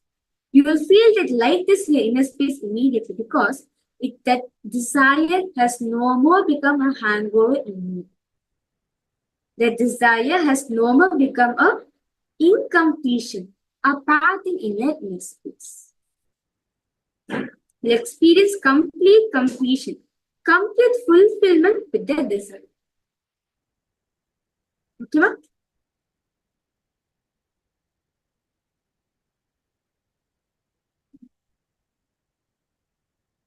Okay. So with this, I request let's now move ahead to the power manifestation. So as all the participants, we are beautifully manifesting the power of mind reading. We are going to continue to manifest them. So this time all the participants, I will be thinking of a single digit number from the range of 0 to 9. Any number I'll be thinking in my inner space. Through the third eye, asking Swamiji, all of you are going to be revealing what is that number and kept in my inner space. So let's now start with the manifestation. So because all of you to please close your eyes. Remember Swamiji in your inner space.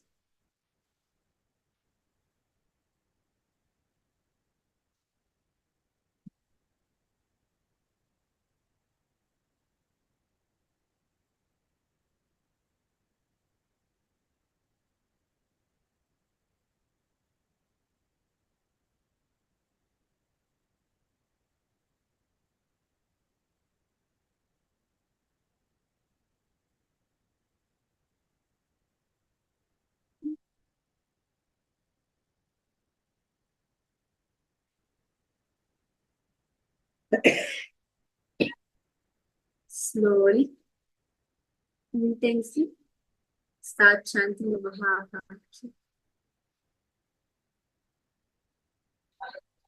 Om Nityanand Paramashivoham.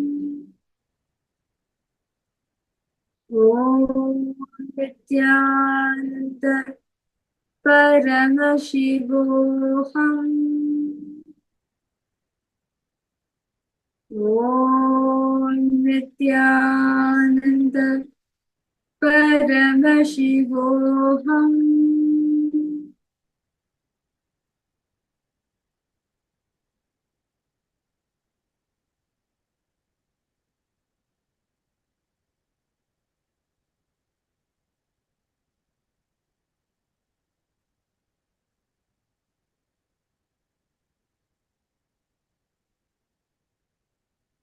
Intensely chant Mahavakya.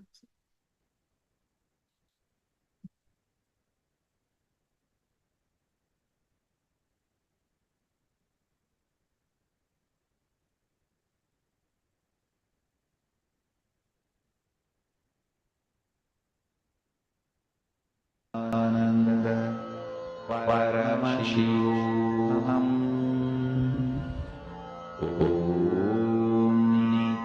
This intensely continue to chant Mahavakya. Ask Swamiji to reveal what is that number kept for all of you in my inner space. Paramashivoham.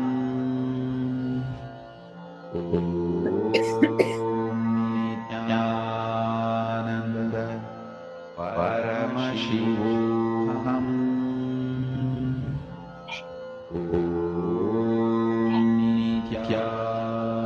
Nityananda Paramashivoham.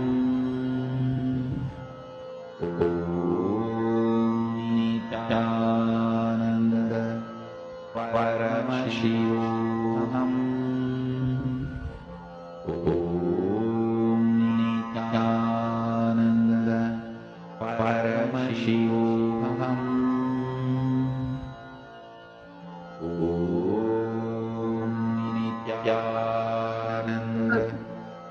Because all participants now to relax. Because all of you start posting what was Swami they showed. Okay. Tomorrow's they posted 4. Chandrasekhar Priya posted 7. Okay. How about for you, Ma? Ma Gabriel, Ma Johan, what you knew?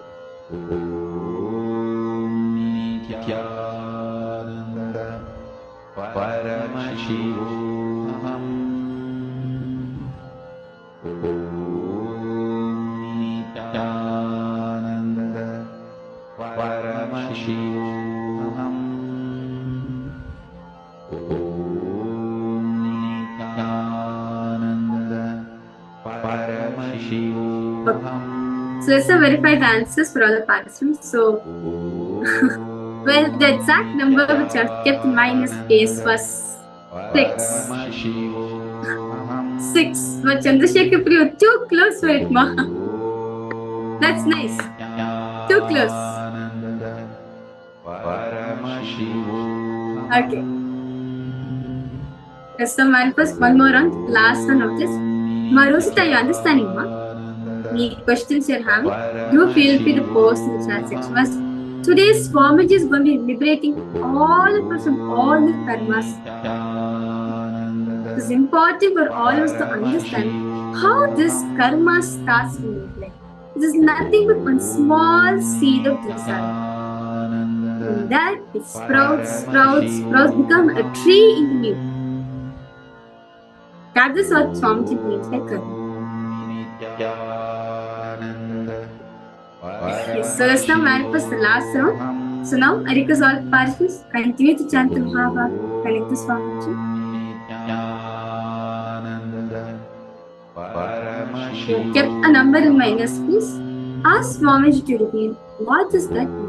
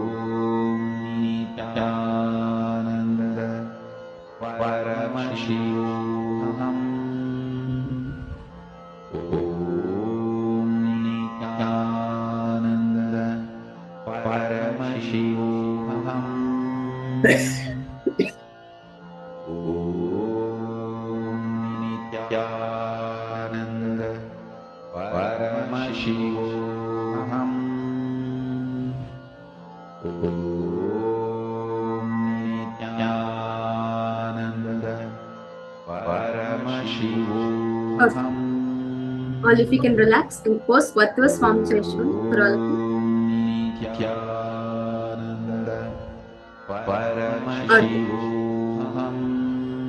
How about for you, Ma? My Gabriel?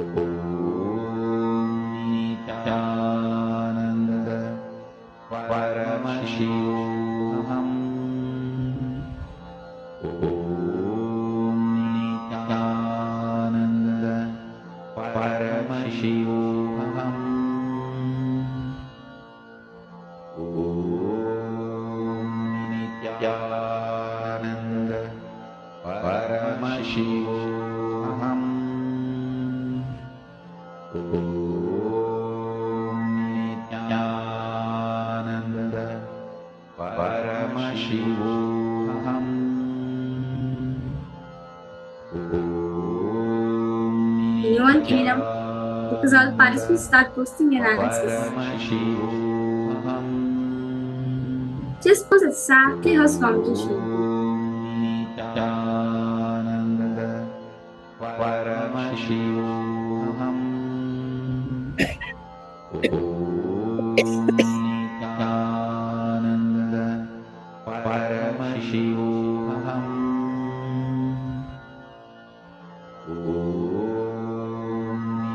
Nityananda Paramashivoham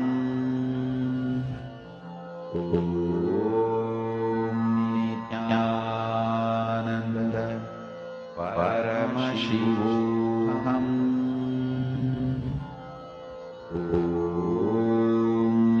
Nityananda Paramashivoham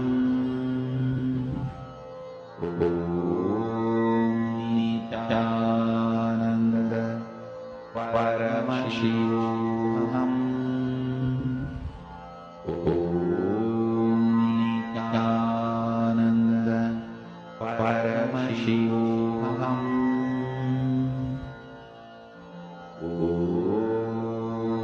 Nityananda Paramashivoham. So let me verify the answers for all the participants. So the exact number which I kept in minus space is 3. And then Chandrasekhar Priya, yes. It was 3. Okay, that's nice. Okay. So is all the participants clear? Any doubts or any questions you want to ask?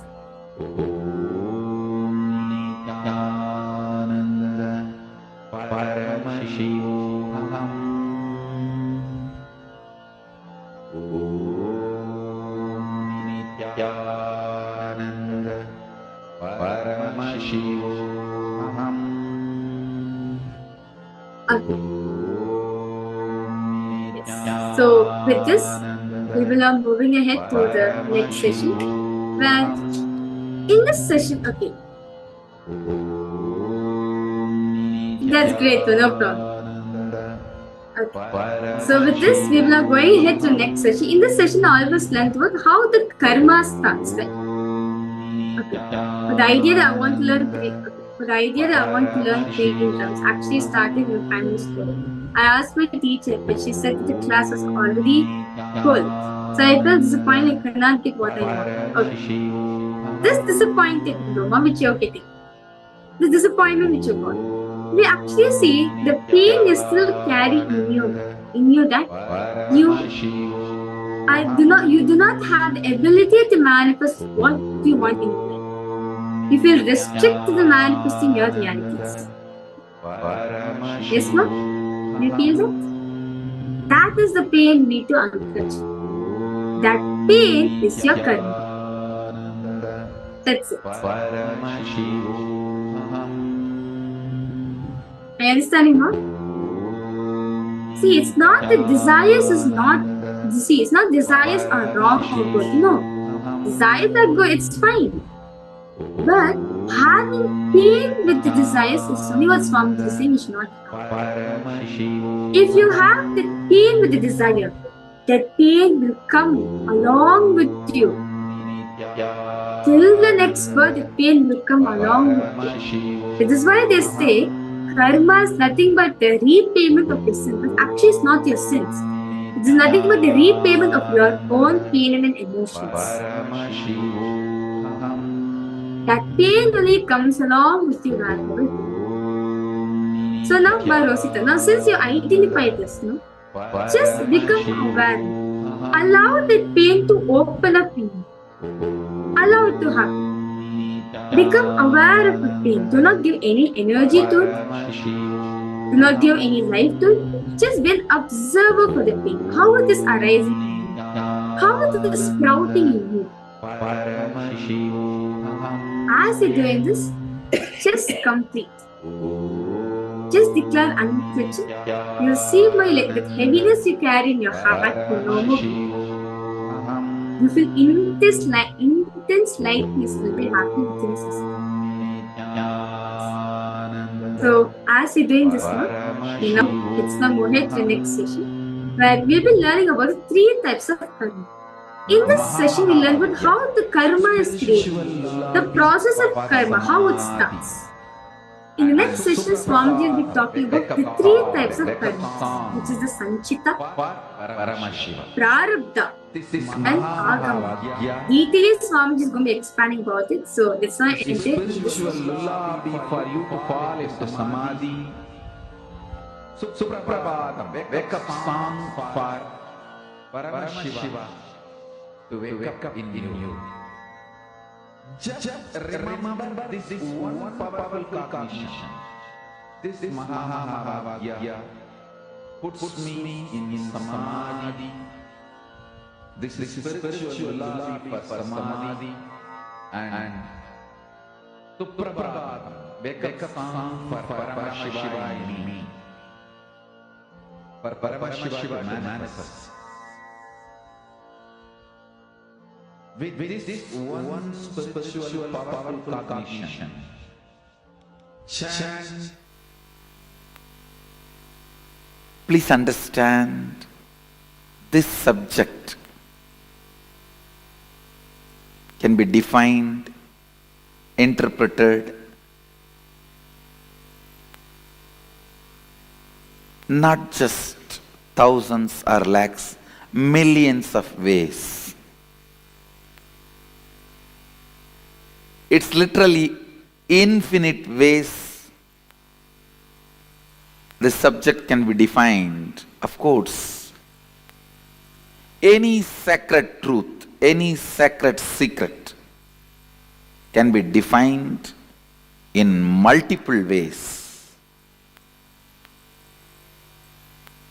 But usually, the way I define, the definition itself most provocative, provoking you towards activism, invoking completion in you. Most provoking activism, invoking completion.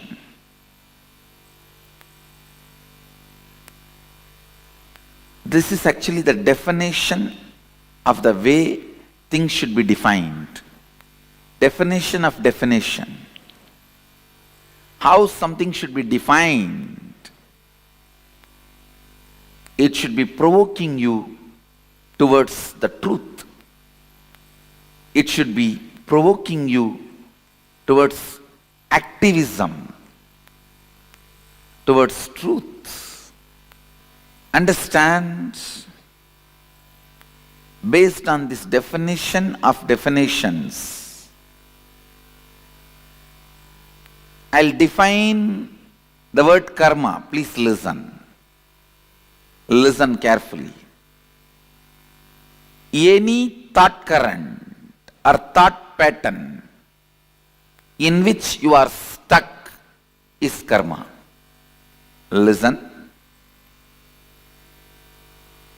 The thought current or thought pattern, any thought current, any thought pattern in which you are stuck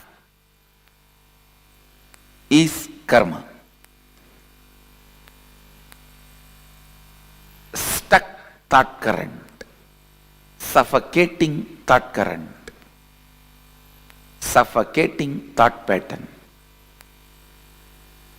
suffocating thought trend is karma.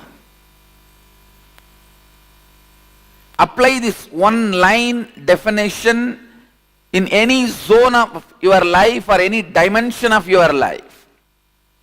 Health. Any idea you have, thought current you have, thought pattern you have, which is not bringing health in you, is karma. Wealth. Any thought current, any thought pattern you have, which is not bringing wealth, what you want to cause as your reality in your life is karma. Anything which is not letting you cause your reality, the stuck thought current, which is not causing your reality, is karma. Understand? It can be in the field of your relationships, in the field of your wants, in the field of your needs, in the field of your contentment, in the field of your completion, whatever may be the field, in any field, the thought current in which you are stuck, thought pattern in which you are stuck is karma. Listen, it may be a beautiful, profound, logically convincing theory which you read in a great spiritual book or heard from a great spiritual teacher. Anything which is not liberating you, anything in which you are stuck is karma. Please understand. You might have heard those theory, those belief, those truth from whoever it may be. You might have heard. You might have been thinking. You might have been analyzing. You might have read. You might have been internalizing. Any thought current which is not letting you cause your reality is karma.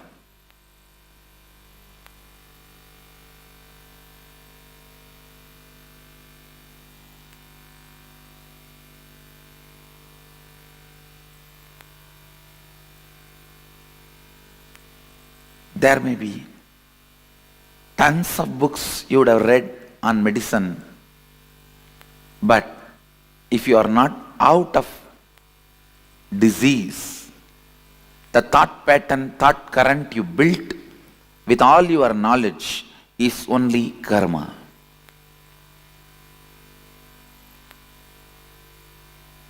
There may be tons of life solutions for every situations you may know, like completion with yourself, completion with others, authenticity, integrity, responsibility, enriching, listening. There may be tons of concepts you heard to cause your reality, but if it has not started happening, it is only karma for you. Listen.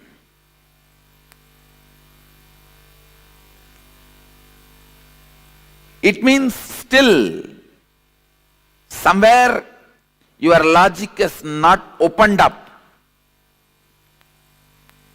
Any thought current which makes you feel stuck, suffocating, caught is karma.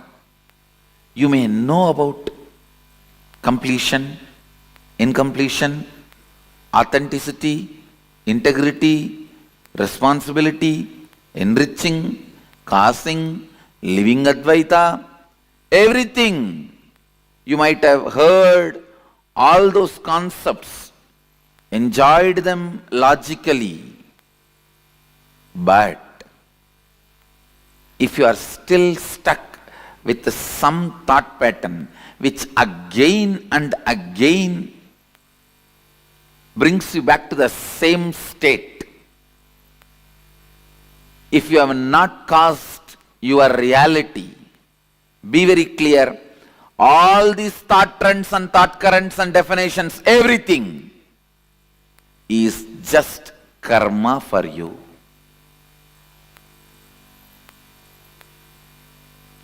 All the concepts. So karma is not just one part of you. It is the whole net on which you are bound.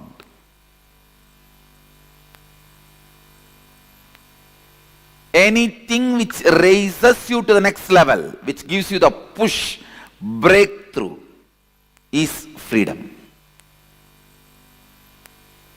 is completion. Understand? If you have come expecting definitions about karma, whether it is Pitru-dosha, Naga-dosha, Sarpa-dosha, Snake-dosha,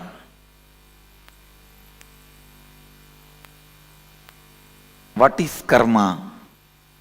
You are wrong. Listen. Any thought current or pattern, thought pattern or lifestyle in which you are stuck, your reality is not caused, is karma. Any thought current, thought pattern which gives you a breakthrough, push to the next level of your reality, which is making you cause your reality, is liberation, is completion.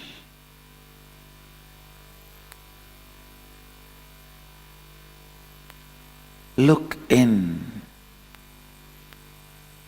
If something logically suits you so much, you understand it so much, you just know the solution is around the corner. But again and again, you are back to square one, stuck.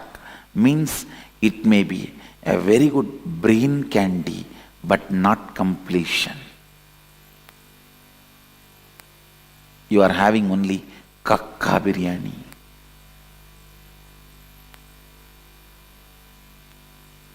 I'll popularize this word. If you don't understand the word kakka biryani, means biryani of crow.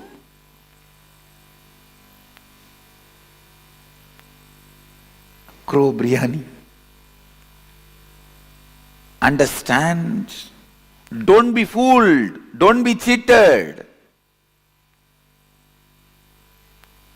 Just because it logically entertains you, convinces you, you cherish it, you enjoy it, you heard from a person whom you love, somebody charismatic, or read from a book, very trustworthy, highly sold, bestseller.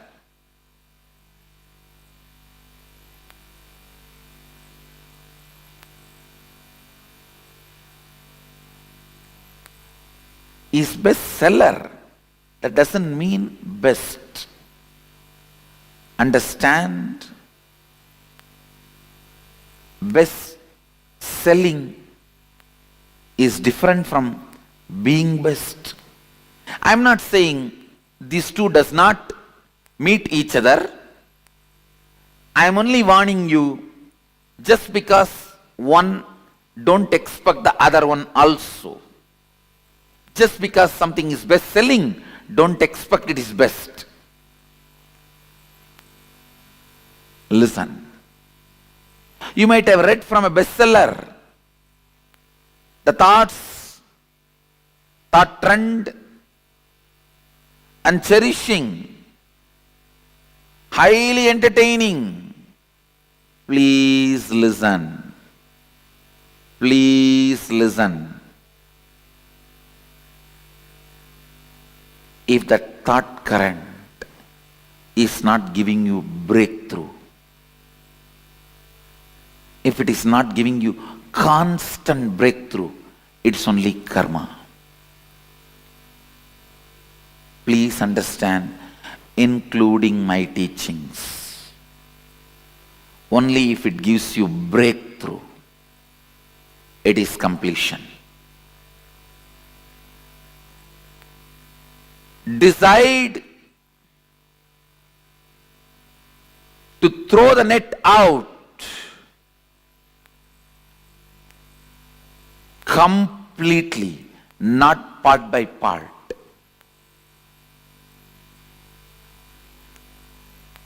Today morning, when you wake up, if you are feeling tired, bored, and having slight stomach pain, not only question your ideas about health, question the very idea about the world, life, God.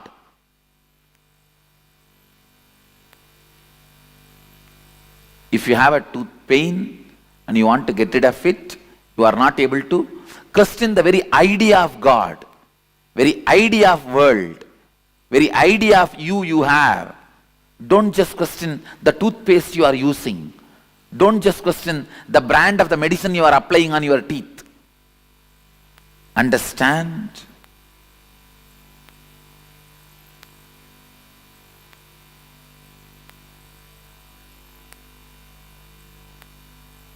A thought current which can solve your problems partly,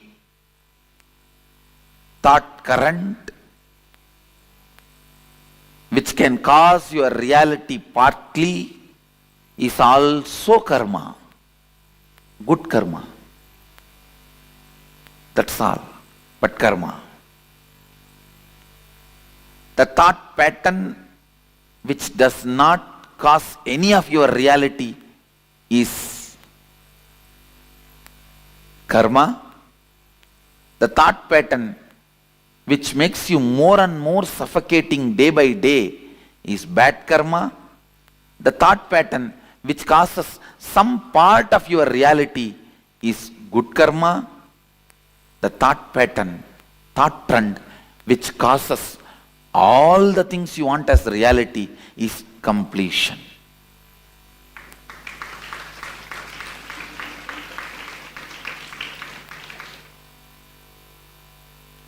Karma is the thought current in which you are stuck.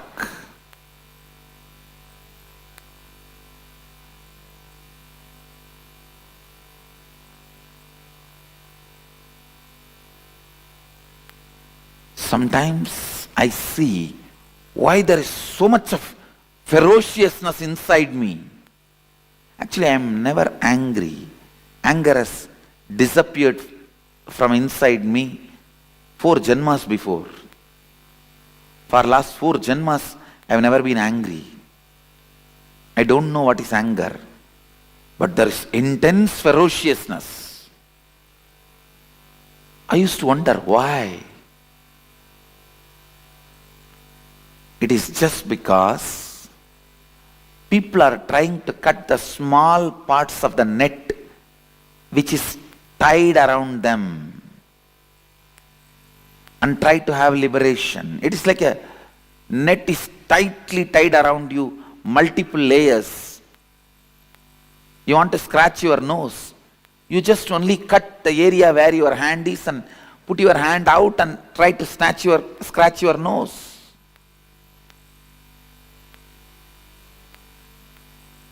You want to scratch your back, you just cut the net only where it is. You need to scratch the back. Only when I see the small patches of freedom, you call it as freedom, and when you are stuck with it, especially when you are satisfied with it, that's the time I see the intense ferociousness inside me. Kala Bhairava can never be satisfied with part-time freedom, part-time reality. Listen.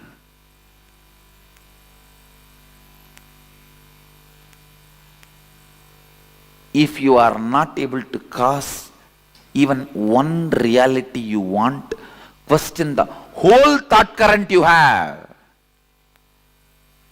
Question the whole series of thought current you have.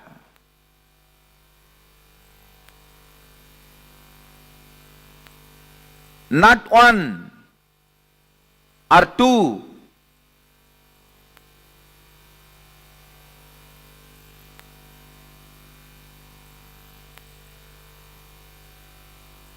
Na iti.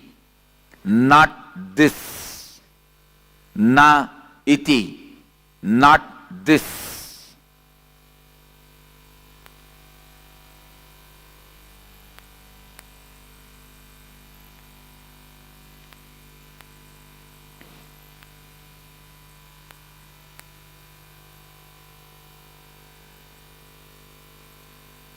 Even if one thought current is discarded completely, you master the method of discarding thought currents. Discarding thought currents is completion. Not just discarding one thought or one thought pattern, discarding thought currents is completion. Understand? When you complete with your root pattern, the collective, your family's root pattern will stand in front of you. Complete that. Then collective, your society's root pattern will stand in front of you. Complete that. Then collective, your country's root pattern will stand in front of you. Complete that. Then collective, the global root pattern will stand in front of you. Complete that.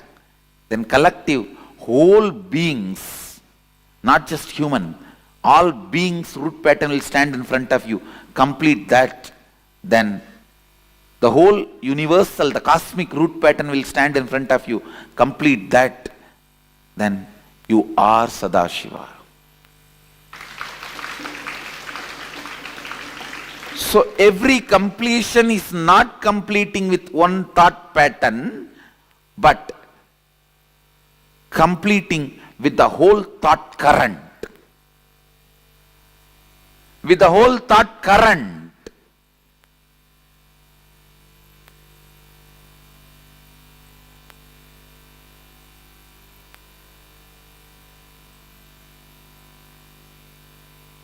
If you have a slight tiredness, boredom, headache after you wake up, change everything. Not just your pillow or bed. Everything. I'm not talking only about the external, internal. Change everything. The way you think, the way you perceive about life, the way you perceive about death, the ideas you have about God, the ideas you have about the universe, the ideas you have about you. Say, na iti, not this, not this.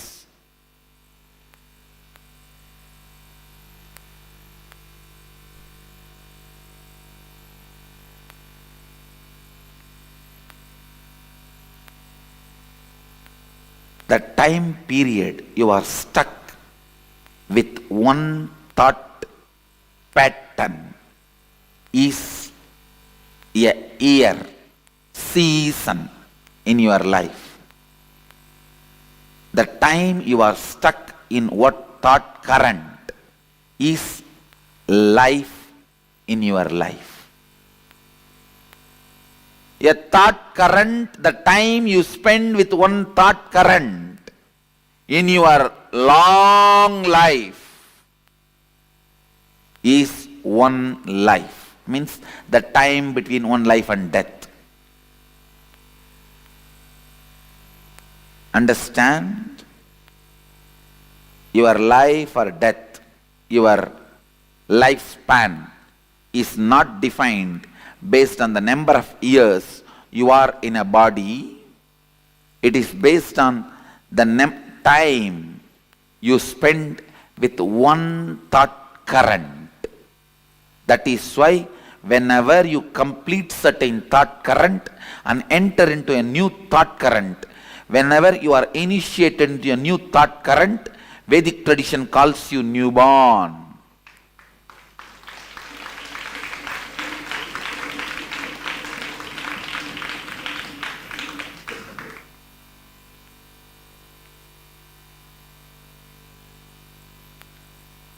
I have few questions in front of me. What role does karma play in birth, life and death? I defined it. Just now I defined it clearly. The time you spend with a thought pattern is a season of your life, paruva.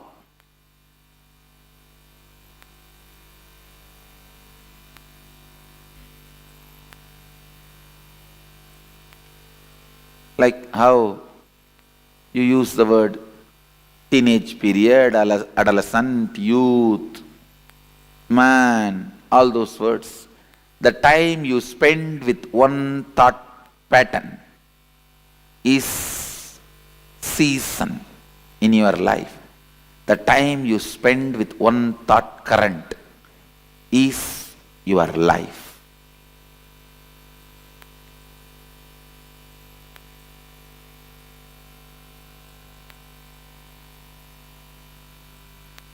Next question, what are different types of karma? Listen.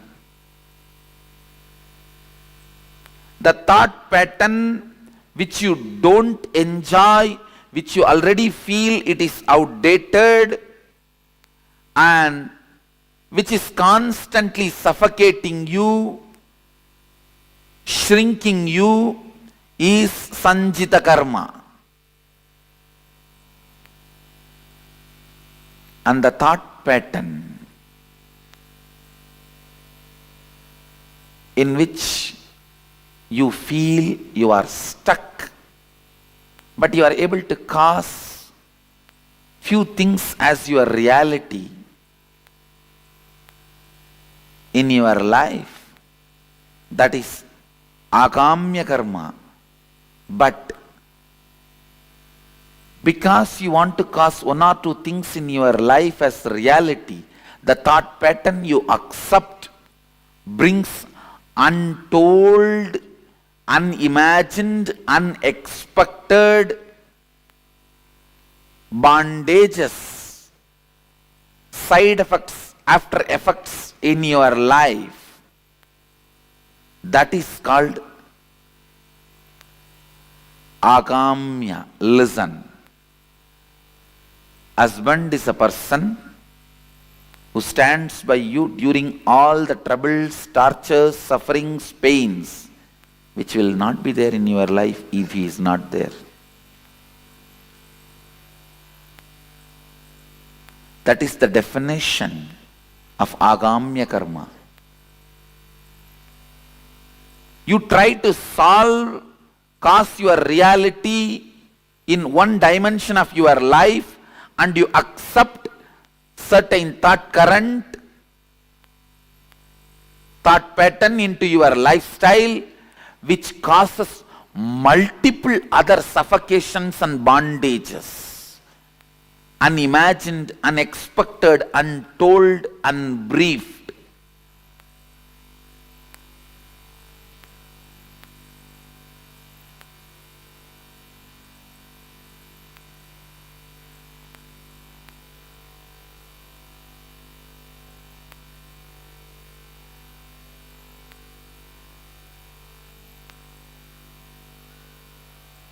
Understand?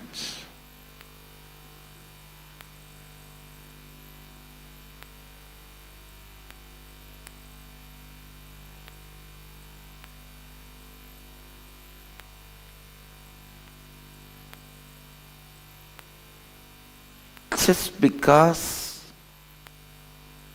you want to own a home, sometimes you get stuck in the home for next 40 years paying your bank home loan.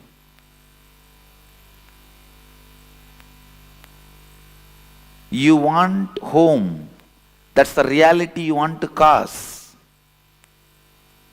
But when you cause that reality, the thought current you accept and assume on you,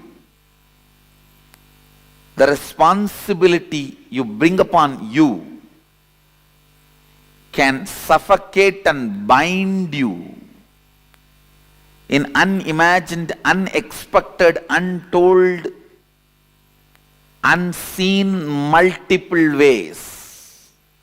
This is the example for agamya. Prarabdha means not ready to allow either the outdated, suffocating thought pattern or the thought pattern which causes your reality partially, deciding boldly to go on renouncing any thought current, thought pattern, even if you suspect them that they are not going to cause your reality completely. If you go on discarding, the discarding will become a lifestyle. That discarding thought pattern, thought trend, thought current is prarabdha.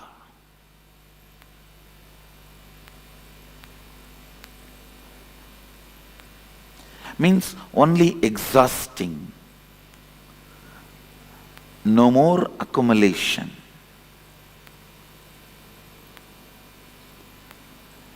Waking up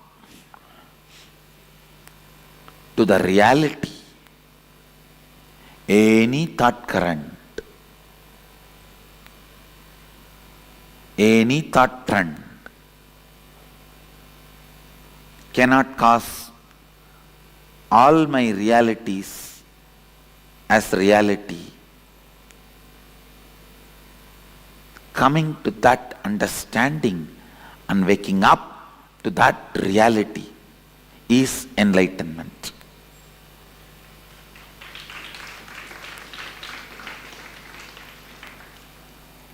Not ready to be stuck in any thought current is the liberated thinking current.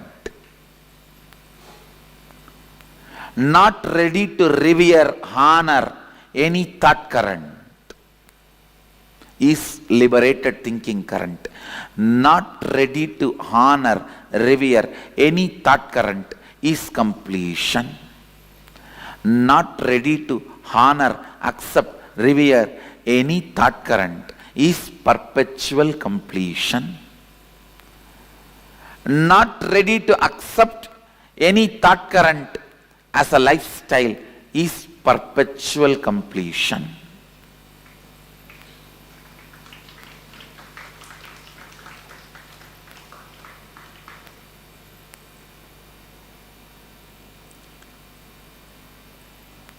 I have a next question. Can you please comment about the following statements? Are they myth or reality? First statement, karma means that the effect of our actions will come back to us in the future. Myth. Karma means the effect of your thought currents will come back to you in the future. Till you complete. That's the reality. Karma means that the effect of our actions will come back to us in the future is a myth. There is no CCTV recording going on in the cosmos, where your actions will be bringing suffering to you in the future. No. But your thought currents will be bringing the results in the future. There is audio recording going on in the cosmos, not video recording.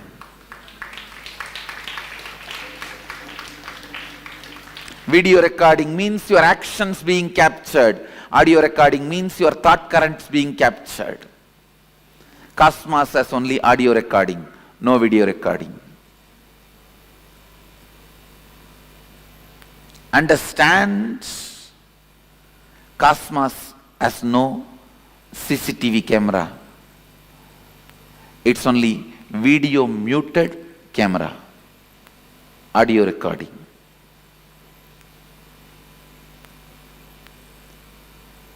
A video recording getting punished is a cheap, childish. God is not interested in that game. God is not playing the game of the judge. And there is no such thing as you will be judged, weighed based on your actions. That is childish, too childish, immature. If God is supposed to do the job, you don't need God. You have enough men who can just analyze the CCTV footage of your life and pass the judgment, whatever is required.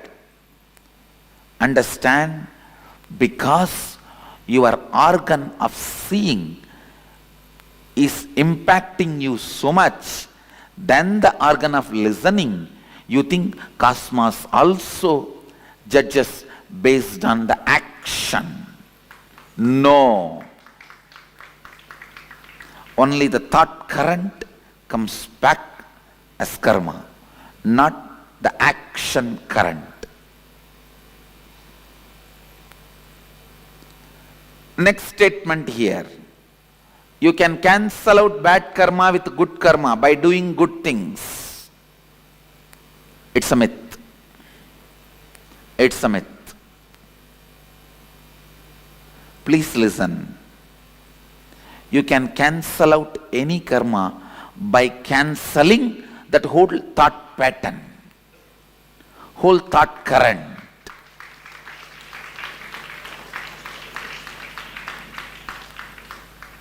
If you are not able to give up even one small parts of your thought current and cause even parts of your reality, that is called bad karma. If you are able to break and give up on parts of your thought current and make parts of your reality into reality, that can be called as good karma. If you are able to break the whole thought current and go beyond the thought trend, it is called completion. So, good karma does not cancel out bad karma. Cancelling out happens only when you break from the whole thought current. The next statement. Same action by different people will have different karmic effect. Yes, it's reality. Because the action is not responsible for the karma. It is the thought current behind the action is responsible for karma. Understand cosmos as continuous audio recording but not video recording. This statement, this truth will clear tons of your questions about karma.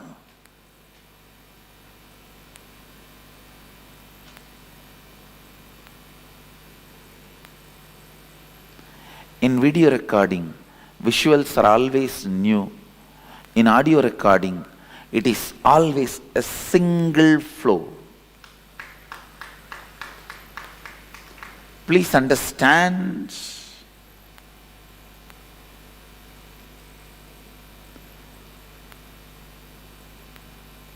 If your mind is audio recorded, don't ever think it will be a long hours together material. No, it will not be more than 5 statements, 24 hours. The same 5 statements is getting repeated in the old stupid gramophone record in different ways of getting stuck.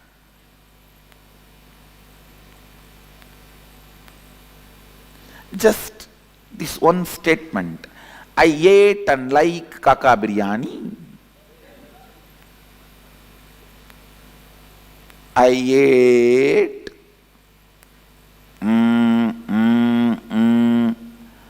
and like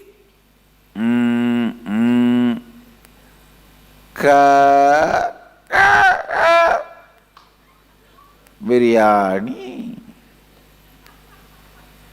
Maybe next time. I ate and like kaka biryani. Maybe the third time.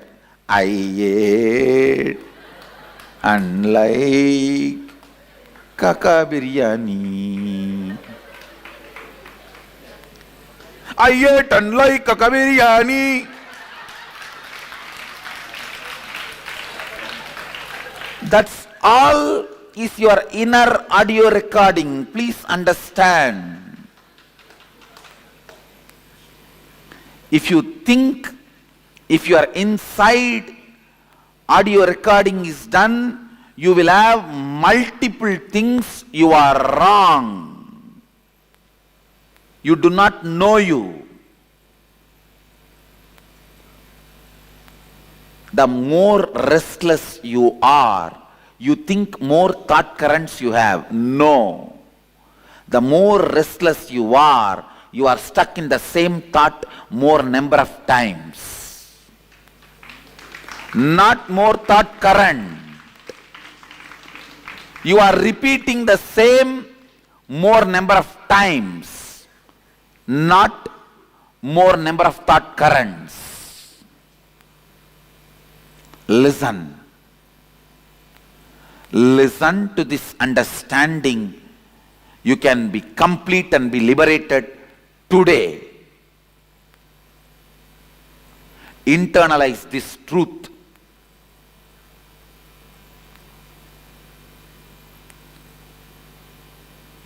It is fresh, out of the box definition of karma directly from Sadashiva.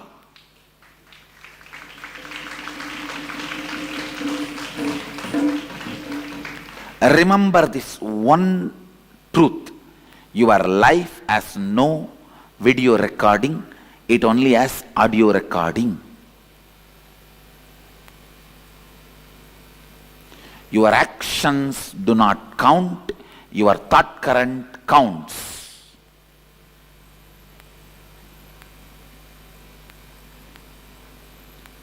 Your fight with your mother, or your fight with your mother-in-law, or your fight with your brother-in-law, or your fight with your daughter-in-law, or your fight with your son-in-law, or your fight with your granddaughter does not count. You fight that counts.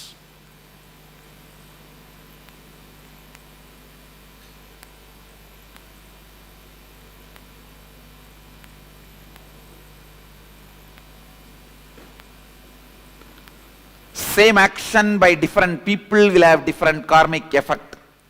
The statement is true. Next statement. Karma cannot be changed.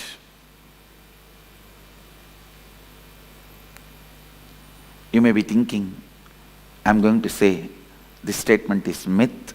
I am saying truth. Karma cannot be changed. It can only be discarded. It cannot be changed. It can only be discarded. Understand the thought current of fight, thought pattern of fight. If you pick up, you can never see peace. It cannot be changed. You cannot alter the effect, side effect, the associate thought currents, the friend, neighbor of this thought current. They come with Anga, Avarana, Parsha Devatas. If Mahadeva comes, Nandi will come. Devi will come. Ganesha will come. Kartikeya will come. With Ganesha his rat will come. With Kartikeya his peacock will come. With Devi his her lion will come.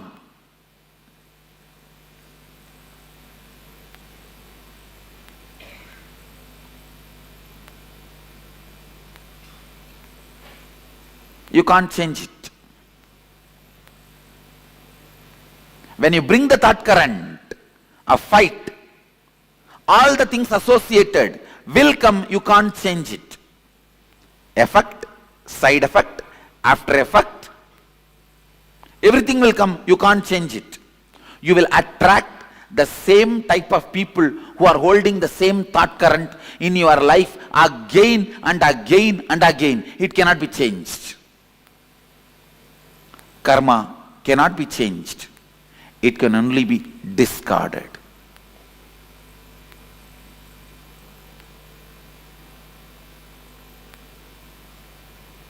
The good news I have for you is karma cannot be changed. The great news I have for you is karma can be discarded.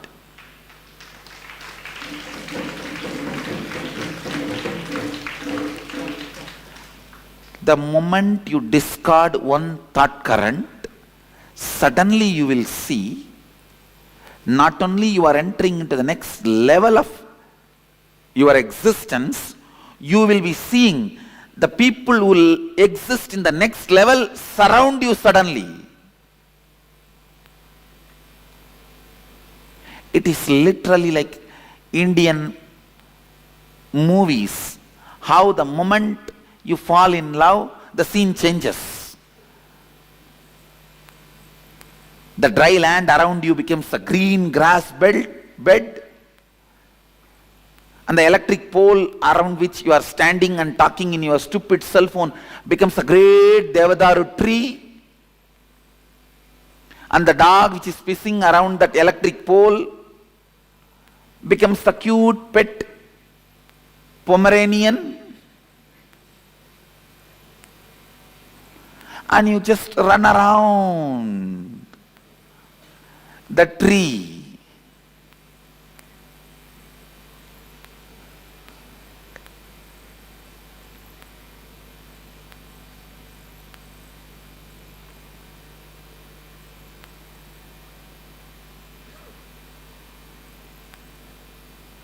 Sometimes you even feel the chillness around the pole.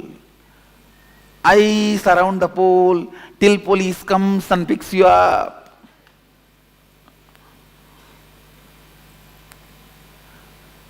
If you are just running around the electric pole, what else do you expect?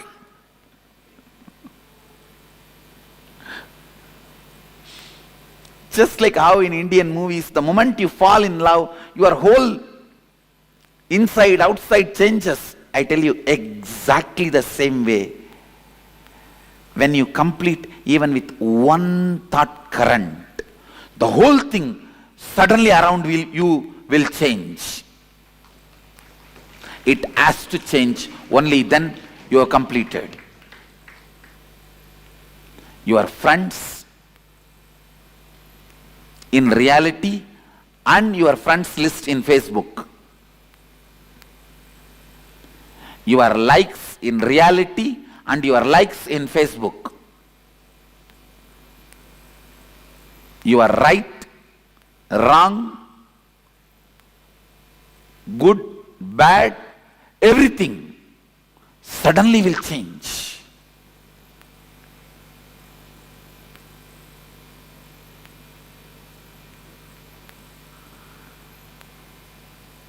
You will have such big breathing space.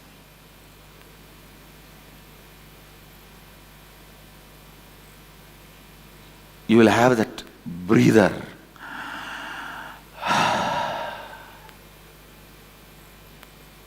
Suddenly the feeling suffocated, collapses, crashes.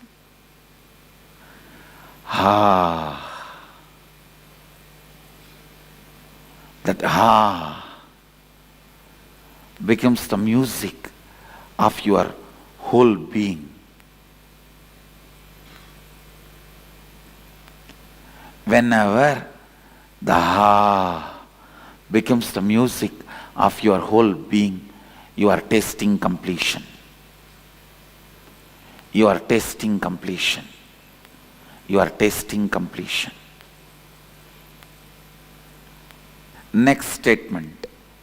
I will not accumulate karma if I do nothing. Do I accumulate karma through action or do I burn karma through action? This statement, I will not accumulate karma if I do nothing, is a myth. Listen, because there is no such thing as doing nothing. You can't, you don't know that space. When you achieve that space, you will not be making the statement, if I do nothing. You will make the statement, if I be nothing.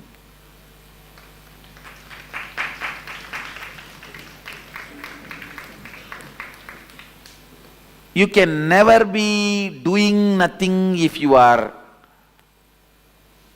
being something. Only if you are being nothing, you can be doing nothing.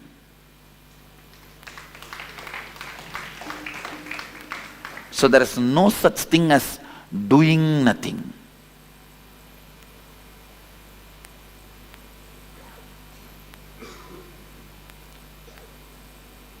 So the statement, I may not want to even say it is myth or reality, I will say it is wrong. The statement is wrong. If you make the statement, I will not accumulate karma if I be nothing, it is reality. If you make the statement, I will not accumulate karma if I do nothing, is mistake statement.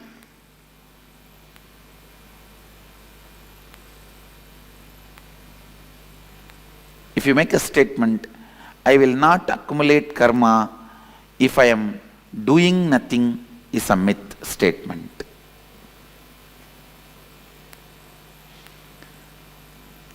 Next line.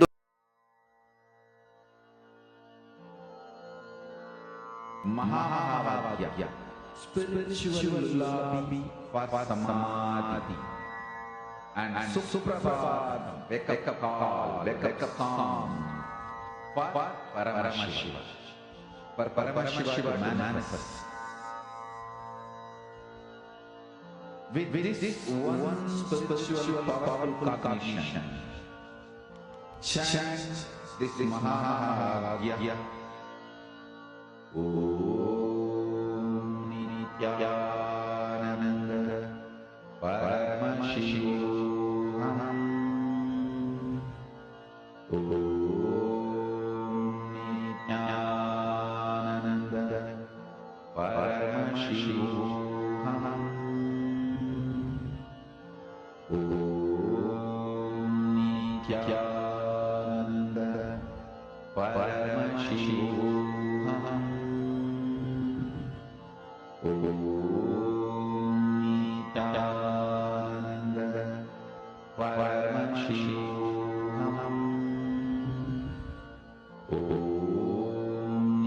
Nityanand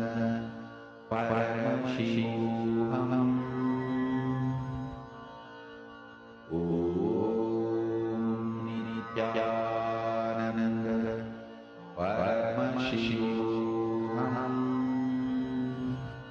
Om Nityanand Paramashivoham. Now where is it? Om Nityanand Paramashivoham. Om Nityanand Paramashivoham. Om Nityanand Paramashivoham. Yes. Nityanandam, to all participants, that was a very beautiful session. Swamiji spoke on 3 types of karma. Basically, the theory of karma, how karma is in function. How does the karma start? I see so many of you logged in. Bharatatva Ayya, Nityanandam, welcome Ayya, how are you Ayya? Nice to meet you for the program once again. Nathanaya, yes, Nityanand to you too. How are you, Aya? And yes, welcome for the program. Nice to see both of you joining the program. Thank you so much for joining. Okay. So, very beautifully Swamiji spoke about the karma theory, right? How the karma's formation, how the karma starts. See, understand, first and foremost thing all of us need to understand that karma is an unfulfilled desire which is there in you, which needs to be fulfilled either in this birth or the next birth. Karma is nothing but an unfulfilled desire, an unfulfilled incompletion, an emotion which is sitting in you and reminding you that you have to fulfill is karma. Any questions, any doubts all participants are having? Yes, Nityanandam, Nathanaya. Welcome, Aya. How are you?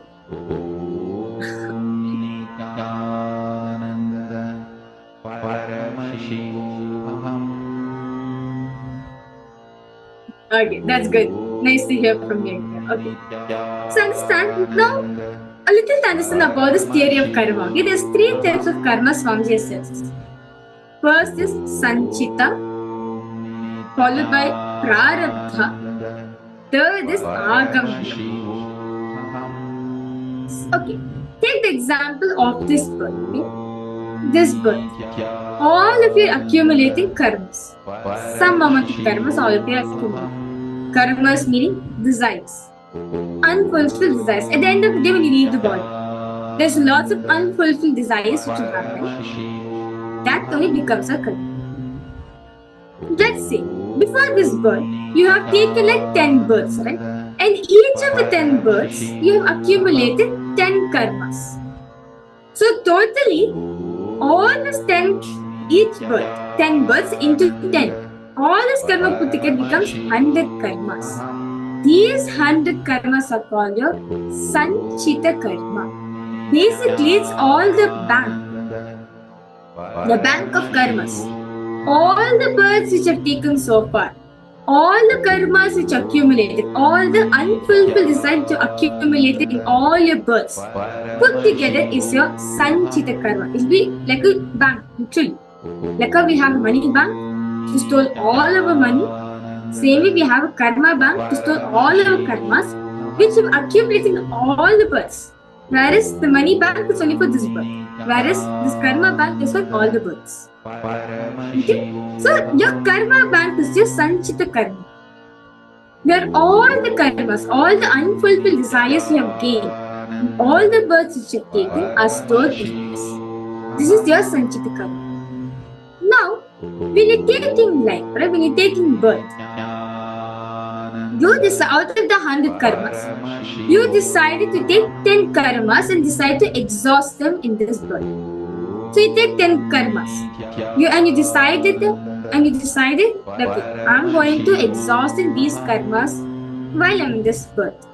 So I don't accumulate more and more karmas. So with the intention of you taking down the karmas, why you have taken this life for, the life purpose, the happening, the channel which you are manifesting the body, is the prarabdha. Prarabdha literally means what? The purpose, what you are known for, right? What you are supposed to be, your purpose, what it's meant for. Prarabdha karmas is the set of karmas you take to fulfill them in this birth, to fulfill them in the birth which you are going to. Now what we do, once we take birth, we grow up, right? We start as, when we take new life, we forget about the prarabdha karma which you have taken. We forget about it completely because of the pain which we go through when we are coming out. Because of that, we don't experience, we don't remember anything from our past.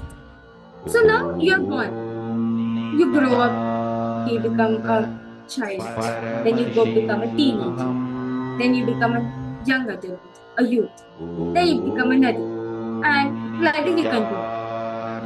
Now as years goes by, you accumulate more and more karmas, right? You accumulate more and more desires.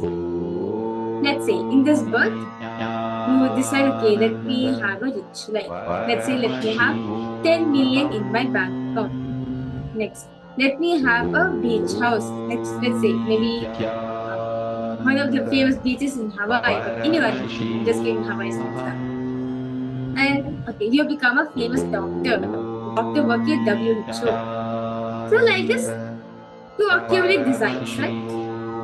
Now, the desires which are accumulating while in this body, the desires which are accumulating in this birth is agamya. So at the end, when you're leaving the body, right, you still have your karmas, you still have your prarabdha karma, and you have your extra added karma which you have from this birth. The desires which you have taken for fulfilling this birth, that set of karmas you have. Apart from that, a new set of karmas also you have. The desires which you have from this birth which you have taken. The current birth which you have taken. Those karma, everything goes mixed, put together, becomes the sanchita karma. And that's how the cycle continues. So you understand? All starts from one agam, meaning one desire which you got from this birth. The first birth, when you have taken, that no sanchita will be there. No prarabdha also will be there. From there you start accumulating new desires. New desires. That becomes unfulfilled desires.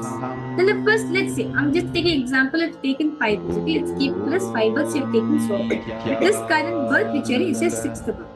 I'm just taking as an example. The first birth which you have taken, no sanchita karma. No, your bank account is clear, completely, 0. And the purpose you have come also is 0, completely. Okay? Now you start working, you start earning. Okay? As a bachelor you're starting to earn, you go for a job, you earn money. Not just money, karma also you accumulate, more and more desires you accumulate. And at the end you're leaving the body. Now the first birth is over. Okay?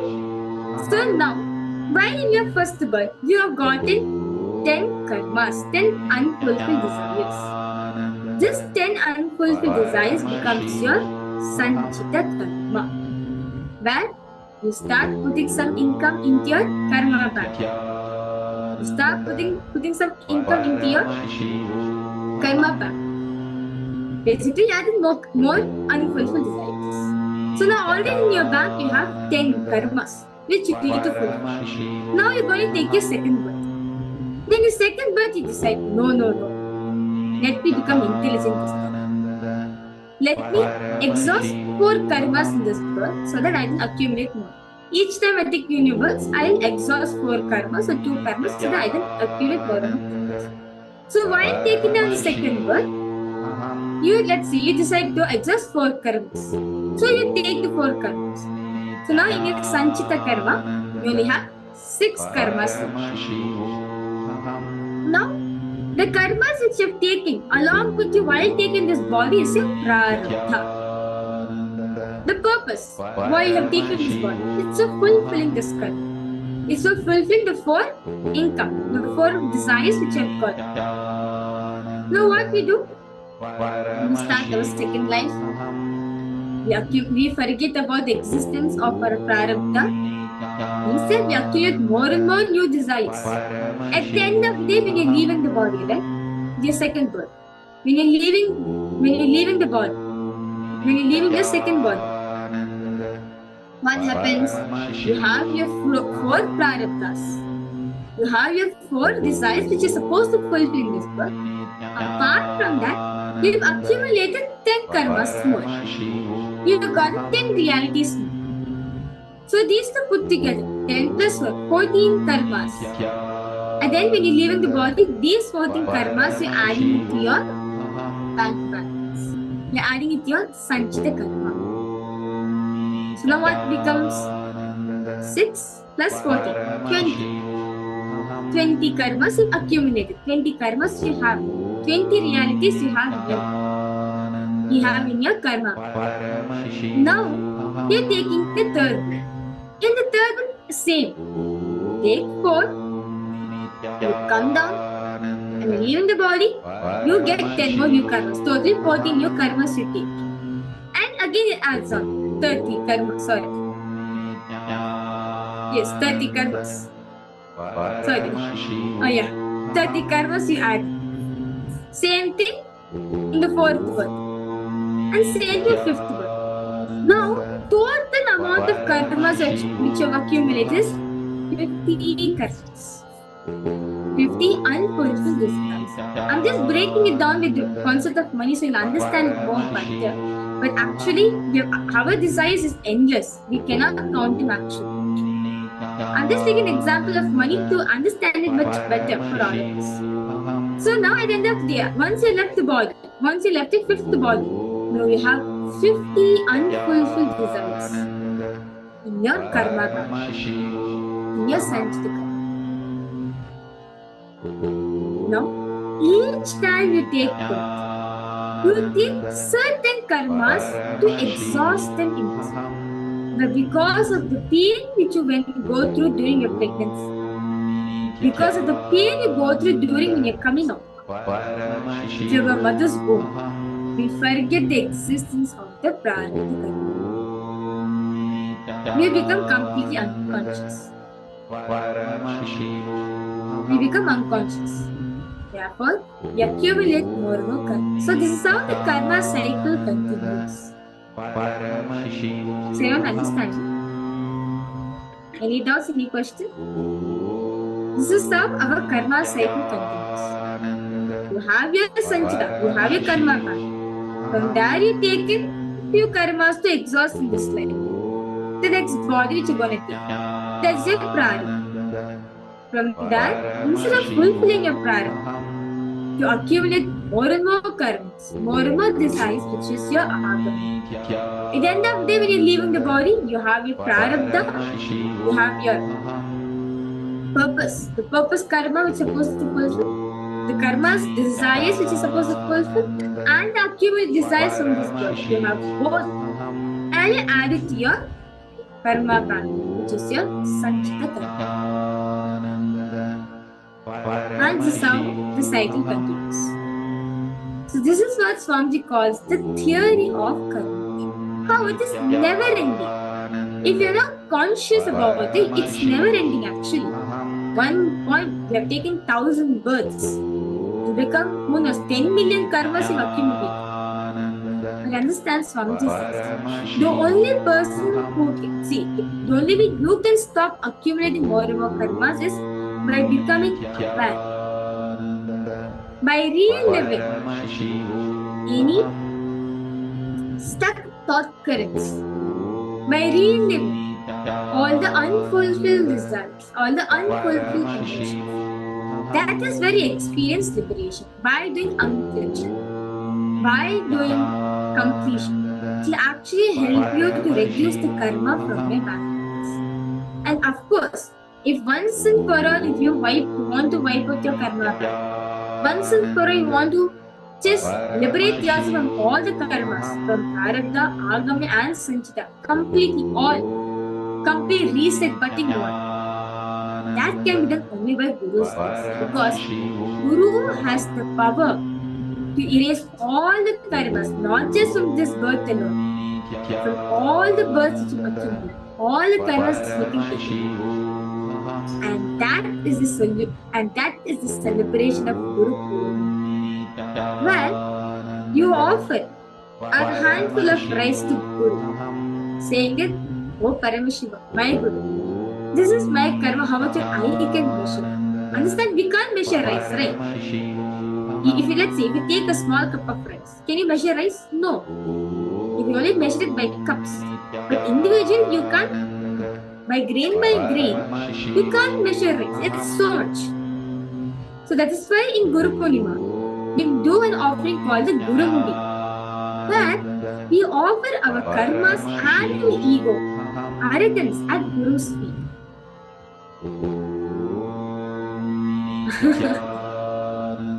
Okay. After all the karma is unfulfilled, decided. So what's the difference between good karma and bad karma? Can't get it. Okay. Good karmas, which are gotten because of when you do good merits, when you do good activities, such as when you do charity. Right? When you do, let's say, take an example of charity. When you're taking charity, let's say you give out to the poor, right? You give out whatever money you have. At the time, you get good karmas from this. Any good activity you do, it becomes a good karma. Bad karma, of course, all of us do. When you do such negative activity, we get bad karmas. In any way, both are unfulfilled. Yes. Unfulfilled, it matters from, is it positiveness or is it negativity? Understanding, ma? Positivity or negativity? Do not understand. Okay.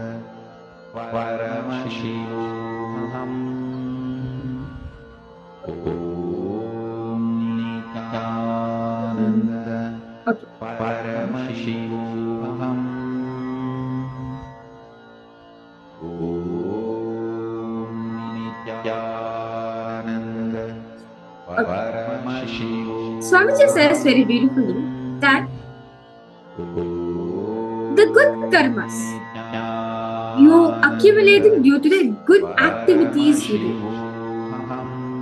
all the positive things you do. See, good karmas are more like merits, punya. It's not exactly like karma, it's more like merit, we can say. Bad karmas are like what we all of us been terrorized from a very young age. Good karmas are we get accumulated when we do good activities from this. See, let's say that you start a charity. Okay? You do charity. You have a desire in you that you want to build a place where all the orphanages also get food, also get their shelter, their education, also get shelter. That desire you get by doing good activities. That is good karma. Now you understanding, no? See, when you do good activities, when you do good deeds, certain desire we do have within ourselves, saying, I wish I could do this, I wish I could become that. That is still a karma, but positive. When you want to do it for others, when you do it for life, but you've not fulfilled it, that becomes your good karma. Is this making sense? I hope this answers your question. Yes? Okay. So when you do good activities, when you do good deeds, certain amount of desires which you have, certain desires which you do accumulate, but due to certain reasons you're not able to fulfill. These becomes a good karma. And bad karmas, yes, when it cause a suffering to the other person, directly or indirectly, that becomes part of your bad karma. But at the end of the day, both put together are not even unfulfilled desires. Good karma, bad karma is only for us to differentiate, that's it. But ultimately, both are unfulfilled desires.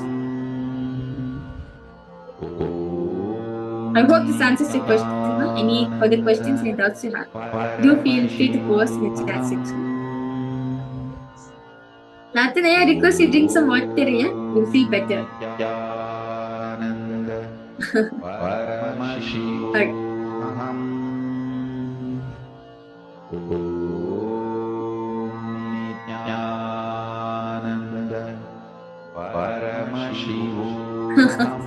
Yeah.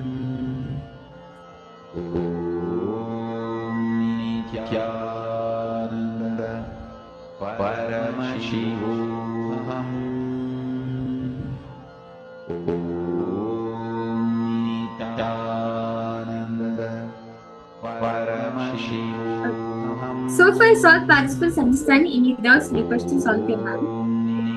So this is the theory of karma. This is the law of karma. Any activity, any deed done from the space of completion or done from the space of mature understanding you are liberated from the desire. You no more get karma. But when you do an action, when you do an activity, an action, a deed, without mature understanding or completion,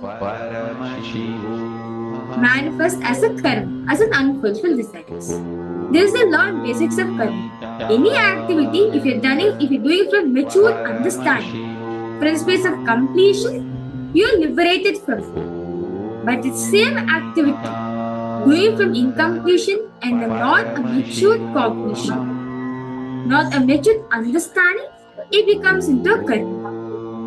So this is Swamiji says how we can relieve ourselves. How can we liberate ourselves from karma? So let's now do a small exercise, okay, for all the participants. Very beautiful exercise this is. Swamiji shares very beautifully.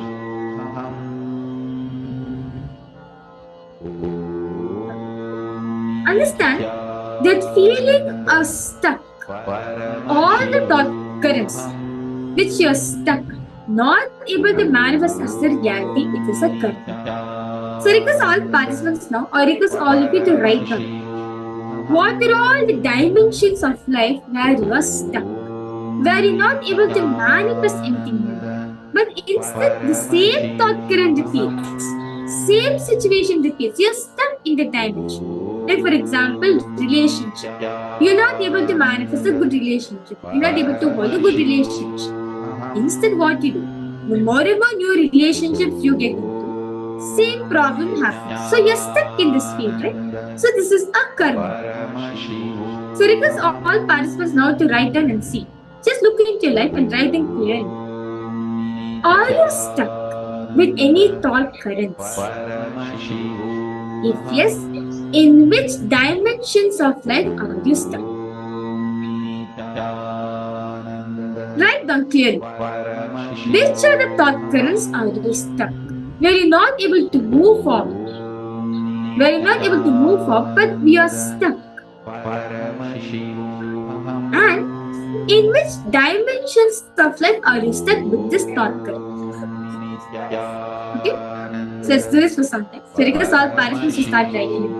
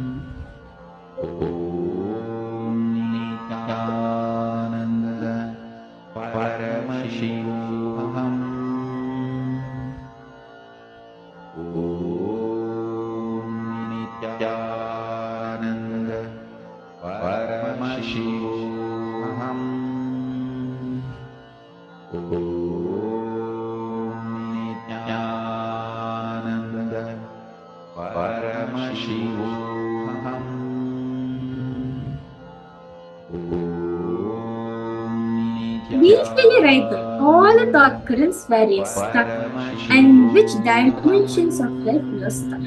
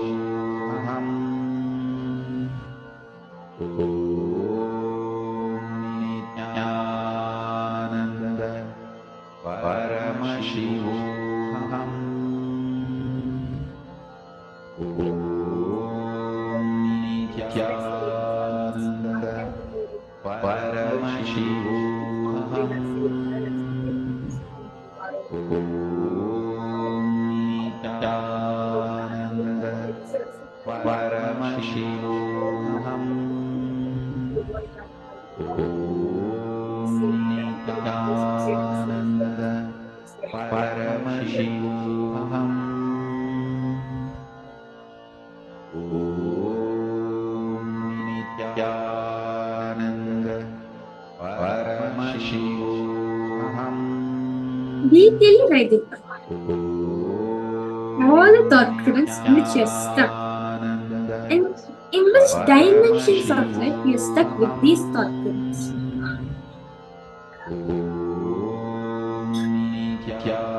Nityananda Paramashivoham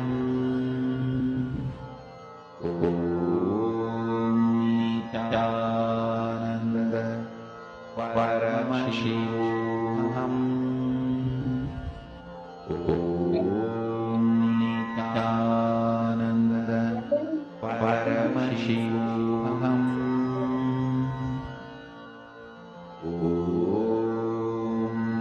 Nityananda Paramashivoham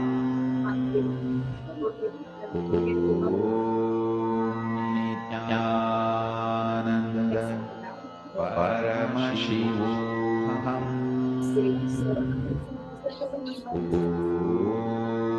Nityananda Paramashivoham Nityananda Paramashivoham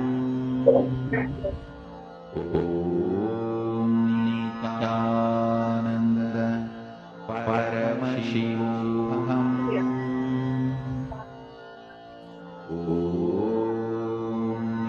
Nityananda Paramashivoham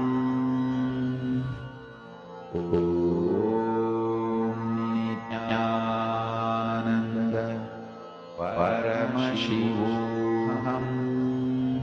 See in which dimensions of life they are stuck. Is it health, wealth, relationships, spirituality, and all other aspects of it?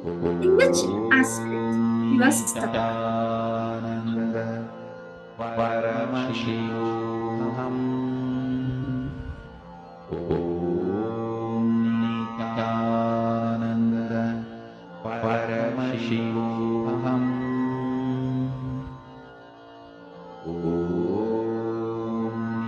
Nityananda Paramashivoham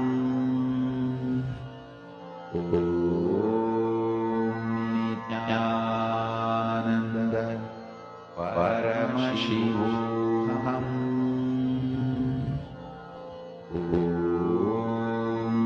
Nityananda Paramashivoham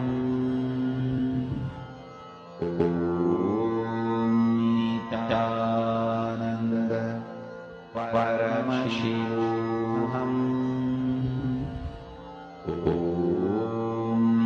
Nityananda Paramashivoham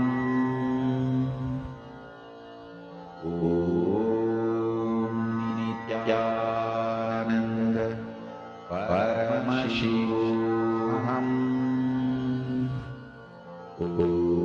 Okay. I hope all participants are done writing. Well, of course, desires is like an unfulfilled, unending thing.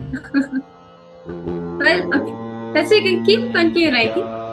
As you're writing, let's move on to the next step. Okay? Swamiji says very beautifully.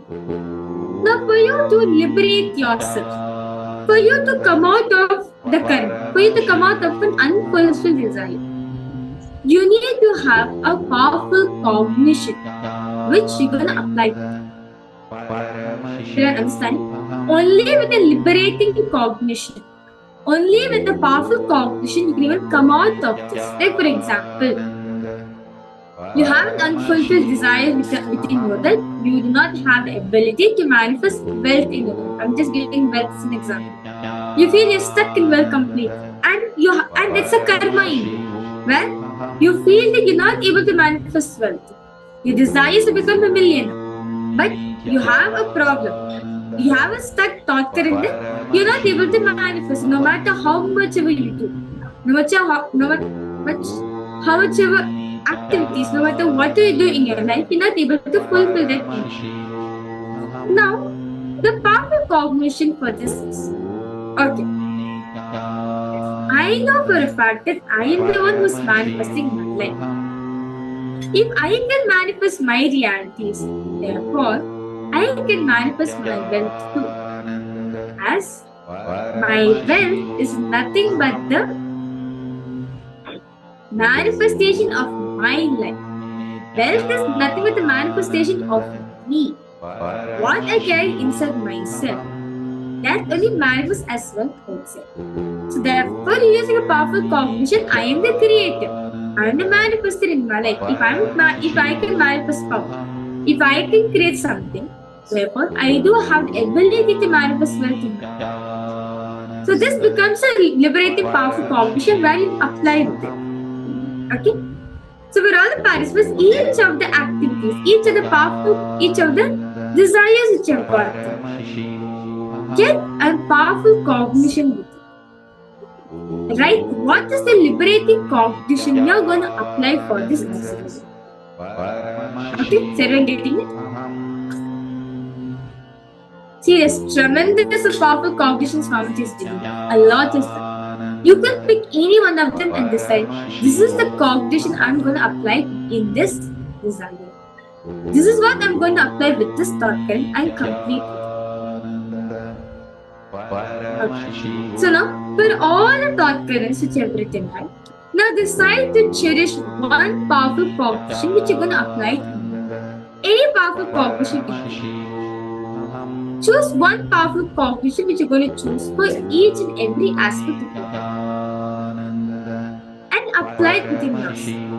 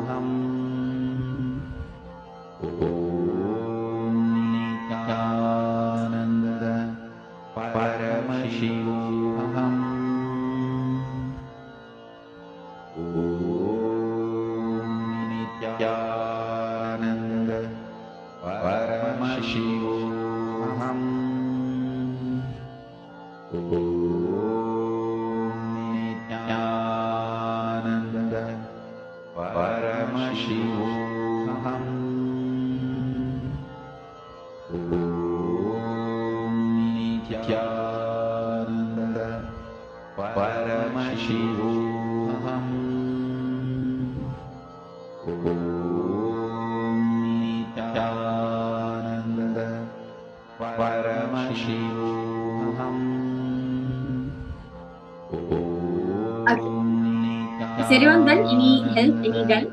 On any questions? Any guide? Anyone who wants? Do feel free to post in the chat section. Okay. Rosita, about the previous sessions question that you have posted, okay?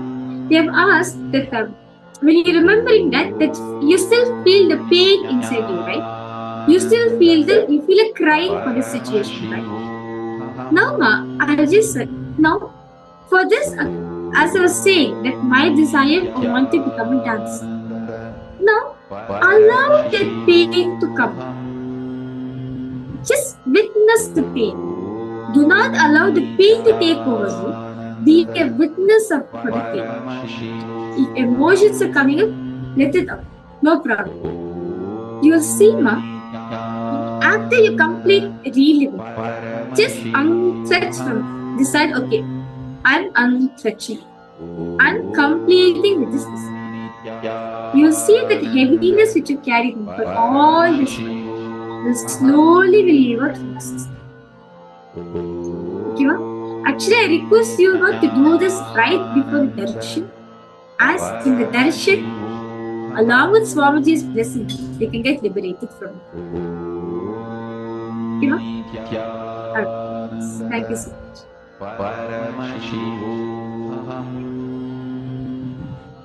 Yes, any questions, any doubts all participants are having? Okay. So for good? Okay.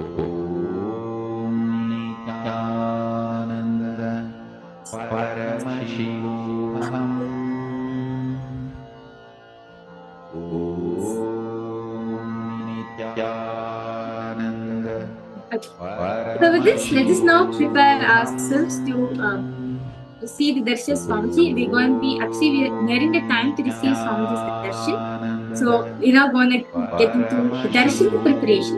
So I see so many participants logged in. I request all of you to please come on cameras and ensure that your whole environment is completely lit and bright and completely shown properly on the cameras. And do not sleep or do not eat, not lie down during Swamiji's life. Make sure you completely sit up straight as when Swamiji pours his energy into you directly, that energy goes into the system. And if you want to call family members and friends too, do go ahead and welcome them for the darshan. And if you want to offer like the offerings such as the puja, like the Naivedya offering, the sacred food offering, you can also do it along with the temple sevas. So with this, let's now take a few minutes because all participants to go ahead, freshen up yourself, drink a lot of water. You want to take some coffee, tea, hot chocolate, some snack, then go and get it and come and sit for the darshan preparation. Let's all get ready to prepare ourselves to receive the darshan of Swamiji. As today, all the participants, all of you are going to be initiated into the important aspects of it. Well, Swamiji is going to be initiating us into experiencing a breakthrough in life. We're experiencing breakthrough in your karma and raise yourself to a higher level to manifest your abilities. So basically today all the participants, all of you are going to be receiving initiation where you're going to go beyond your karmas. You're going to get liberated from your karmas and manifest your reality as well. So this is the initiation all of us are going to be receiving today. So let's start getting ready to prepare ourselves to receive the darshan of Swamiji.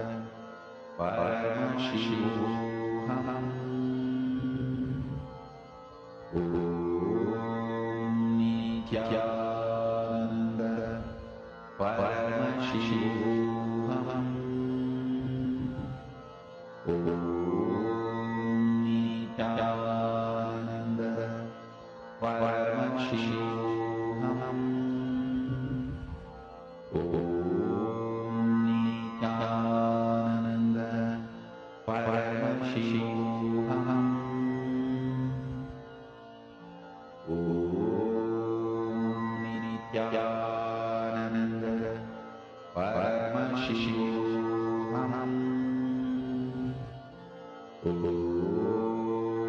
Nityananda Paramashivoham. Om Nityananda Paramashivoham. Om Nityananda Paramashivoham. Om Nityananda Paramashivoham.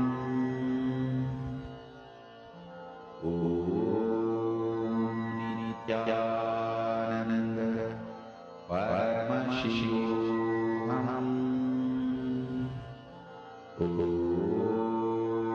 Nityananda Paramashivoham. Om Nityananda Paramashivoham. Om Nityananda Paramashivoham. Om Nityananda Paramashivoham. Om Nityananda Paramashivoham. Om Nityananda Paramashivoham. Om Nityananda Paramashivoham. Om Nityananda Paramashivoham. Om Nityananda Paramashivoham. Om Nityananda Paramashivoham. Om Nityananda Paramashivoham. Om Nityananda Paramashivoham. Mahavagya, spiritual lobby for samadhi, and Suprabhat, wake up call, wake up song for Paramashiva. This Mahavagya is spiritual lobby for you to fall into samadhi. Suprabhat, wake up song for Paramashiva to wake up in you. Just remember this one powerful cognition. This Mahavagya puts me in samadhi. This is spiritual lobby for samadhi, and Suprabhat, wake up song for Paramashiva in me. For Paramashiva manifests. With this one spiritual powerful cognition, chant this Mahavagya.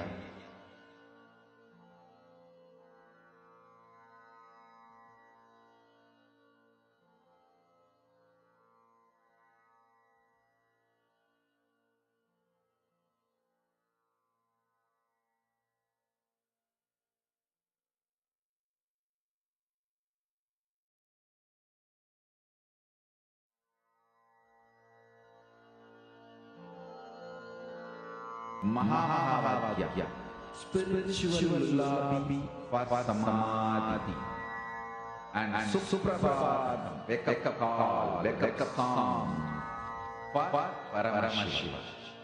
For Paramashiva manifests. With this one spiritual powerful cognition,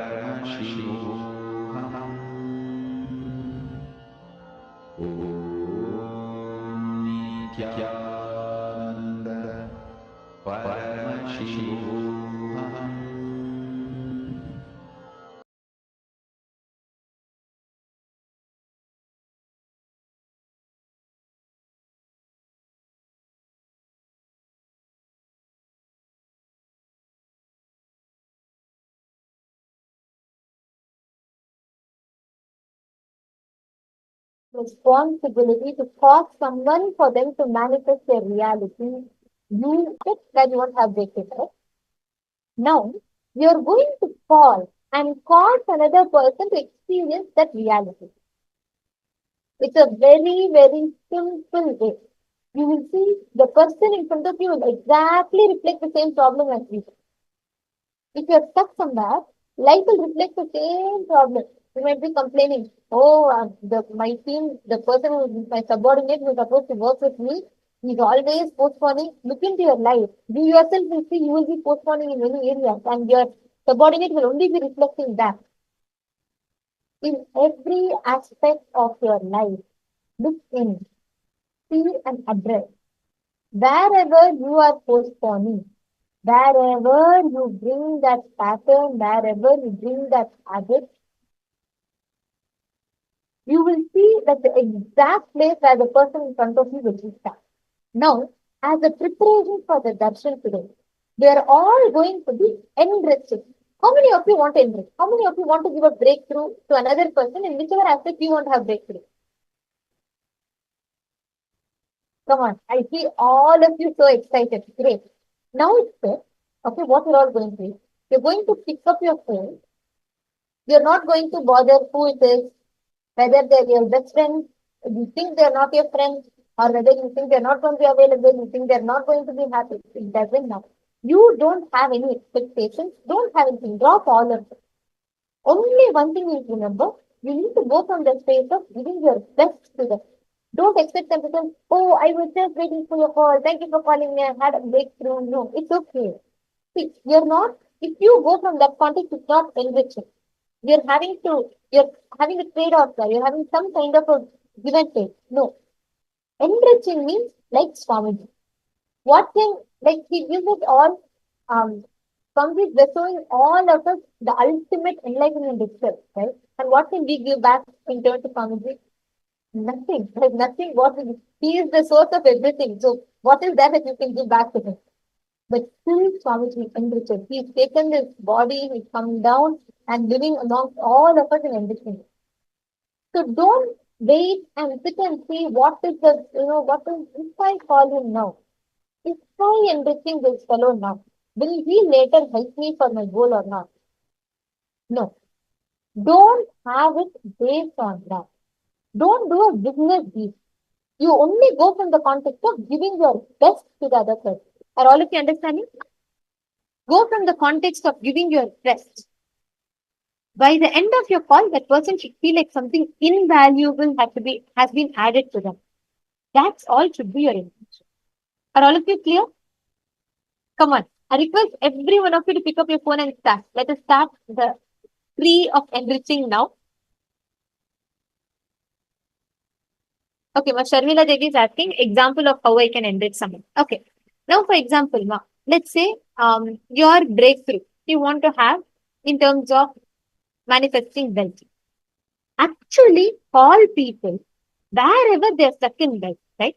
First thing, you can introduce, all of you can introduce yourself, saying you're attending such and such a program. Set the context to them that you just want to cause their reality. Okay. Ask them to share. Actually, you all can itself scan through your today. You can say, I'm calling because you can explain about enriching to them. Share the signs of enriching with them. You can just say, I learned something called enriching today. This is what is my click. And you came into my mind as soon as I remembered this, and I want to cause your reality. Take responsibility. Tell them you're willing to cause their reality. And then request their consent. And after that, scan them and identify what is that one reality they want to manifest. Maybe they'll say, I want to manifest wealth. They may say, I'm planning to buy a car, but somehow it's not happening.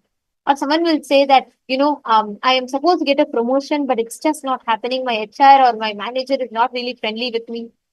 Any reality that they're stuck in, you're going to ask them if that is a reality that they want to manifest. You're going to find out what is the exact obstacle that they have.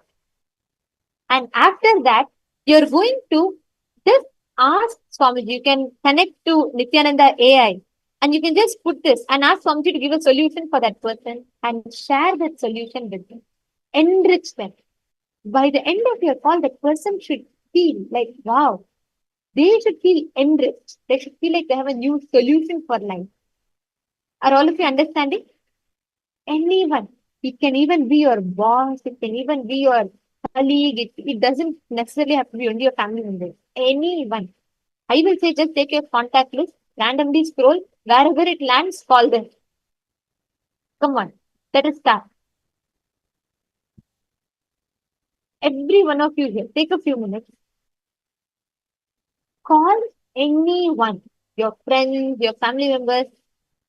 Okay, I see Ma Kala Kala Priya is already on her call. Good. Ma Jessica, are you calling? Ma Jyoti Konda? Ma Saroj? Every one of you, come on, pick up your phone, start. Go from the spirit of enriching. Really go from the space of giving the best to the other person. Ma Vera Lucia, come on. All of you start.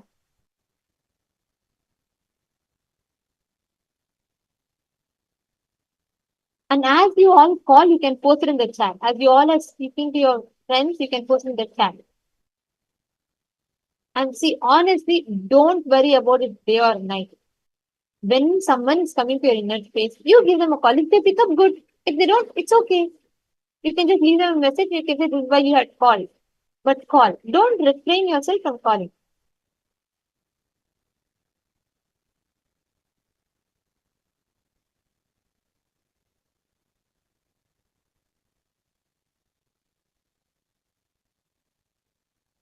Come on, every one of you, start your call.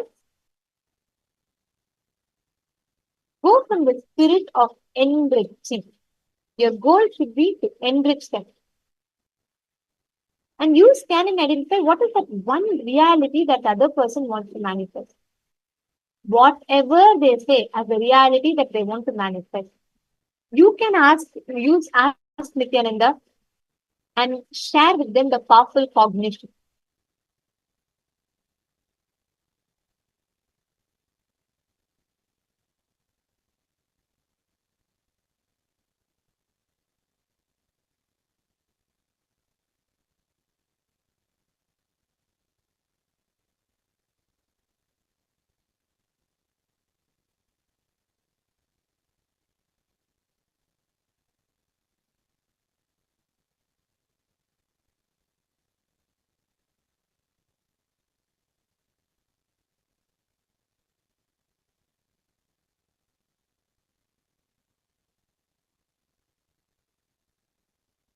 I'm giving on a few minutes.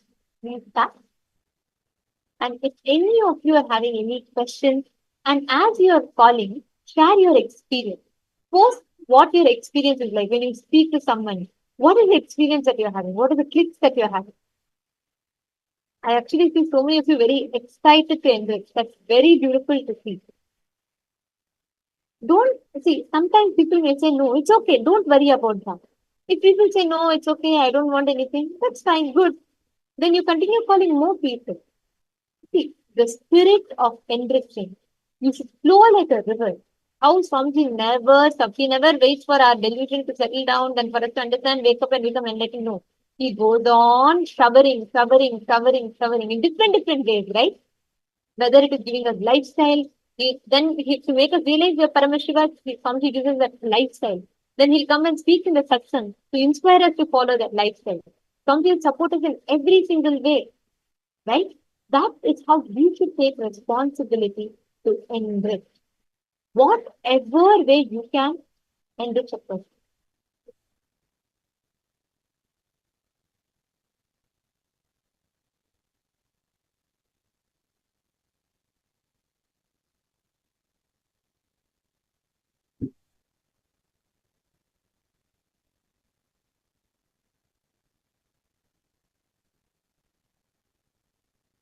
Go from the space of enriching. Go from the space of giving the best to the person.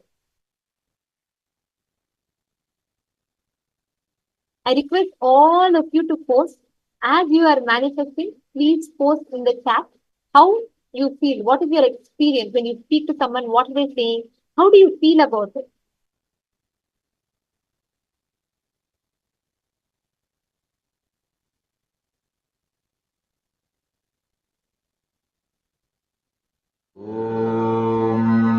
Nityanand Paramashivoham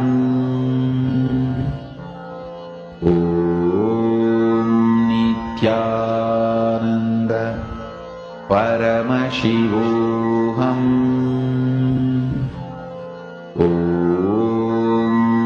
Nityanand Paramashivoham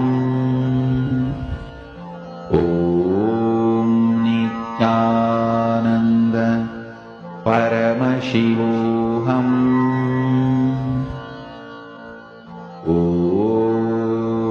Nityanand Paramashivoham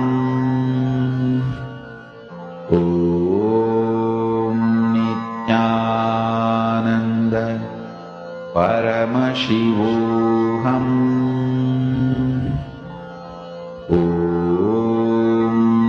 Nityanand Paramashivoham Nityanand Paramashivoham Nityanand Paramashivoham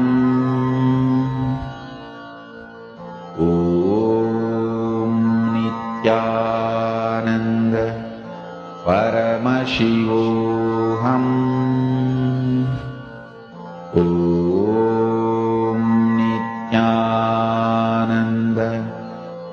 Paramashivoham Nityanand Paramashivoham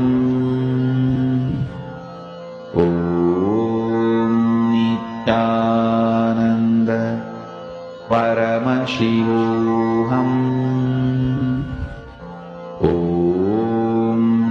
Nityanand Paramashivoham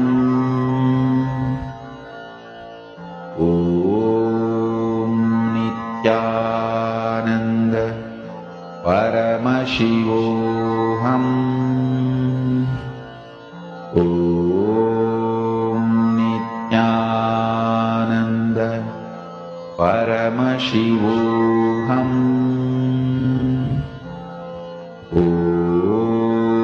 Nityanand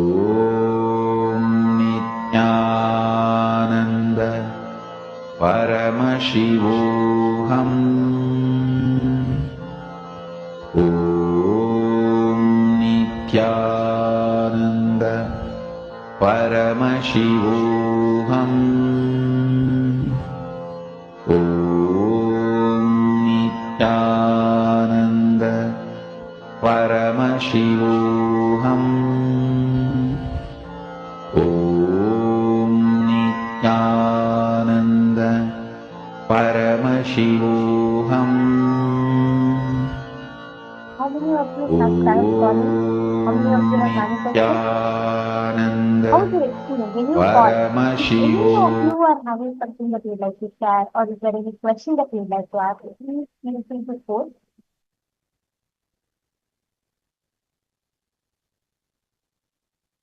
Come on, every one of you, please start. I see so many of you actually making calls.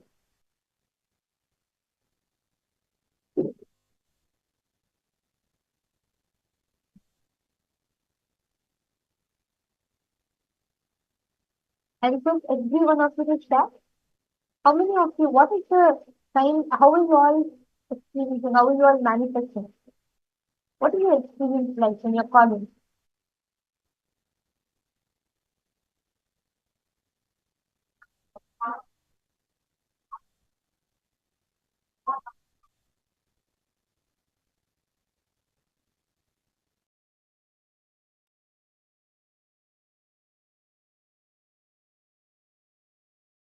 I request every one of you to post, come on. How was it? See, when you call, when you enrich, when you start doing this more and more, understand each one of you, you will have a breakthrough in the aspects that you're really yearning to have breakthrough for. Now, Jyotika, how was your experience when you called? Now, secondly, you don't need to have percentage. You call some of your friends or family members and enrich them. Ma Anna has put this enrichment is a wonderful gift that we can offer. Absolutely, yes, that's very true. When you start enriching, you really enjoy the whole process. You will really see by the type of doubts that people ask you, the type of questions people have, everything will be very, very closely connected to you. When you actually start enriching people, when you actually start taking responsibility to enrich people, you will see the kind of breakthrough you will have. You will see how beautifully, when you are actually guiding someone for solution, you will arrive at solution yourself. I request every one of you to at least make one call. Don't skip this now. At least one call, make to the other person and enrich them. You will really see that whole spirit of enrichment will come alive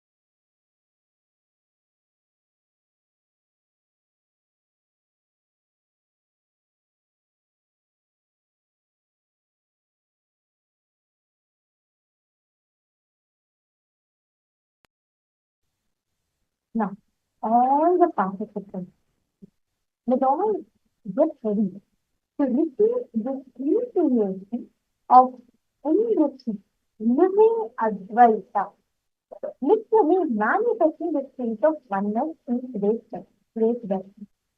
Very, very shortly, we're all going to be receiving the darshan of Bhagavan Vicharanamurti, Shardula Haramurti, Bhujanga Lalita Murti, and various manifestations of Paramashiva, all of them embody the principle of annihilation. Today, during the darshan, Swami is going to be initiating all of this into experiencing enrichment, experiencing the spirit of enrichment that comes alive in you. All of us have any karma you are stuck in, any that you are stuck in.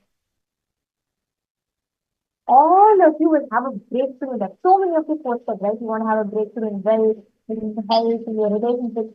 Today's darshan, you will have a breakthrough in all these dimensions. And just by this gift that Swami is giving us. Understand? Today, by the end of today's day, you will see external, whichever, like for example, some of you posted, I want to have health breakthrough, and so on, right? The initiation today is going to be very powerful. By the end of it, you will see how you will start manifesting breakthrough. I request all the participants to please come and settle down. Ma Stephanie Lai, Ma Maluvya Mauna, Ma Nirantarananda, Ma Venkateshananda. Can I request everyone to come on the camera and settle down? Ma Jnana Swarupini, Ma Tanya Devani, Ma Yogananda Uchini, Ma Kala Hantrikananda. I request all the participants to please settle down. Let us all get ready to receive the darshan. Today, as all of us are preparing to receive the darshan of Vicharanamurti, we are all going to be listening. Paramashiva comes down with a begging bowl to take away all our karmas, to give us ultimate happiness. That is what Bhagavan Vicharanamurti was saying. He literally comes with a begging bowl, takes away all the karmas of people and covers them with enrichment, covers them with costless auspiciation. Now, we are all going to be chanting the Jnana Shloka of Bhagavan Vicharanamurti in form of Paramashiva as we all get ready to receive the darshan.